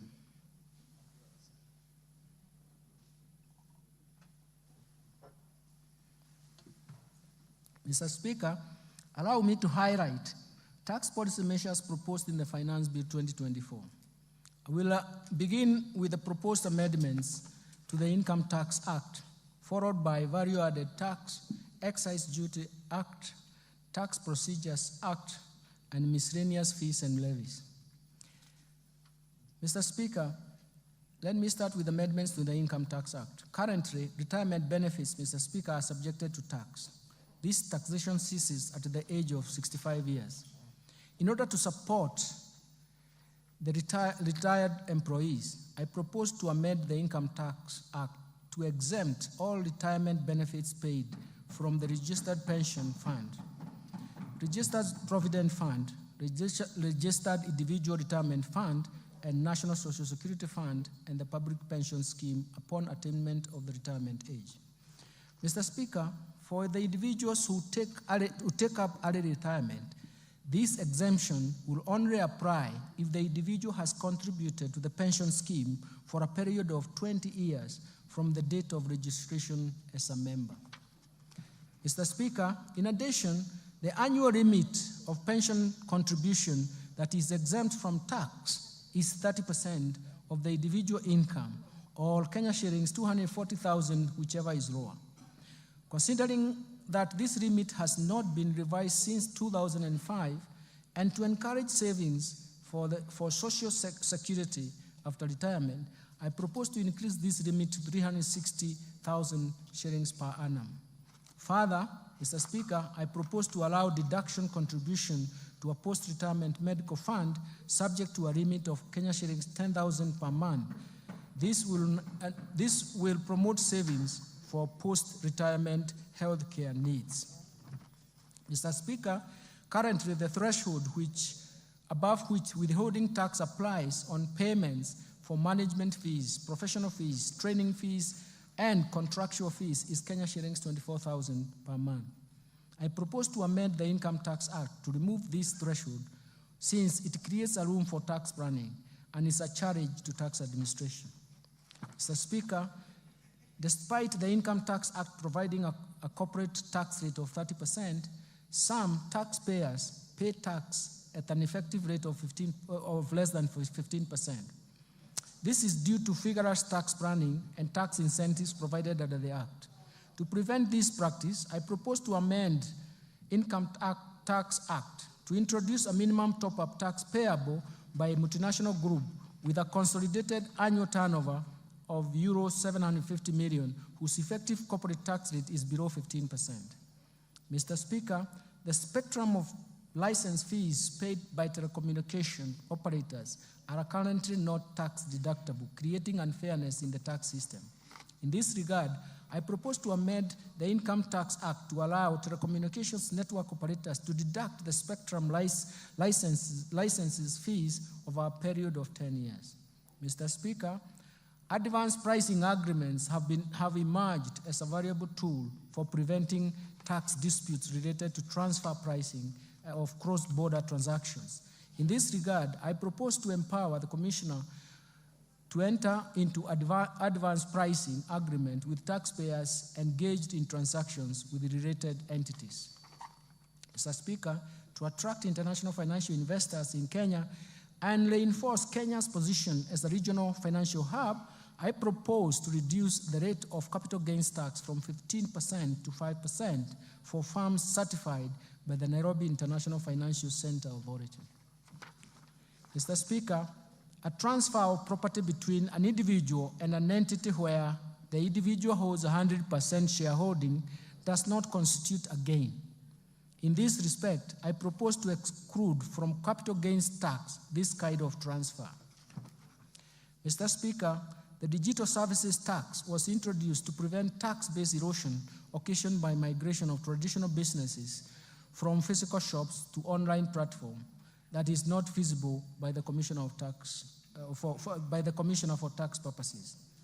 It has been noted that the design of the tax does not capture all taxpayers, leading not only to loss of revenue, but also to unfairness in taxation. For this reason, and in line with international best practice, I propose to amend the Income Tax Act to replace the digital service tax with the significant economic presence tax. Mr. Speaker, to expand the tax base and make our country self-reliant, I propose to introduce an annual motor vehicle tax at the rate of 2.5%, the value of the vehicle, subject to minimum amount of Kenya shillings 5,000. Mr. Speaker, let me now turn to gains there are substantial gains for Kenyans.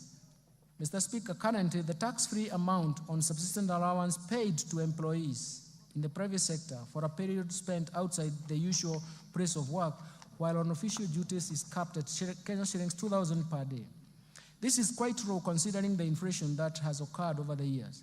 To cushion employees in the private sector from high cost of living, I propose to review the threshold to an amount not exceeding 5% of the employee's monthly gross earnings. Second, Mr. Speaker, the affordable housing levy and pay as you earn are calculated from the same base, leading to double taxation. To address this, I propose to make the housing levy deductible expense. This means that there is a tax savings for Kenyans and therefore affording Kenyans more money in their pocket. Mr. Speaker, in order to encourage Kenyans to continue constructing their own houses, I propose to increase the limit of interest payments that qualify for mortgage relief from Kenya shillings 300,000 to Kenya shillings 360,000 per annum. Let me turn now, Mr. Speaker, to amendments to the value-added tax. Mr. Speaker, I will now highlight the amendments of the value-added tax. Mr. Speaker, currently the registration of VAT is a requirement for a person who makes taxable supplies of Kenya shillings 5 million or more. This threshold was last reviewed in 2007. In recognition to the effect of inflation over the years and to enhance efficiency in tax administration, I propose to increase the threshold to Kenya shillings 8 million. Mr. Speaker, the VAT Act allows taxpayers making both taxable and exempt supplies to claim input tax where the proportion of exempt supplies is less than 10%. This has led to tax planning and hence loss of government revenue. To address this, I have proposed the removal of the threshold so that only the input tax relating to taxable supplies are deductible. Mr. Speaker, in support of the government's effort to combat malaria, I propose to remove VAT on mosquito repellents and raw materials used in the manufacture of repellents. This will encourage local production of the repellents. Mr. Speaker, tax expenditure was estimated at 393.6 billion, or about 2.9% of GDP for the year 2022. Of this amount, VAT tax expenditure amounted to 248.3 billion, or what is 63.1% of the total estimate of tax expenditure, which is a large erosion of the VAT tax base. Mr. Speaker, tax expenditure creates avenues for revenue leakage and thus denying government the revenue to support key priorities that benefit majority of Kenyans, of the citizens in Kenya. Recognizing the importance of tax expenditure in the promotion of investment and addressing welfare challenges in the economy, and in line with the medium-term revenue strategy, I propose to rationalize the VAT tax expenditure as provided for in the VAT Act in form of exemptions and zero rating based on the following criteria. First, that goods currently exempt be subjected to VAT. Second, zero-rated finished goods and consumer goods and services be exempt from VAT. Third, zero rating be restricted to goods and taxable services meant for export. Based on the above, Mr. Speaker, based on the above criteria, Mr. Speaker, I have proposed several amendments to the first schedule of the VAT Act in order to move some goods and services from exempt to vatable status.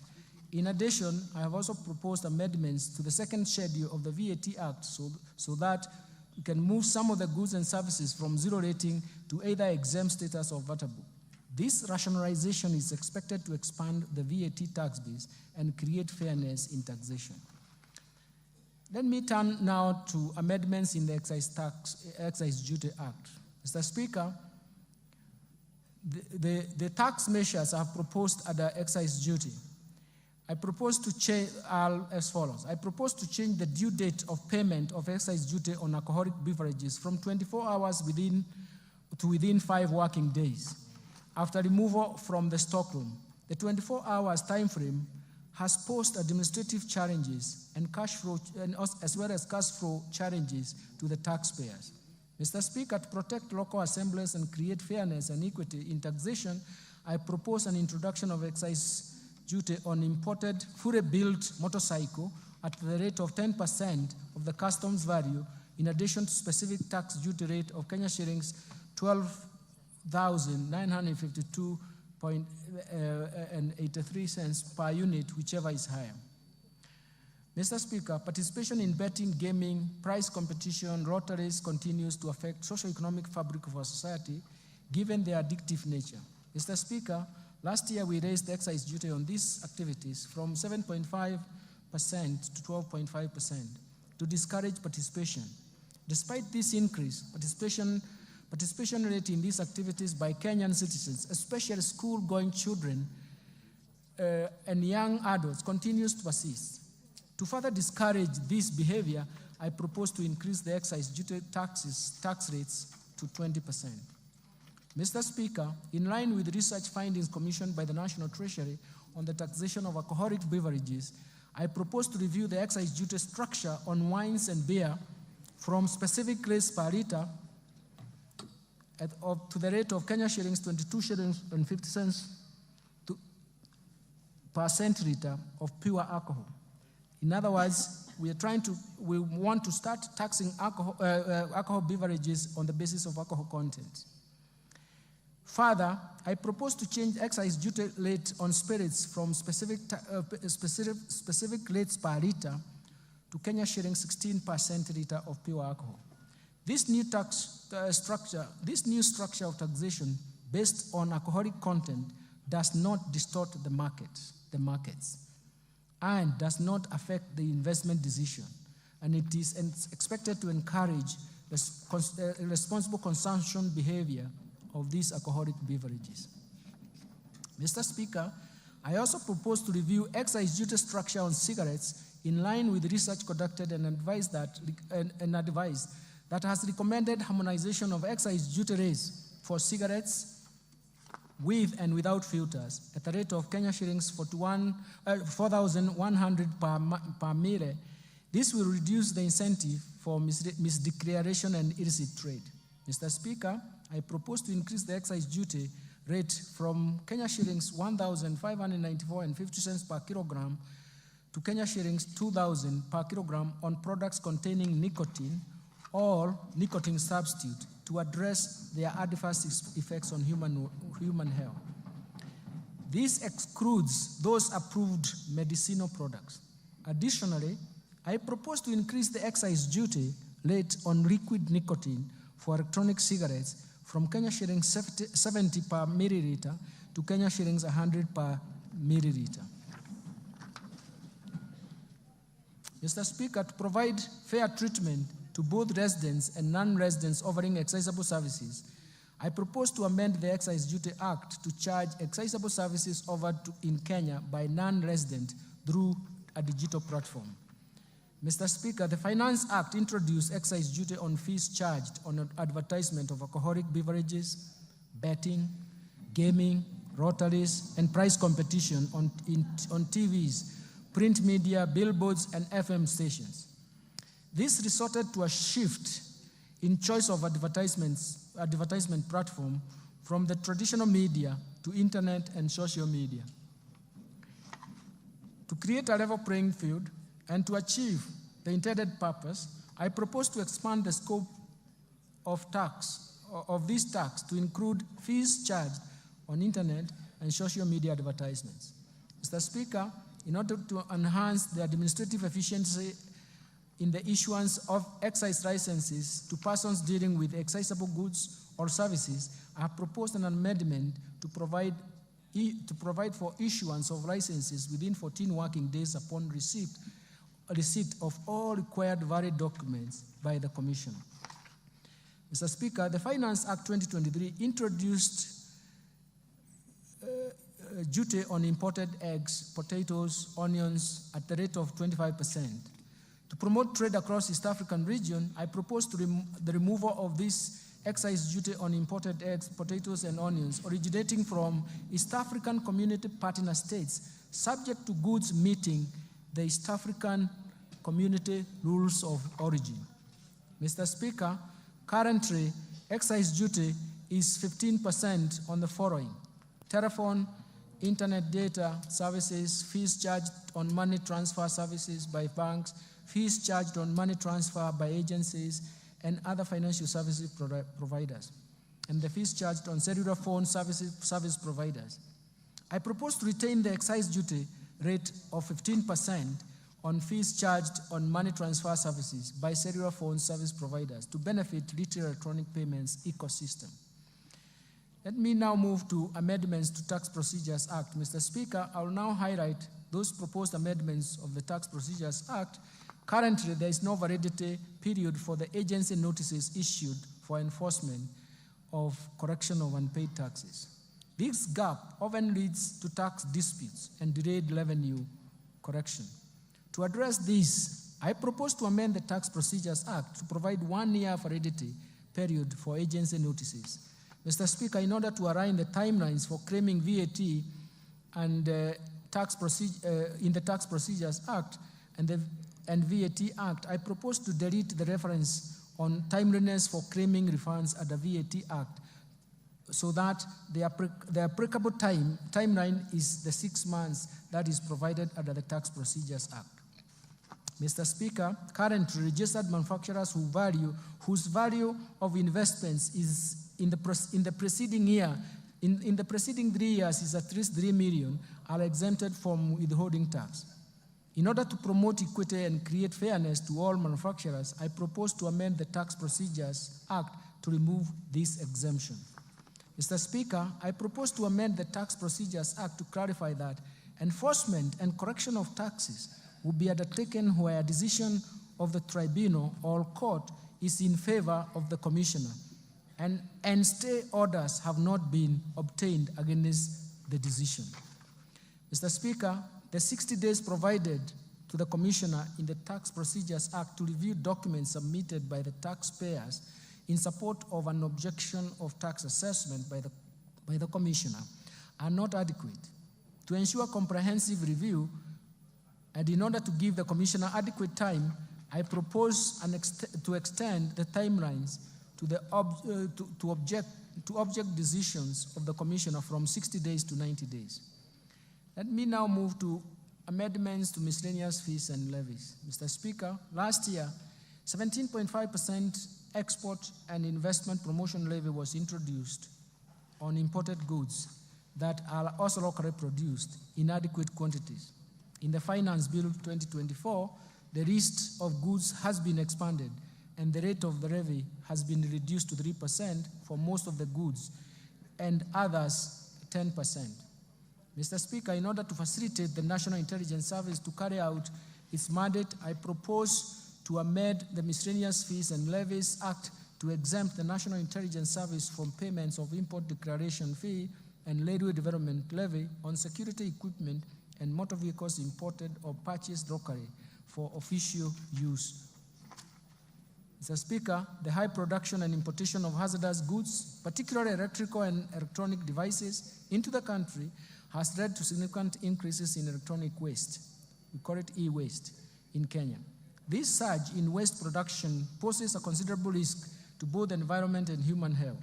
In this regard, I propose to introduce eco-levy on various products to be payable in line with the polluter pays principle.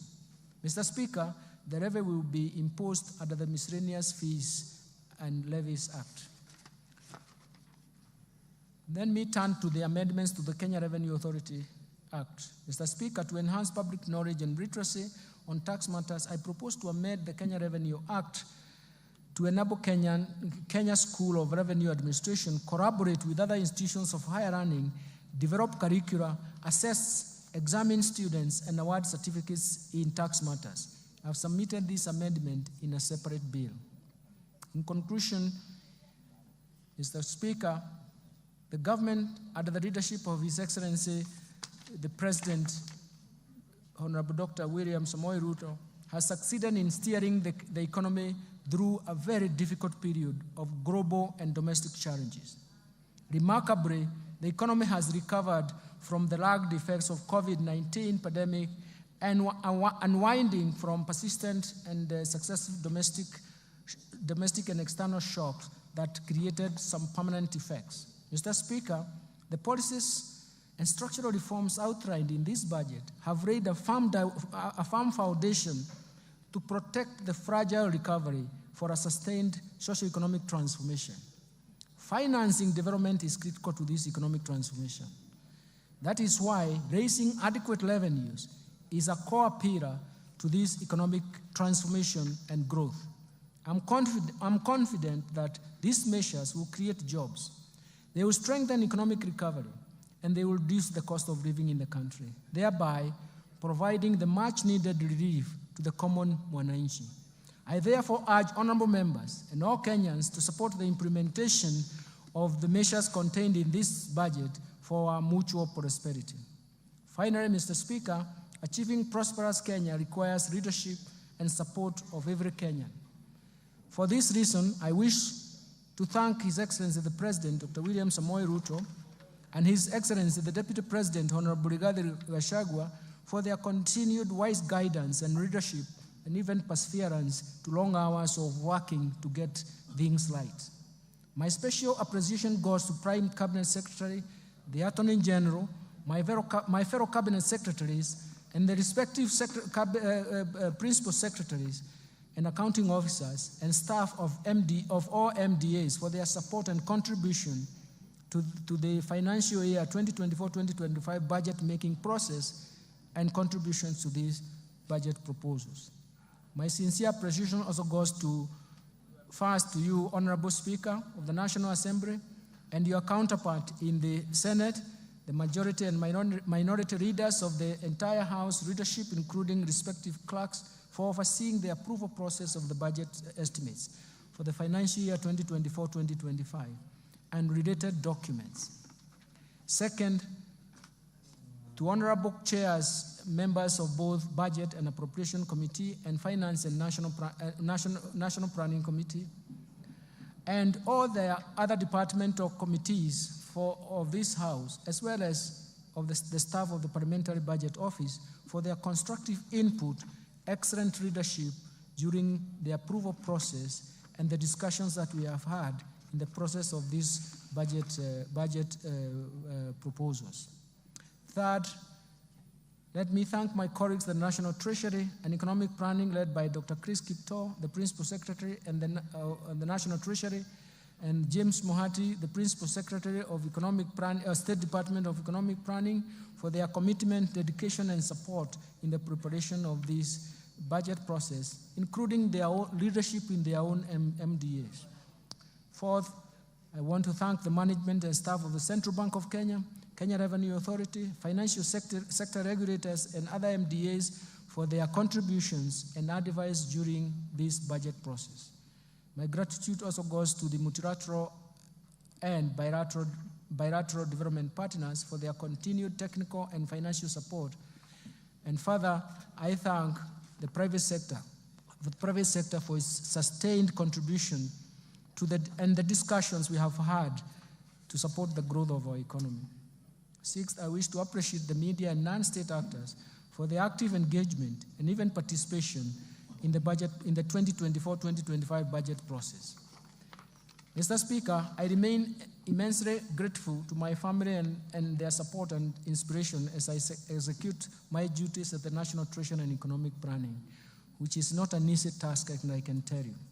Lastly, Mr. Speaker, my utmost gratitude goes to all Kenyans for their contributions, proposals, and suggestions received during the finalization of the budget proposals.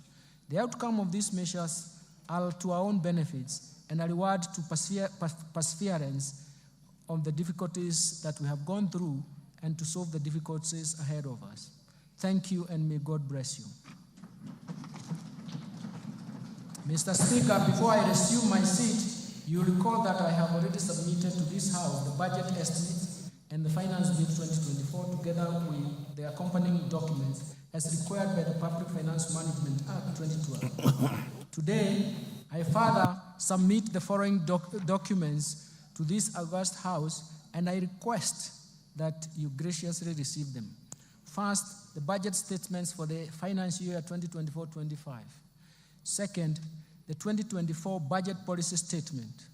Third, estimates of revenue, grants, and loans for the financial year 2024-2025 budget. Fourth, financial statements for the financial year 2024-2025 budget. Fifth, medium-term debt management strategy 2024. Sixth, budget highlights, the Mwananchi guide, the financial year 2024-2025 budget. And finally, statistical annex of the budget statements for the financial year 2024-2025. Thank you, Honorable Speaker. I beg to move. Thank you, Minister.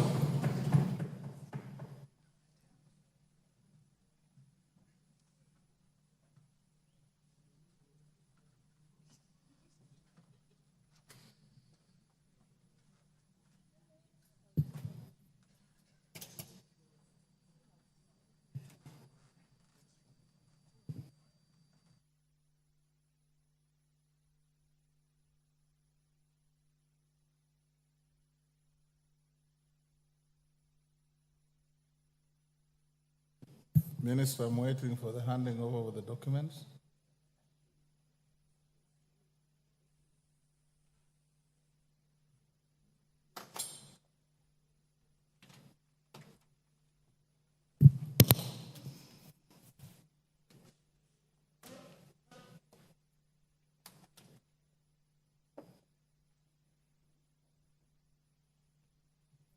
Thank you. You may take your seat. Honorable members, I wish to thank the Cabinet Secretary for the National Treasury and Economic Planning for ably making a public pronouncement of the budget highlights and revenue-raising measures for the national government for the year 2024-25 and the medium term.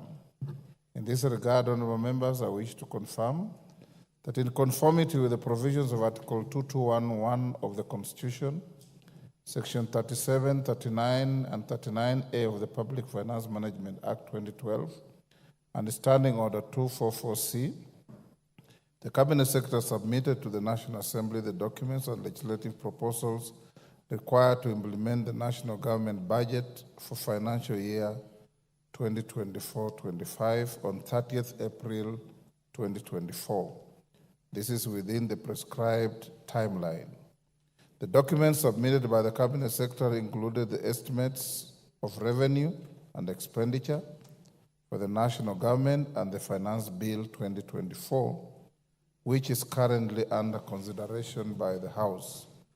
Honorable members, it is now my pleasure to invite all honorable members, the Cabinet Secretary for the National Treasury, all Cabinet Secretaries present, and other invited guests to a reception at the Parliamentary Courtyard at the rise of the House.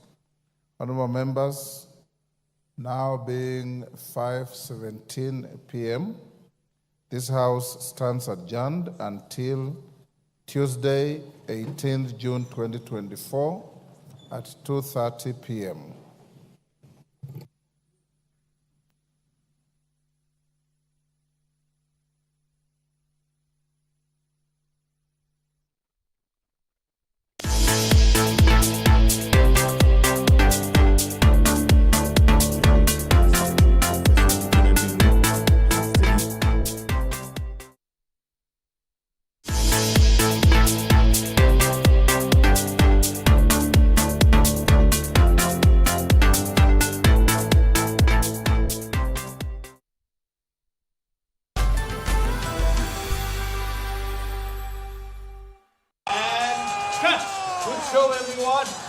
I can't believe the season's nearly over. It sucks. I mean, I have no idea what I'm going to do with all this time on my hands.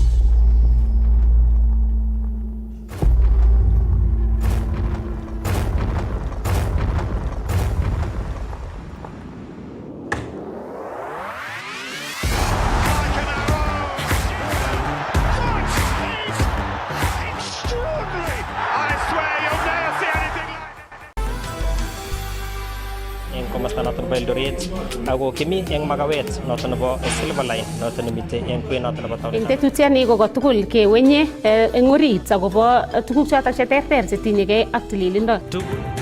Mengosirin tetutiet noton nebo mung'aret ak bandab tai neitun eng ketesiet nebo Kass TV eng kila kasitab somok.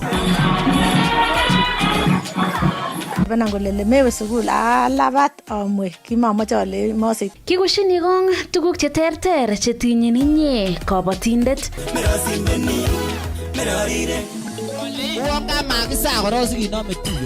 Kila komut kasi kong'ete sait aeng nebo kemboi tetutiet ko #nenetesetai. Imuch kotar eng boroindo nebo somok eng labatet nebo Kass Marathon ko koimuch kobut record nebo women only record nebo marathon eng taonit notok nebo London.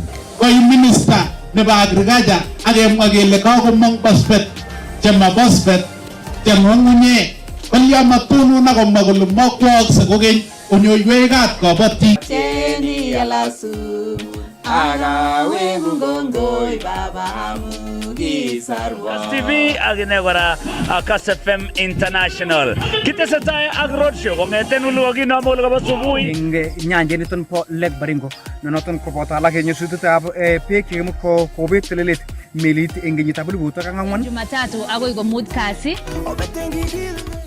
Kong'ete sait 11 ako sait 12 ak kebeberyat nebo koskolen. Akomwa kibagenge nebo Cambridge kokochi kurset eng serikali nebo emoni koteshi icheket rabisiek.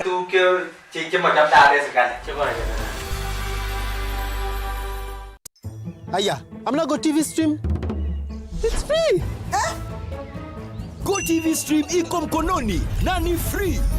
Download Go TV stream app for free. Enjoy live TV na shows kamia nane. Download and watch later anytime. Anywhere. Go TV stream iko mkononi na ni free. Available to active subscribers. Go TV. Love it.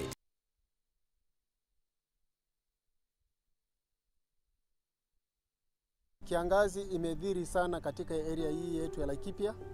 Mara mingi sana katika Laikipia kuna wafugaji na kuna wakulima. Hakuna yule ambaye amesaidika, hata wakulima pia wajasaidika na wafugaji pia wajasaidika.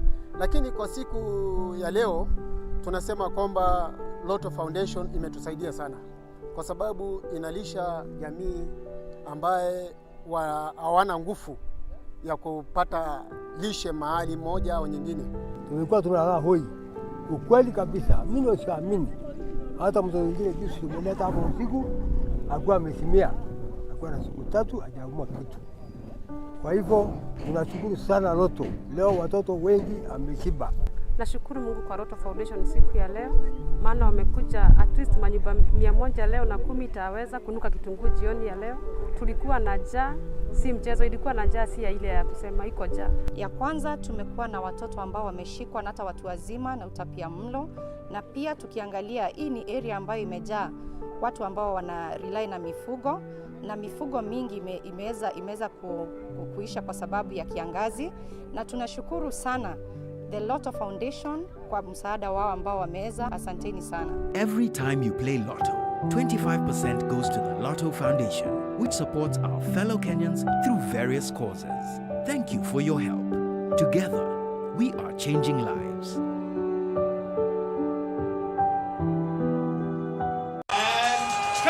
Good show, everyone. I can't believe the season's nearly over. It sucks. I mean, I have no idea what I'm going to do with all this time on my hands.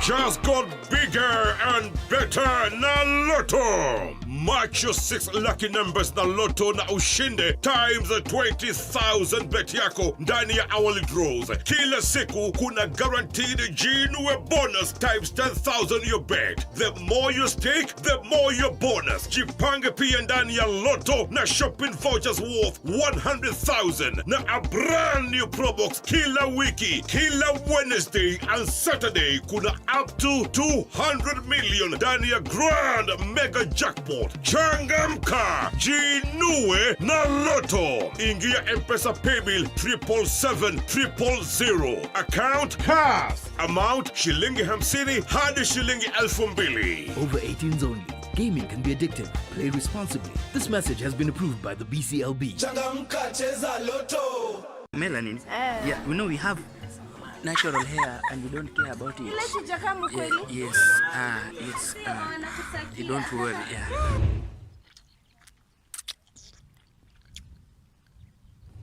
Leo tutakula kama ni leo tutakula pishori na nyoka leo. There are so many snacks here. I'm looking forward for a roast ya nyoka. Wewe ulikuwa unakatika saa zile asubuhi. No, nje tumefika hapa watu waka let loose.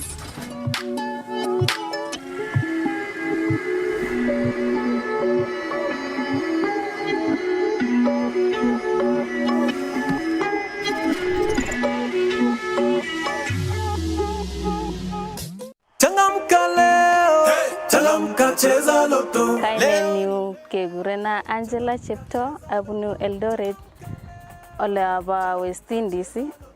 Kameja mwaiwa kale kokibirwa simeti ko kelenja ka sir million. Rabishek chuchak chakanyoru ameja aya tuget neo ne siatarita piga boli a supply anaga ngoroik in bells piga wasingishu nini ameja mwaiwa kale otesta ochesan mchezani ameja mwaiwa kale paman picha tom kotai kochesan ameja mwaiwa kale otau paman. Over 18s only. Gaming can be addictive. Play responsibly. This message has been approved by the BCLB.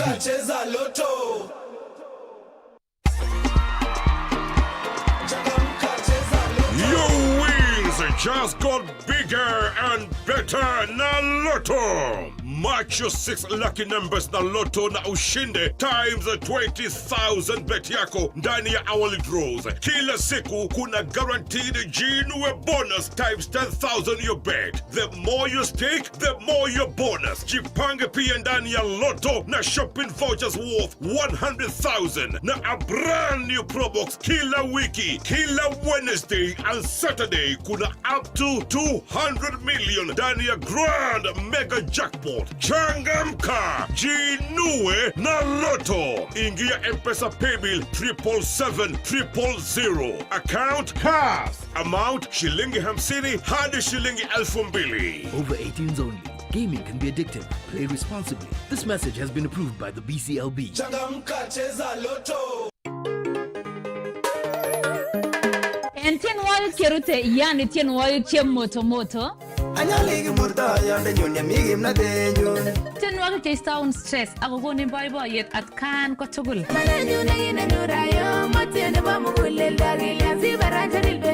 Chuton tugul inyoru en tetutetab Kass tienikyok. En Kass TV kila betut kong'eten Jumatatu akoi komut kasi. Kong'ete sait 11 ako sait 12 ak kebeberyat nebo koskolen. Komiten ak anendet Cheche 254 ak ane Cherotich. Usikose.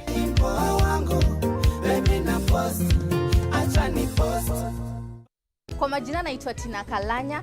Hii shop imekuwa family biz yetu tangu nikwe mtoi. Actually, tuli inherit from our great Buka Amos. Tulianza kama ka shop kadogo lakini tumeenda tukigrow. Challenges ziko hapa sana ni space. There is always a need for more space. Lakini nikinyakuwa 1.2M na Lotto leo, nitahakikisha nime-expand hii shop, nimeongeza groceries kwa sababu hapa kwetu farmers ni wengi sana. Nyakuwa mita na Lotto. Changamka cheza Loto. Nyakua mita na Lotto every hour. Get into the Lotto money train and win big. Mara hii you win 20,000 times pesa zako. 50 bob inakushindia 1 million shillings every hour na up to 40 million shillings every day. Usiwachwe nyuma. Mamili ni moto moto na Lotto. Nenda kwa M-Pesa paybill number 777-000. Andika neno Kass kama account name. Cheza na kati ya shilingi 50 hadi shilingi 2,000 na ubambedo na Lotto. Over 18s only. Gaming can be addictive. Play responsibly. This message has been approved by the BCLB. Tunafurahia kuwa hapa maeneo ya Iego Primary School na bila shaka leo watu wengi watapokea chakula. Leo kutakuwa na furaha katika nyumba nyingi. Vile vile pia tunafurahia kwa sababu kuna tangi, kumekuwa na shida ya maji hapa. Kutakuwa na kidogo tutakuwa tumetatua. Kama kawaida yote ni kwa hisani ya Tatua Tatu. Tunashukuru sana Tatua Tatu. I am proud to be associated with Tatua Tatu. Nafurahia sana na tuendelee hivyo hivyo na Mungu atazidi kutuinua.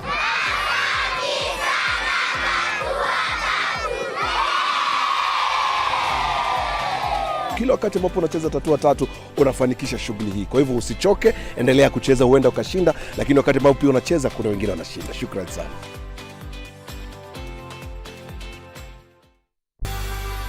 Eng komasta noton bo Eldoret ako kimi eng makawet noton nebo Silver Line noton nemite eng kwen noton nebo town. Eng tetutiani ko tugul kewenye eng orit akobo tuguk chotok cheterter chetinyegei ak tililindo.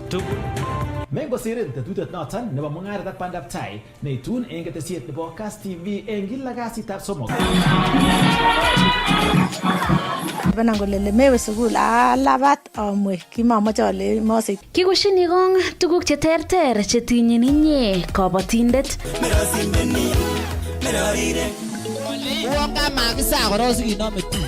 Kila komut kasi kong'ete sait aeng nebo kemboi tetutiet ko #nenetesetai. Imuch kotar eng boroindo nebo somok eng labatet nebo Kass Marathon ko koimuch kobut record nebo women only record nebo marathon eng taonit notok nebo London. Koi minister nebo agriculture akemwa kele kakomong phosphate chema phosphate cheng'ung'unye kolya matunun akomwa kole mokwookse kokeny onyoiwekab kabotik. Cheni alasu agawe mungongoi baba mugisarwa. Kass TV agine kora Kass FM International. Kitesetai ak roadshow kong'eten uluogin amol kabo subui. Eng nyanjet niton po Lake Baringo noton koboto alak eng nyasutietab beek chekimut kobet telelet melit eng kenyitab 2004. Jumatatu agoi komut kasi. Kong'ete sait 11 ako sait 12 ak kebeberyat nebo koskoling. Akomwa kibagenge nebo Cambridge kokochi kurset eng serikali nebo emoni koteshi icheket rabisiek.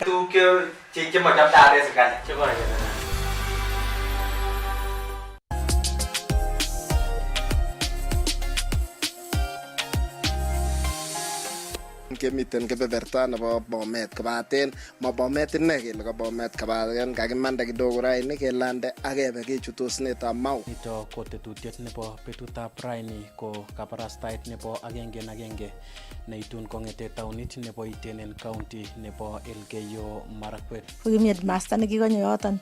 Kokamut baba konyo kalanchi korkotebenan kole lemewe sukul alabat amwe kimamoche ale moseite amun kebarane komakiseita ko kit nebo biik cheosen. County nebo Nandi ko kiokochini kanetisiet mongen ale towoe kuno tos kiotestai ako tos lene chemung'arainik. Chamke chitab kalenjin nenuchu ole ikere ketesinoton nebo Kass TV atinye kamang'unet ale baibai keng'eten oret nekararan kibwone agenge kong'eten county nebo Kericho. Ng'emetab kalyet chemiten eng komoswek chebo North Rift missing eng kiwoto nebo Baringo County, West Pokot, Laikipia, Samburu, Turkana koboto alak eng komoswek chebo North Rift chotesak koityi koimutik chebo ripsetab kalyet. Eng betutab raini eng tetutiet nebo Kass betut raini ameche kekushi kong tetutietab kabatisiet eng county nebo Elgeyo Marakwet. Ole kibendi kenyoru ng'alaletab agenge ak MCA noto bo waditab Chepkonyok eng county nebo Nandi. Amatirustegei kora akot ndetinye kewelinwek mang'un amun sait age tugul koyotoksei koret.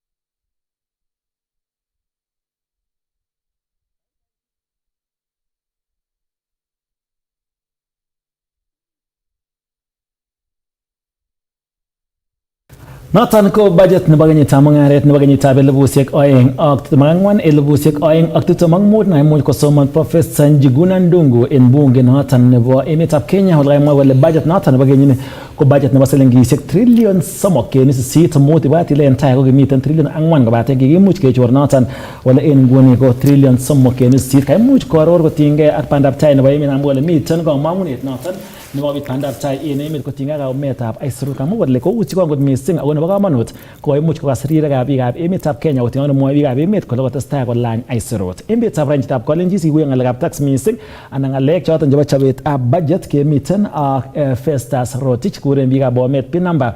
Inendet missing kokuitos ng'alekab chobet noton nebo budget missing koboisietab chepkondok en emet. Mwoe kole tos en kerenyin ko tos kaune budget noton nekakisoman nebo kenyitab mung'aret noton nebo financial year nebo 2024-2025. Itagat bwana Festus Rotich sikone kereng'ung kotinygei ak budget noton nekakisoman en betut nebo raini. Kongoi Shadrack. Ko ineb nabas korong sagat biikab Kalenjin en utul kasen tugetab Kalenjin anan legeren Kass Tv.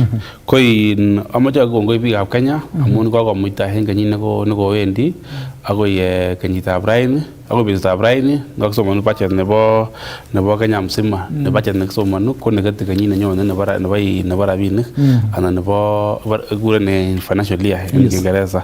Ko in ko betut nebo kamanut ne sektaisiek tugul chebo economy anan serikali ko kakere utet amun all the department chebo serikali kotiengei budget nebo raini asikobit koket boisionik chebo serikali ne ndaimukakse en tai kibendi kondamukakse kechop betut koik national holiday anan public holiday just like other public holiday amun ko betut nebo kamanut ne ko betut ne akuren u kelenjinit nebo betusiek tugul chebo kenyit amun budget nebo betutab raini ko nekete kenyit en serikali mzima.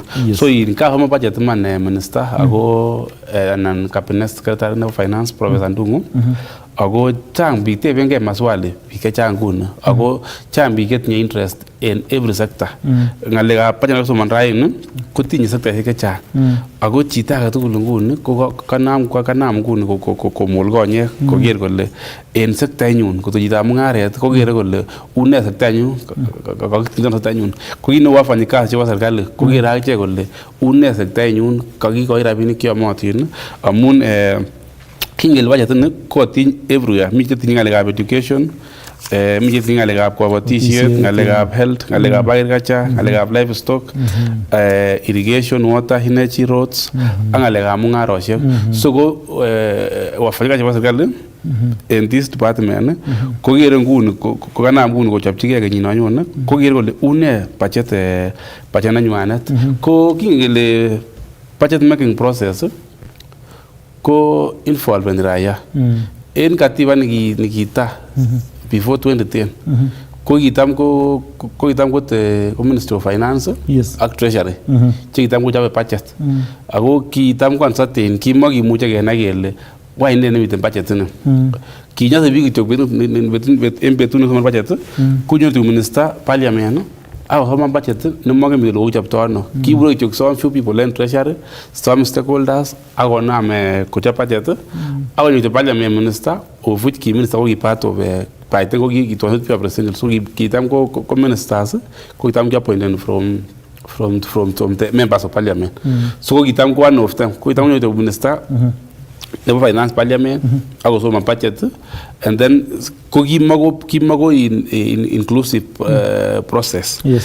Like from the 2010 constitution ko ki provide provision whereby budget making process is a consultative process, it is a inclusive process whereby it involves public participation. That's why the budget committee chapa parliament kobendi they go to the ground bendi counties ko mate few chapa raia aya kibu kora a substantive motion of parliament whereby meeting the first reading, me second reading, ago meeting committee in parliament ke second reading, first reading, age second reading, age ko committee nebo budget and appropriation committee nebo ne comprise of members of parliament select committee ko ba ko deliberate nen age bwa in third reading ne nyoge vote ni anye age ko ga kiamwan so members of parliament ko bona fight members anan they have legitimate powers kotaken part in this process of budget making. Raya akichek kora kotindo akichek kora powers. Yes. Amun ngoba biikab committee nebo parliament koba ko collectenat views chebo raya ko chito netindoi serious interest and then budget konyolu ko very keen akwa kokoito views ikyik. I am members of parliament who are also representative of the people. They were elected by the people to come and represent them in parliament in terms of legislation. They are also a part of this process. So sometimes ko kekose koboldos biik akobore kalyan budget ni ile kokinde barak ngalekab aisurut, kokinde barak ngalekab taxation, ile mi sectors chemokikoi rabinik koyam konyolu kiblemengei. Amun we have the constitutional mandate kebe kokiraya ak kikoite views ikyok. Kokikas ane abu Bomet, kokikas kele bwone Bomet town anan bwone Bomet county biikab budget and appropriation committee of parliament. Konyolu kipresent Kenya yotet ak kikoite views ikyok ak our wishes. And they'll be captured. Our members, our elected members, especially members of parliament, amun this national budget, kijaben National Assembly, whereby we have elected MPs cheki elected. Konyolu kora keib confused kot kikase kele mi kakechilech. Konyolu kiyumgei kokiraya chebo constituency ko wane nguno abu chebo constituency. Kot komi biikab chebo lungu chekere ole won mokiboiboenjini budget ni anan ko mokiboiboenjini budget nebo kenyini konye. Konyolu koyumgei akoba kocheng member of parliament akokochi their views kolenji budget kemoe kouni ak kouni. Ko the same MP who is elected konyolu konyo akine parliament akonyo komwa as per what raya koker raini subui komiten Twitter handle neko viral circulated listen phone numbers chekab simoit chebo members of parliament akele kokile raya ilenjin age tugul member of parliament koesio finance bill ni ko ikere ile kobo kele MPs chekikilewen kotindo powers kochob budget neyoni raya. So yorirtos raya nguni koleren ile makaran budget ni ongeeshe ni kosaita koteben kole abare kyolewen kandoik kyolewen members of parliament onamen yote. So kotok kele kinolewen members of parliament from your respective constituencies ko ikele ko mara kikelewen chito nemakiyoni amun en 290 en constituencies chemi Kenya 290 chekilewen MPs. Ko kotok kele mara ile kilewendo raya ko kilewen biik questionable. Lakini ndekalewen biik chekiyoni anan totinye kayanet anan trust MP nekilewen kotomo nyolu product mamonga product neesio raya. So this is a challenge to biik chebire kura. Matongeriyen kuno kebore lein kalyan budget ni kakitas ngalekab taxes ko barakiat. Ndakikoesio MPs tugul chemiten parliament elected MPs 290 koesio the finance bill nekikonye parliament anan budget estimate plus including the nominated members.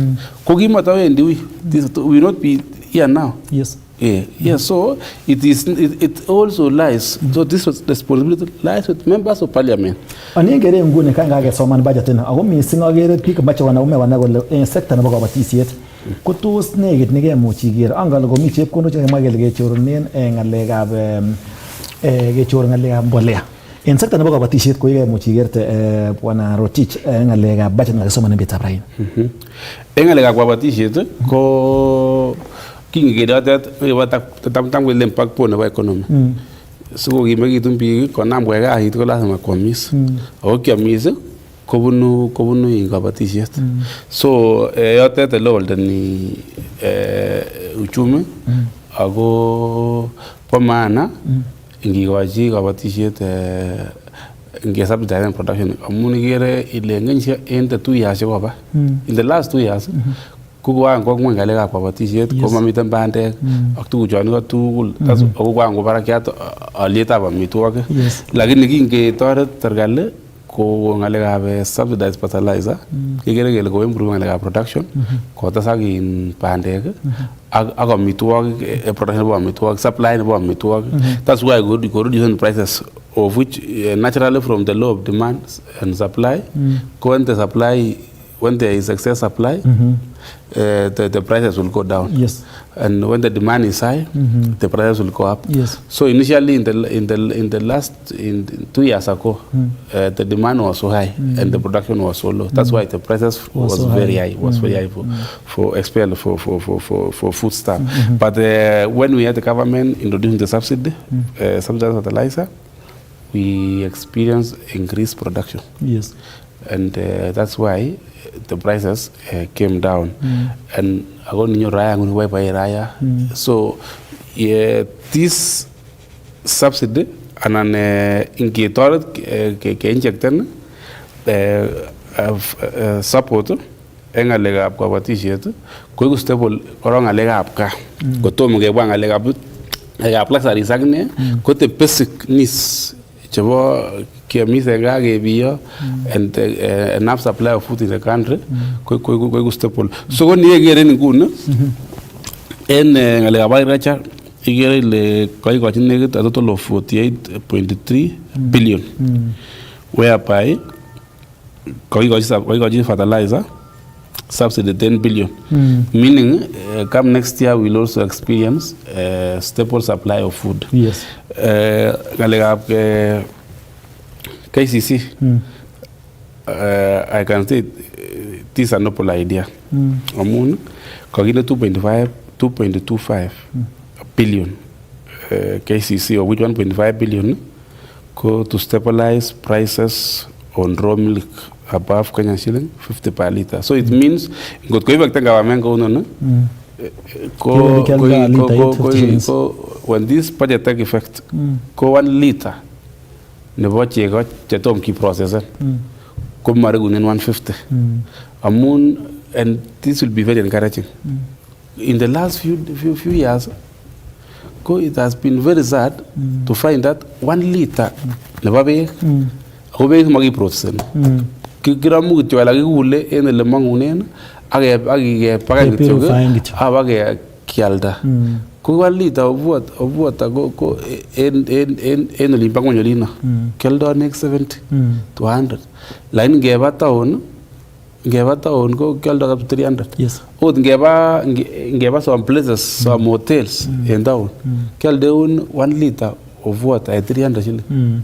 Lakini the price of 1 liter of milk it remains the same. Niwe kioski namba no mi resabori tune kioski ko 1 liter of milk ngaki process ko 50 to 55. Inyon town ko iwe supermarket ko the same thing. I hotels chue chengole ko komita slight improvement ko mara 1 liter in these big hotels ko mara kialdo 100 1 liter.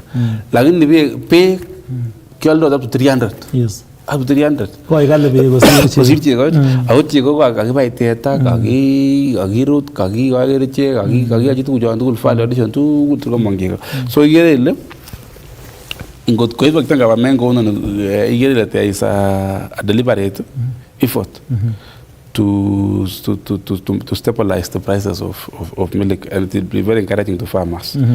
Yeah. Yekista ingen nebo ngalekab kabatishet ngeker ngalekab konyoiset amun angen ale kora ko miten en komalo kangungunyat anan strike ni kasuldaen konyoik komwoe kole yoche kesir en boisiet interns Morgan en sector noton nebo konyoiset ko tos kekerto chepkondok ketobonji ngalekab konyoik angen ale few months ago and even up to now koto miten strike in Takitaria. Family clinical officers en nguni mi strike Takitaria ako iwoki ka disease ngalekab Takitaria strike miten biik somoku chekikeneglecten serikali nyon mo serikalitab Kenya mo ko nebo Kenya negen ala chebo even other countries are doing the same. Miten kekure mwalimu miten kekure daktari miten kekure askarindet or these military people, police, AP, paka jeshi. These 3 people, they are very key in the running of a government. But key neglected for long. And then worst case ko chuba asikarik amun matindo union. Kai takitari ngunon ak konetik. Tindo union. Ako chamdaat kwa strike. Ako chamdaat kwa strike. Takitari ngunon chuba asikarik ngunon ko seretos nyamun matindo the union. The post is always right.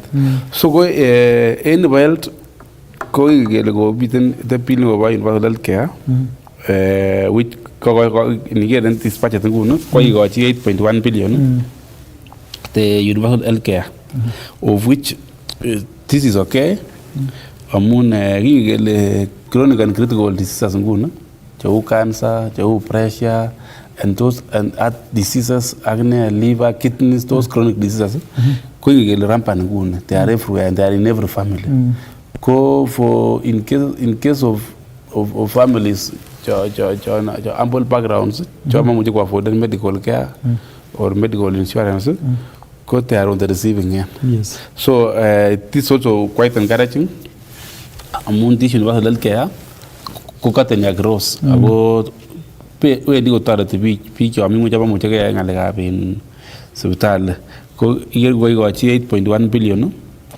the emergency chronic and critical illness 2.2 billion provision of interns doctors at 3.7 billion.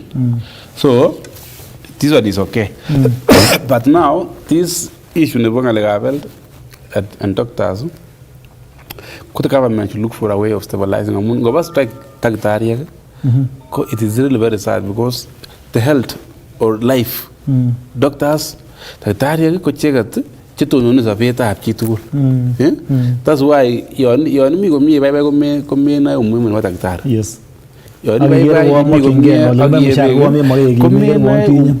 lakini ngonami ngoyo kidogo lakini ami dala aiga kulala ma ama deuna mi ko anakamia jini hospitali anakamia lakwet kemo berte ro sa nebo kemo yon kana ngurwoni konyekitun kona ngori lagat akalema ako amatu ko tumungala uhuri tumungala ako na ngala na bara amamet talala le moy tele mutation yes ri lakwet ako la lema ko ate le na umu no daktari le ba mana daktari so ko nyaru ko get sergal ako chenga wi ne stabilize nene ngalekab remuneration ana mushahara no daktari asumo yetinye sumo nyoru these unexpected things these issues was strike another part ko mwalimu koger ne ko igochi so une nge kusingo noton ngemwa konetik ngene ba somanet ager ne ngalekab konetik ko igochi ne ko igochi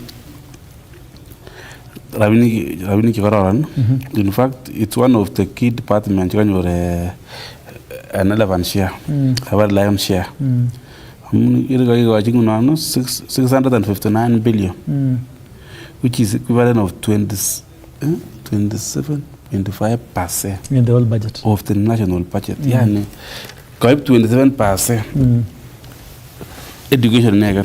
Anyway, education ko mi ngalekab help loan, mi ngalekab university, mi ngalekab cheza sindans, school feeding program, defense capitation, capitation of free primary education. So kingele is also one of the key sectors. Health, education, health and security. Those are very key sectors. That's why the government in Costa Rica, it is very sad. Those are very key sectors. Yes. So this for cotton and security. This security personnel. Kenya look together away. They are suffering in silence and they don't have a union that will advocate for their rights. So education, again education loan boards. That's 6.3 billion. Yes. Which is also a huge amount. The first, which is this polytechnics, technical vocational education trainings, got around 30 billion. Development of projects including hiring of tutors, we got 30 billion. King Gelangun, go employment and a job market go very skewed. Chang wanafunzi chikita university chikita 10 years ago awutongwa konyor stable employment. That's why niwengun help loan ko it has become bad debts. Yani one of beneficiaries chikanyor help loan ko university and colleges kuma muje kun kolipan amun tongonyor employment ngamun loan chutet chikonin university somanen kekonin kelelen tun kesich kasit ilipan pole pole kunya yon tomo isich kasit ilipanen ako mwaat kele chepkondok chotok keribe kora kiwai ine lakwet age okiribe kora ilipan sike revolven kinyokikochi alak chemi university so it's also high time nitange serikali ne ko investen heavily in polytechnics ak technical colleges amun technical colleges iwendi chito barat iyai course nebo 3 months anan iyai course nebo 1 year and after 1 year you can be self-employed in kainam itai rabinik anan icheng'e rabinik ngo chito koyai ng'alekab carpentry koyai ng'alekab masonry koyai ng'alekab wiring koyai ng'alekab plumbing electrical mechanics name them kochongo kasisiek chetore iwendi 3 months inyoru certificate course nebo plumbing the next after the fourth month imi kasit ikesome kasit imuche isike kasit ak inam isich rabinik so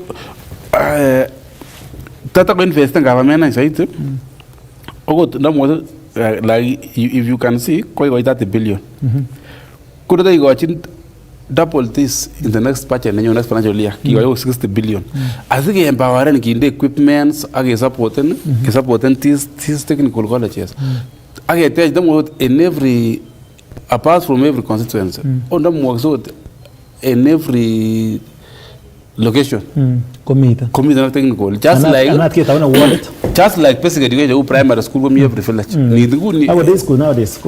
need go day school and secondary school and primary school come every village ko ndakingeta akine these technical colleges kinde every village kele kunani ingeba community na primary school myon aka secondary school aka polytechnic ni mara over ngalekab tailoring and carpentry ngeba na village community over ngalekab masonry plumbing and wiring so ngeta kwen ko ngata class 8 ako mako muje sikiro to mara in secondary kele wi polytechnic ko ngeta nga asubuhi akwa polytechnic bako in 3 months konyo certificate course ana technician course nebo ngalekab mechanic ana masonry some few days kusoma kasit kana bito konyor income immediately lakini koko nguni apart lokab university tika soma la kwa university for the and whatever ko tar konyor degree konyor diploma man entire university life amara kidogo kusoma kwa masters ko tar masters anyo kobur enka and then another thing amun lazima kesir kasit another thing ko chichi ka tar degree ana masters ko expect in white collar jobs so ibure for 1 year mami kasit second year mami kasit third year mami kasit fourth year up to 10 years mami tan kasit and that this person kuna ngoto ko desperate ka ko ready white blue collar jobs ko monje ko amul le giran atne degree giran atekse ya masan ala na maganika yes giran no carpentry ako keta university degree nebo mara future nutrition ala degree nebo education ala nebo becomes kira no ngala mechanic ala no miten in atekse ko won ko ndege ngweny so ko tata expect white collar jobs amote white blue collar jobs au be digenyishek ako money has been invested in that particular person amu gilwa primary enga that is investment gilwa secondary school secret fees that is investment gelda secret resources gilwa secondary kada secondary school kwa university kwa university kulwa ni tibab kimwa sigindet ayo kirabini mara kama kanyo lele plonje university chuti sa education loan book so invest in musase ela kwa university invest ni government ko goilo kata la kwa university 4 years ndo degree man kanyo first class or second class or whichever level ani go 5 years enga mami gasit but this one niga kawa ko class 6 kona mko with subway class 6 kola na ko ngale board master class ko lia ko ingereza kona mko trobe na utu kwa polytechnic nemi aro na malogara kwa ngale carpentry kona gugura ndane in the next 4 months kusire kega hit kuso mot ka she ko yat ka pe ketwekin kona ngwe stulishek mesoshek kwalda kona kwa income at the age of 13 years amara la kwenda 13 years or 12 years kumara mi primary yes la kwenda jito for mwako around 13 to 14 years so katomina lakwet en class 7 konam kwa technical college kwa 3 months so in kwa lakwet 14 years kotomo got konyor bandet ko konam kwanan income lakini kawendi university kwendi university kakotore mara first degree ko 23 years akanyoma kwa masters anyoko the masters anyoko tamaken for another 10 years komosi kasit mara ko kasit ne peta ko ni 3 years so igera anyile anyone kisi konam vocational kanam ni kwanan income in 13 years ko nino ko in 3 years so 20 years different so ko gero le ngale education ko na mo ta ko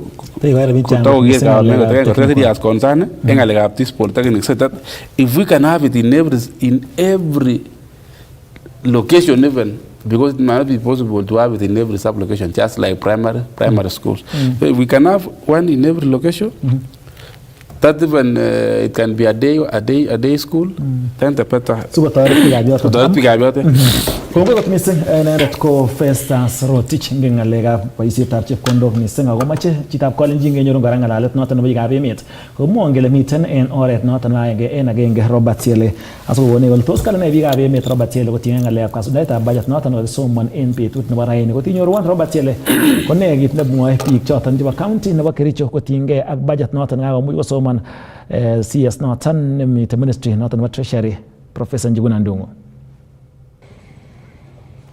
Kongoi missing Shadrack Mutai en studio nebo Kass TV anyoru en oret nekararan en nguni amiten en county nebo Kericho missing ko taonit noton nebo Kericho ole miten biikab emet chemache kokon kerenywan kotinygei ak budget nebo rabisiek cheite shilingishek 3.92 trillion chekaimuch kosoman raini cabinet secretary nebo finance en emoni noton ko Njuguna Ndung'u nekamwa kole miten ortinwek cheterter ak tetutik cheterter chekokonde serikalitab emoni koker kole kaimuch koityi budget noton missing ko cheboto kora katuiyotab kibagengeisiek cheterter anan waletab namunet chebo kibagengeisiek cheterter koker kole kaimuch konyor kimnotet nebo komong rabisiek anan komong rabisiek cheimuche koityi budget noton asikeboisien en tetutik cheterter chebo bandab tai en nguni kemiten ak alak en meng'ikab county nebo Kericho ole amache sikobit koarorwech komwowech kole tos katakta ano budget noton kakerto ano tos ne kit ne tos koker kakiityi anan ne kit nemakat keyai asikonyor icheket kelchinoik otokotin ketesiet noton nebo Kass TV chairman mongen en betutab raini budget nebo 3.92 trillion kebeberta neo kot missing nekaimuche koshukong biikab emet ko kebeberta noton nebo kabatisiet fertilizer subsidy ak tuguk alak cheterter tos mongen ne kireu en betutab raini en kongoi missing county ko Richard Mutai chairman bunge la mwanene nebo Kericho ko amwa konu kerenyun akobo budget nekabo betutab raini amwa insisten nikaptaen ngalekab farmers ko akere ane subsidy non kakikochi 10 billion ko moyome 10 billion ndamun the backbone nebo maendeleo ak la tugul ko ngalekab farming so ko kakere ale mayame kanyolu ke reducen the budget nebo president's office ak nebo deputy president's office asikobit kinde kochut komasta nebo temisiet ko noton amwore ale kanyolu takoker biik en finance amendment kwachi amendment kidogo asikobit kochutkei ak ngalekab temisiet kebeberta agenge anan boisiet oret agenge nebo kenyorchigei budget ini ko boto tilet noton nebo chikiletab allowances chebo kiboitinikab serikali ak parastatals cheterter mongen ole ikertoi ano meng'indetab county nebo Kericho noton kokochi kabisa en kasubet ngalekab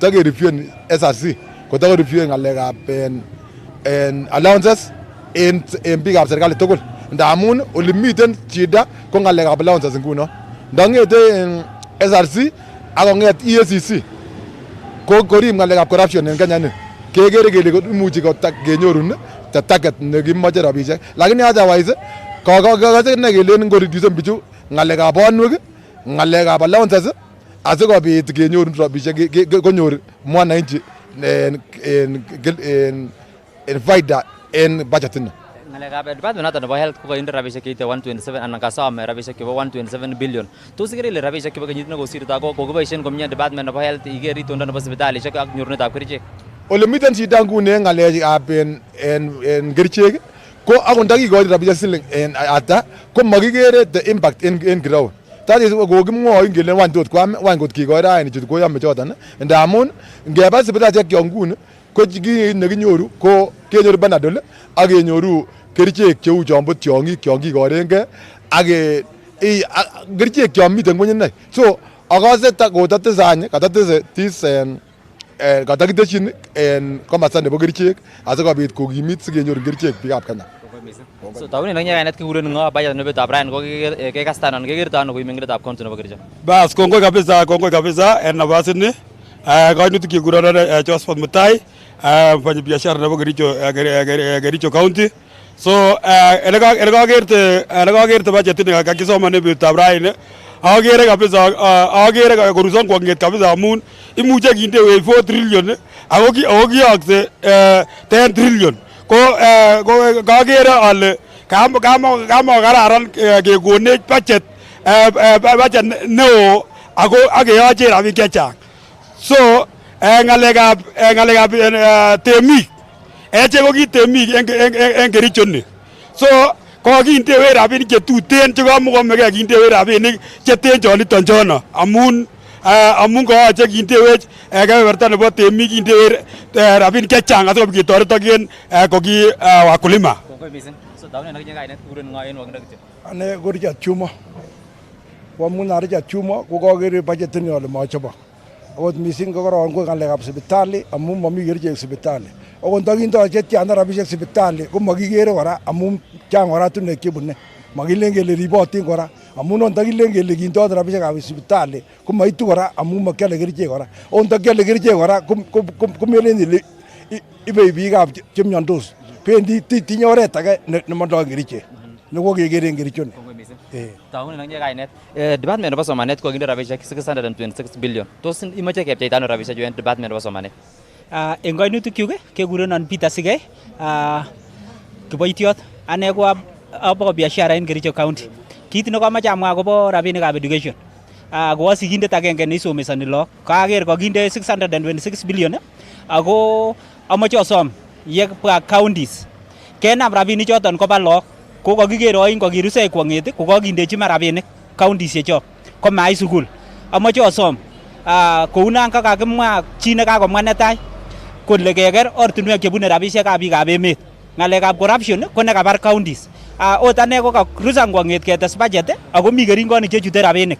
Kit nekwobwote ko keker keringonik ak keboswech budget konyo ngweny sikobit kenyorunen kit nekiyoe biikab emet. Nguni ko kamach kouit kasit. Kabunotech serikalit ketinye kou sikiro kochobok en biikab Kenya. Kongoi missing. So Shadrack Mutai choton kityo ko alak en meng'ikab county nebo Kericho chekatotindoi kimnotet kot missing kotokomwa kokon kerenywan kobaten kosubkei ak kasarta ne akere ale moitokyigei nguni parliament en tetutik alak anan kabarastaet nebo anan keretab alak en kandoik missing kotinygei ak budget. So choton kityo ko kit neu itondo en county nebo Kericho ak ole moktoi meng'ikab county nebo Kericho boisietab rabisiek ak ortinwek chekiboisien keker kele kaimuch keityi budget inoton. So awekun soet Shadrack Mutai en studio nebo Kass TV. Kainenyun ko Robert Selet TV amun kimnotet naet.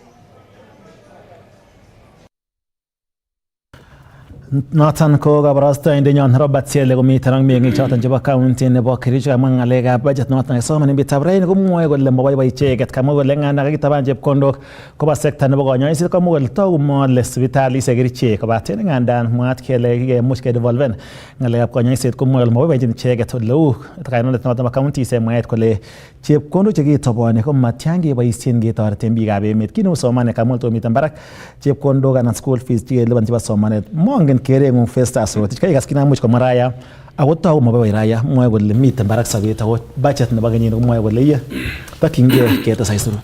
En iman ko maboiboi Raya ngele noni ko budget nebo kenyitab oeng en serikalitab Kenya Kwanza. Kingochutu President William Ruto serikali en 2022 August keopishoni ko budget nekikete en kenyit nekisibu ko kichobe serikalitab Uhuru. So kinyo ko inheriten budget nekiyan kechop. Kandan kimuche kowalawal ng'alekab supplementary budget ak ine ko it is budget nekiyan kepasan en the 12th parliament. Lakini budget nekochop serikalitab Kenya Kwanza nebo William Ruto ko ni budget nebo oeng ne kikakon promise no president anan biikab Kenya Kwanza ako en Raya kole kiwendi kotoreti chito nemiten ngweny kiwendi koinori chito neasla.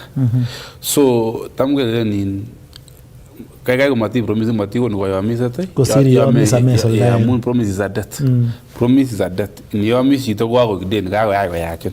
So kiboiboi biik chebo Kenya chito nekimi ngweny amun kale ruto kikelewen serikalit kila nebo biik chemi barakyat lakini noni ko serikalit nebo chito nemi ngweny so ko biik chekimiten ngweny chekikere ko chilotin ko kitinye kamang'unet neo kole yekakwa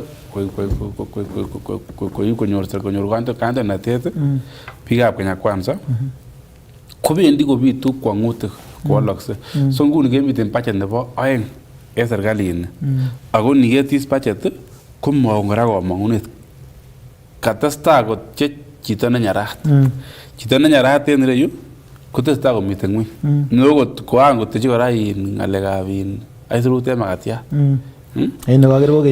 lakini koan kotechi non ko siginol nekabor kele imuche kotes ki age tugul serikalit okot en ng'alekab sanitary towels sanitary pads netot toret ng'ekto keteshi ko nibeker konyose biik kotese serikalit ngotese makatiat kobore daily bread yani nebo kila betut yani maisha kula yani kiboisien yani daily bread yani lazima kemiten ko lazima komi daily bread mese ko iker ne koan go propose konde tax makatiat yani au credit sta okot ngandan yoche keyai kiyum aisurut kulipa ushuru ni kujitegemea yes makiche hicho ndio lakini kakwa serikali kora pokol lemo kateche lemo nyolo kateche live wire so ko sikiri mabwa ngun raya amun kitinye raya kwa mangunet ya serikali ni kingoe campaign kora bichu ku kiamwa ngalekab taxes kole magimoe taxes chichile raya yes lakini tata kotese bichu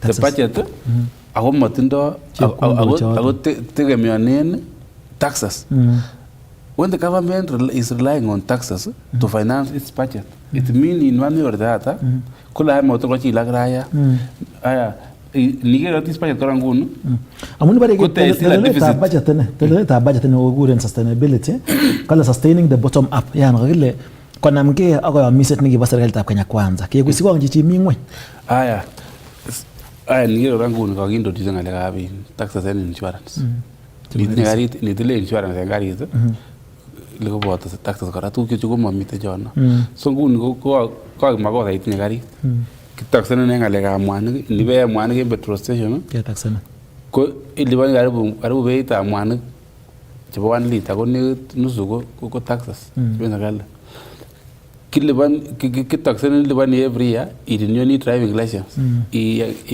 to be able to drive a car driving license inyoru lazima irenew kila kenyu anya kora kakebwa kora tax kora insurance chebo karit so kachen ko makosa itinye karit this is a discouragement to someone who is aspiring to buy a car akot spares chebo karit imache alvetret ko taxana ko taxana so nguni itinye Kenya karit ko makosa amun the government is discouraging ownership of motor vehicle amun agonde we government is this because the government should encourage people to buy motor vehicle to aspire from one level to improve or to go from one level to the other lakini nguni no kabati kama kwa gari nguni yele mot moyo amun ta kora the government is increasing taxes daily kondo chimache ki budget nebo 3.92 billion igerele moyo mot to mi deficit en serikali nebo timbe kachang kole kiamwa president kole kibose chepkondo chekisome emotinwekab sang ak benkishek mongen kit nemuch keyai sikomuch kinyit keringonon manye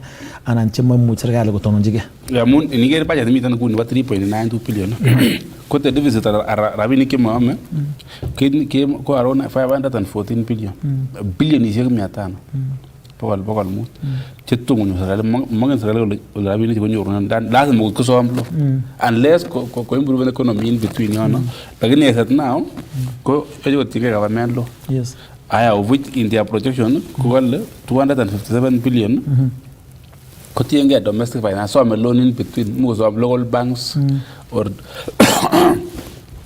ko 256 billion ko kosom loan foreign loan yes. So this one is a sign that foreign debts is inevitable. For every government to survive, it must borrow loans from abroad or from World Bank or IMF. So, this by we are having a deficit, and this deficit, the government, where I take out to finance this deficit. Come out to all domestic law. Some foreign loan. So large amount some loan the government. But anyway, some loan makosa.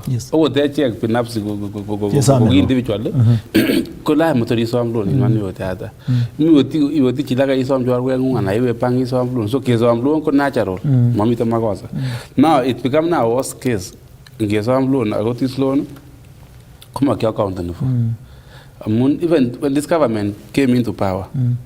Kogi tindo a very big excuse no gitango le kogi ndere to serikali ne gomilo kogi to this government ko chang lo ni ko chang deni le tinye serikali ako mami tembe tu ne mo wala deni ne batia ako chang ko gesom ko ingone kinya ko government very candid very clear ko manna go le kinge tu enagas keswere ne chi ko deni ne giba serikali kogi ne tengo le au nguni go be ganyi sumo nwer ni go be ganyi ra nguni and this government mami te betu no go out mi bana open le go le kinge nyoru ko kinge to imi do le tengo le au nguni go ge gilge ko ge le wanje tengo le to ge this amount of loan so it to the time so muje ko human raya go le uwo ngale juba loan gi oche China yo che janno ko ko ga scam ako ngele wala binti ati nguna ngium taxes ko udana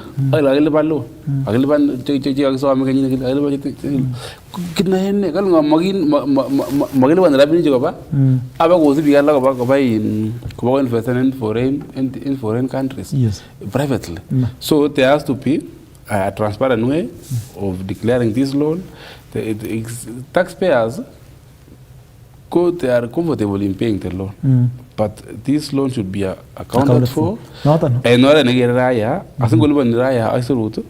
Kogire kagia ngine nyoro no. Agumwa kuna taraya in lo ga be me chugo mitembe taba mut agwa kuma tsanga lega public participation engala finance bill umma bi wala magi wi gela lakini kana tas taxi ko ne oret no ba isen jita boda boda kana tas taxi ko ne le uren jita boda boda in town kala nge ko ngemi market kala ko no mo gara tas ngu nan je ko ne jitile mama mboga mi le gara mama mboga en ko dong we ki so gara ko me taxan awar gara ko jam chige boda boda jita boda boda mu kaya oret kuma ta itore so mele ni ko ku ko tawele mai si ora ya ka baten macho ko ne go le ke ko ndo chutaju ana ngora kon wi gere guni the public utilities and essential services ko guni tu ko tu manera ya private sectors right from education chita wana logun ko ben private school this academy to me ninga jiba private amun public school jiba serikali ko is in the variable condition the facilities is school agne the quality of education ko mi ngwen imagine healthcare imagine hospital como abendi this public hospital dispensaries or health center bendi private hospital keba university ana keba secondary school ko public secondary school gara ko prepare mbi ko in ko ba private ko universities private universities ngun ko worst bendi gun private universities so these basic utilities and infrastructure go provide government ngun ko te harbo le performing in the public school, that's why a lot of in private school go they perform better. Why? Why? These are government schools funded by taxpayers' money. The government should be very keen. Go education and primary education, for example. Could you government law came with the public school than in private school? Amun this one are being managed by government. So if indeed the government is efficient. Kunya look a better condition public school than private school. Ko no give hospital. Public hospital. Give for the revenue government taxpayers money. So this hospital should be offering the best services, healthcare. Lakini nguni kuma ubendi public hospital amu ngai mami gerichi. Yes. Yeah? Ngai mami daktari, you can queue the whole day, you're for 2 days without getting attention. But now, in a private hospital, you go and pay dearly. Dearly, but very expensive. Every private hospital, the best health care. Lakini tiwa serikali kuli wana. Ko mamiten. Yet we continue paying taxes. So we pay taxes to get the best health care. We pay taxes to get the best education. But again, we don't go to these public utilities because they are well managed. And poorly equipped. That's why we so the citizen now relies on private sector. So somala ako yung hiyadi, could commend a private school boarding or academy. Go in the public school any ko the man ndago ko image health attention health care. If the public Kiburawe gor mara magero. Ago muje iburte all day agni taktar mami gari chikara. So you have to go to private. So why now? Why? Kogere budget kagiti chepkondok county governments. Chemuch koboisien en tutabandab tai. Tos mu kotoret noton en ngalek che devolve functions netai ngalek kabatisiet ngalekab koliban chepkondok koboitinik chebo serikali cheboto konyoik chemi devolven ngalekab ECD. Amu kiyake mwenda ke devolven devolven magay boisiet constitutional kurabinik kebendi county ko it's stated in the constitution at 15% of national revenue. So go in this year ko gonyor pen county need around 400 million, which is a slightly increase in the last budget. So counties actually have been doing well. The first county government between 2013 and 2017, when they were forming structures, we are doing well. I don't know, because everyone was still excited about the functioning of the county government. So in sudden projects visible in counties. Could you up between 2013 2017, and by then, we to 10 rabbinic allocating in the counties. Like from 2017 to 2022, there was deterioration in development that is notable in county government because corruption or fighting between national government and county government.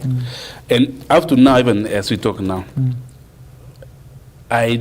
I travel widely across the country, and in Nigeria, we can counties compared to what like CDF or NCAF. CDF, that is for constituency MP, and national government affirmative action fund. This one for women reps. In even that in counties, you will easily notice projects funded by CDF. This is a classroom or whatever, a chief's camp or police station or poda shared. You will just see funded by CDF and GCDF or funded by or funded by NCAF. But you will rarely see a project funded by the county government. And yet county government receive huge chunks of money. And if especially in the last 2 years, I sometimes ask myself question, why am I not rubbing counties? Because you will get let me do, let's say my count. This year, cost even 10 billion. Of course, there's current expenditure and development expenditure. Like we identify kini account. That's a flagship project. Even with high-powered lenses, you cannot identify, you cannot see what the county is doing. But with little money that the CDF is doing, you can be able to see a classroom here, a project here, with that small amount. So there's a lot of corruption in the counties, and it must be looked into. However much it is receiving a lot of money. What we can see from the eye, or what we can witness, from the county is actually invisible. So if there should be a constitutional review or amendment or a referendum, we should reduce this money going to counties and send them through other avenues like CDF and CDF and GC, GAF and CDF. Not the CDF, even bursaries. Need ground, it is up here to be using CDF bursary and CAF. So you get a CDF Kochanga, I get us in CAF Kochanga, Kuchubaka on these cables, Amun counties have just become corruption and looting cartels. Mommy, the Guinea getting counties. Two of Nairobi counties, Nairobi County is receiving a lot of billions, almost 20-something billion. Yes. And apart from revenue, but what do you see in Nairobi County? Sakaja has been here for the last 2 years. Songo was there, NMS was there. In fact, it was better when NMS was there. Amuni kigero beautification of town, about capros in town, about street lights, vitalities, and NMS. Like in to political time, give me Songo for 2 years. There's nothing that was happening. And yet, Kinyu Rabini every year county, revenue. Nothing was happening. We only witness sound and visible development. The same thing to counties, other counties. Yes. We sing gong as you want to Kasarta Hanger to Chinga, Loga, met Carol Kiplagat. Cobatin Kusingong when again in Goni committee, Tamanamu chart and Chetina, Lachabet chart and budget, finance bill, name Guno by Chegat. Kasartan na babet siyang muta sa mo job ngalega finance bill ko yung kere tabi gabe met kere tabs to kon last to not in dochin Korea Kimani ko bota Benjamin Langat ne gorbe yuande nin kon bangi cheret wala mien gon retreat en evasha tebe ka chango le tos enganda ngo tabi gabe met kere nywan tos imuch ko bogo manut en ora gatul anan tos ko meken up the mind sergali wala kimache kondo se nyorun 3.92 billion ko anole ya mega taxan magari itu sih orang nampak pasar raya como yo me aguante a fuse lagi ni kiko igual andul cartel even this committee should be independent. They should speak the voice of the people on the ground. But kiko igual vi que aquí mucha gente que am twisted when the government has an interest in a particular field they'll still influence and twist the committee. So that's just a formality. They are going to exercise their constitutional mandate by collecting the views. But finally, those views might not see the light of the day. Yes, Amun. Young go accept government go like particular direction or want to go on a particular direction. Go tell force its wishes. So, unko ba nyega mitiba kwa kola tansu jabaraya. It is their constitutional mandate and it is their role as the committee. But the results are not the future baraya. Como agere ganyoge incorporate. It has been like that always. Amun ndagi future ba wananchi kete get into account. Kutos and this part also man Ryan. There was enough time in the whole year to begin this thing. Give public participation. Ki collect and future baraya. Ki parliament. Ki first reading. Ki second reading. Ki estimate. Kaba committee level of budget and finance. Ageba third reading. Agi petition. So getting the opportunity. Raya and public participation, getting the opportunity to members of parliament who are the representative of the people, who want to have views in the flow of the house, come this level. So, to be any good go in the night.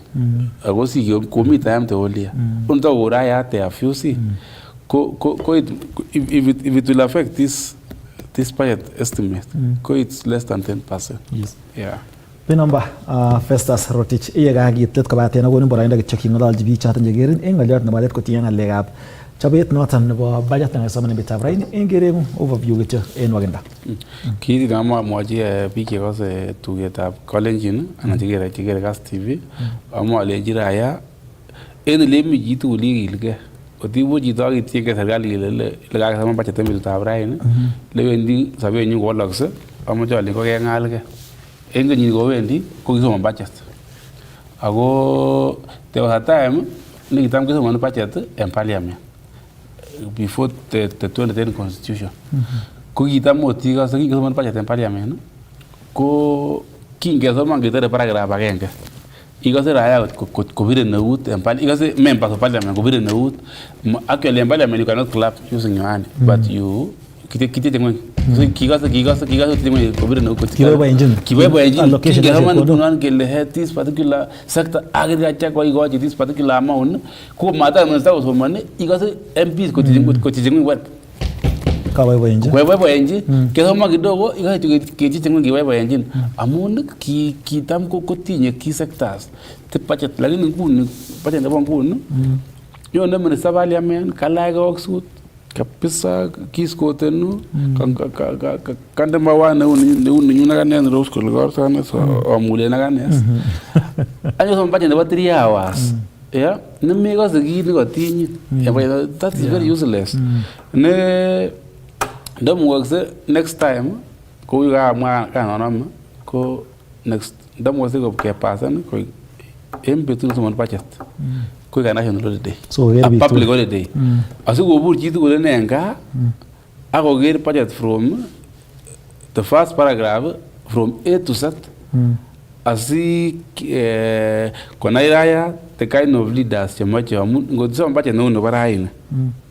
kongeten A to Z akibwat ile the making of that budget ko you are member of parliament was among ko mang lebirte kura en election nenyone so ama ko kemachena biik tugul chebo Kenya anan cheko tugetab kolenjin en betutab raini ale okilgei en ele omiten yonyoru opportunity obir kura olewen raya especially members of parliament amun chotet che taken part in budget making process olewen biik chemuche konyo kokoito tuguk kokoito in your voices awngalal ak nengwanget otherwise kongoi ot missing chitab kolenjin inendet ko Festus Rotich kuren bichu pin number kakemuch kekusingwa ngalekab budget noton imuch kesoman en bitab ngabaten makiyet letibwat ile kongetege site agenge kotuitosi ak Karo Kiblagata so amuch kora kokusingwa ak ine ngalek choton chebo ngalekab budget noton nebo kenyit nekakisoman noton nebo 2024-2025 tor komiten Karo Kiblagata en kibagenge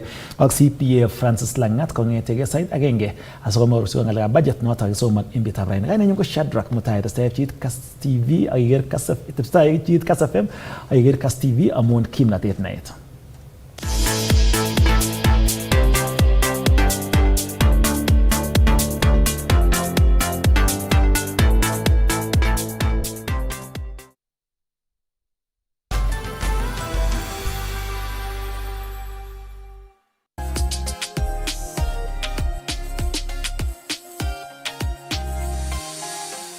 kemiten kebeberta nebo Bomet kobaten ma Bomet inne kele ko Bomet kobaten kakimanda kidogo raini kelande akebe kechutosnetab Mau. Nito ko tetutiet nebo betutab raini ko kabarastaet nebo agenge neitun kongete taunit nebo Iten county nebo Elgeyo Marakwet. Kokimiet master nekikonyo yoton.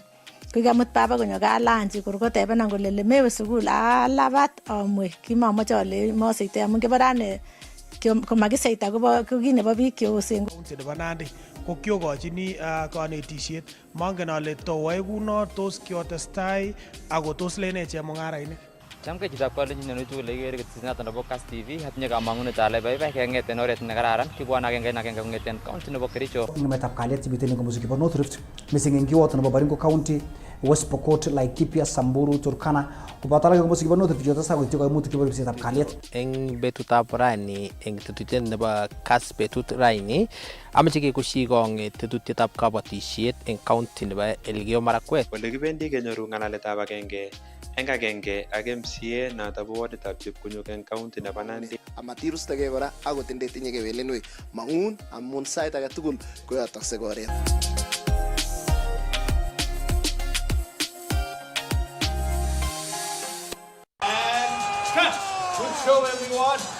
I can't believe the season's nearly over. It sucks. I mean, I have no idea what I'm going to do with all this time on my hands.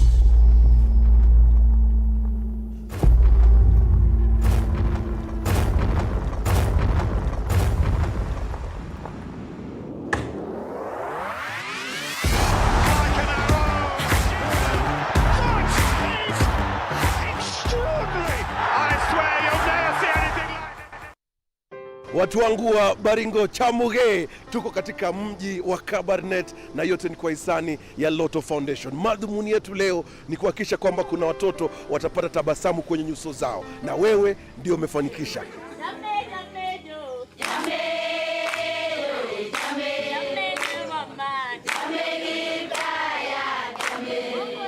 Mimi naitwa Mary Sang, Director Sunrise Children's Home. Nataka kuchukua nafasi hii kushukuru Lotto Foundation kwa kuweza kututembelea siku ya leo na kuweza kutusaidia na chakula. Tulikuwa tumepungukiwa na chakula na sasa tunasema asante sana kwa kutembelea sisi na kuweza kutuletea chakula. Asante sana Lotto Foundation.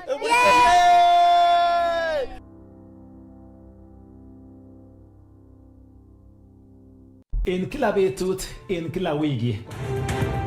Mengo sirin tetutet noton nebo mungaret ak bandab tai neitun en ketesiet nebo Kass TV en kila kasitab somok kong'etege sait agenge ketau logab emet. Miten barak boiboiyet en kwenutab kabatik che ikotorchigei kolsetab kahawa en emetab Kenya. Koib sait agenge ayoriat ketuiyo ak toek en studio asikomuch ketebsen ak komuch konoisechin kotinygei ak tetutikab bandab tai chemiten en emoni. Mugile kakiib raini nebo kasitab somok kwa Malaya Maria. Amune? Mara kagere ile machambi noto. Correct. So mungaret ak biik kwa kitu agenge. Wakati mnapangiwa panga raini, mnapewa 300. Hiyo pesa inatoka wapi? Si ni ile revenue inachukuliwa, mnapangishwa raini. So it is your own money. From this hand to this hand. Kaina nyungo Shadrack Mutai.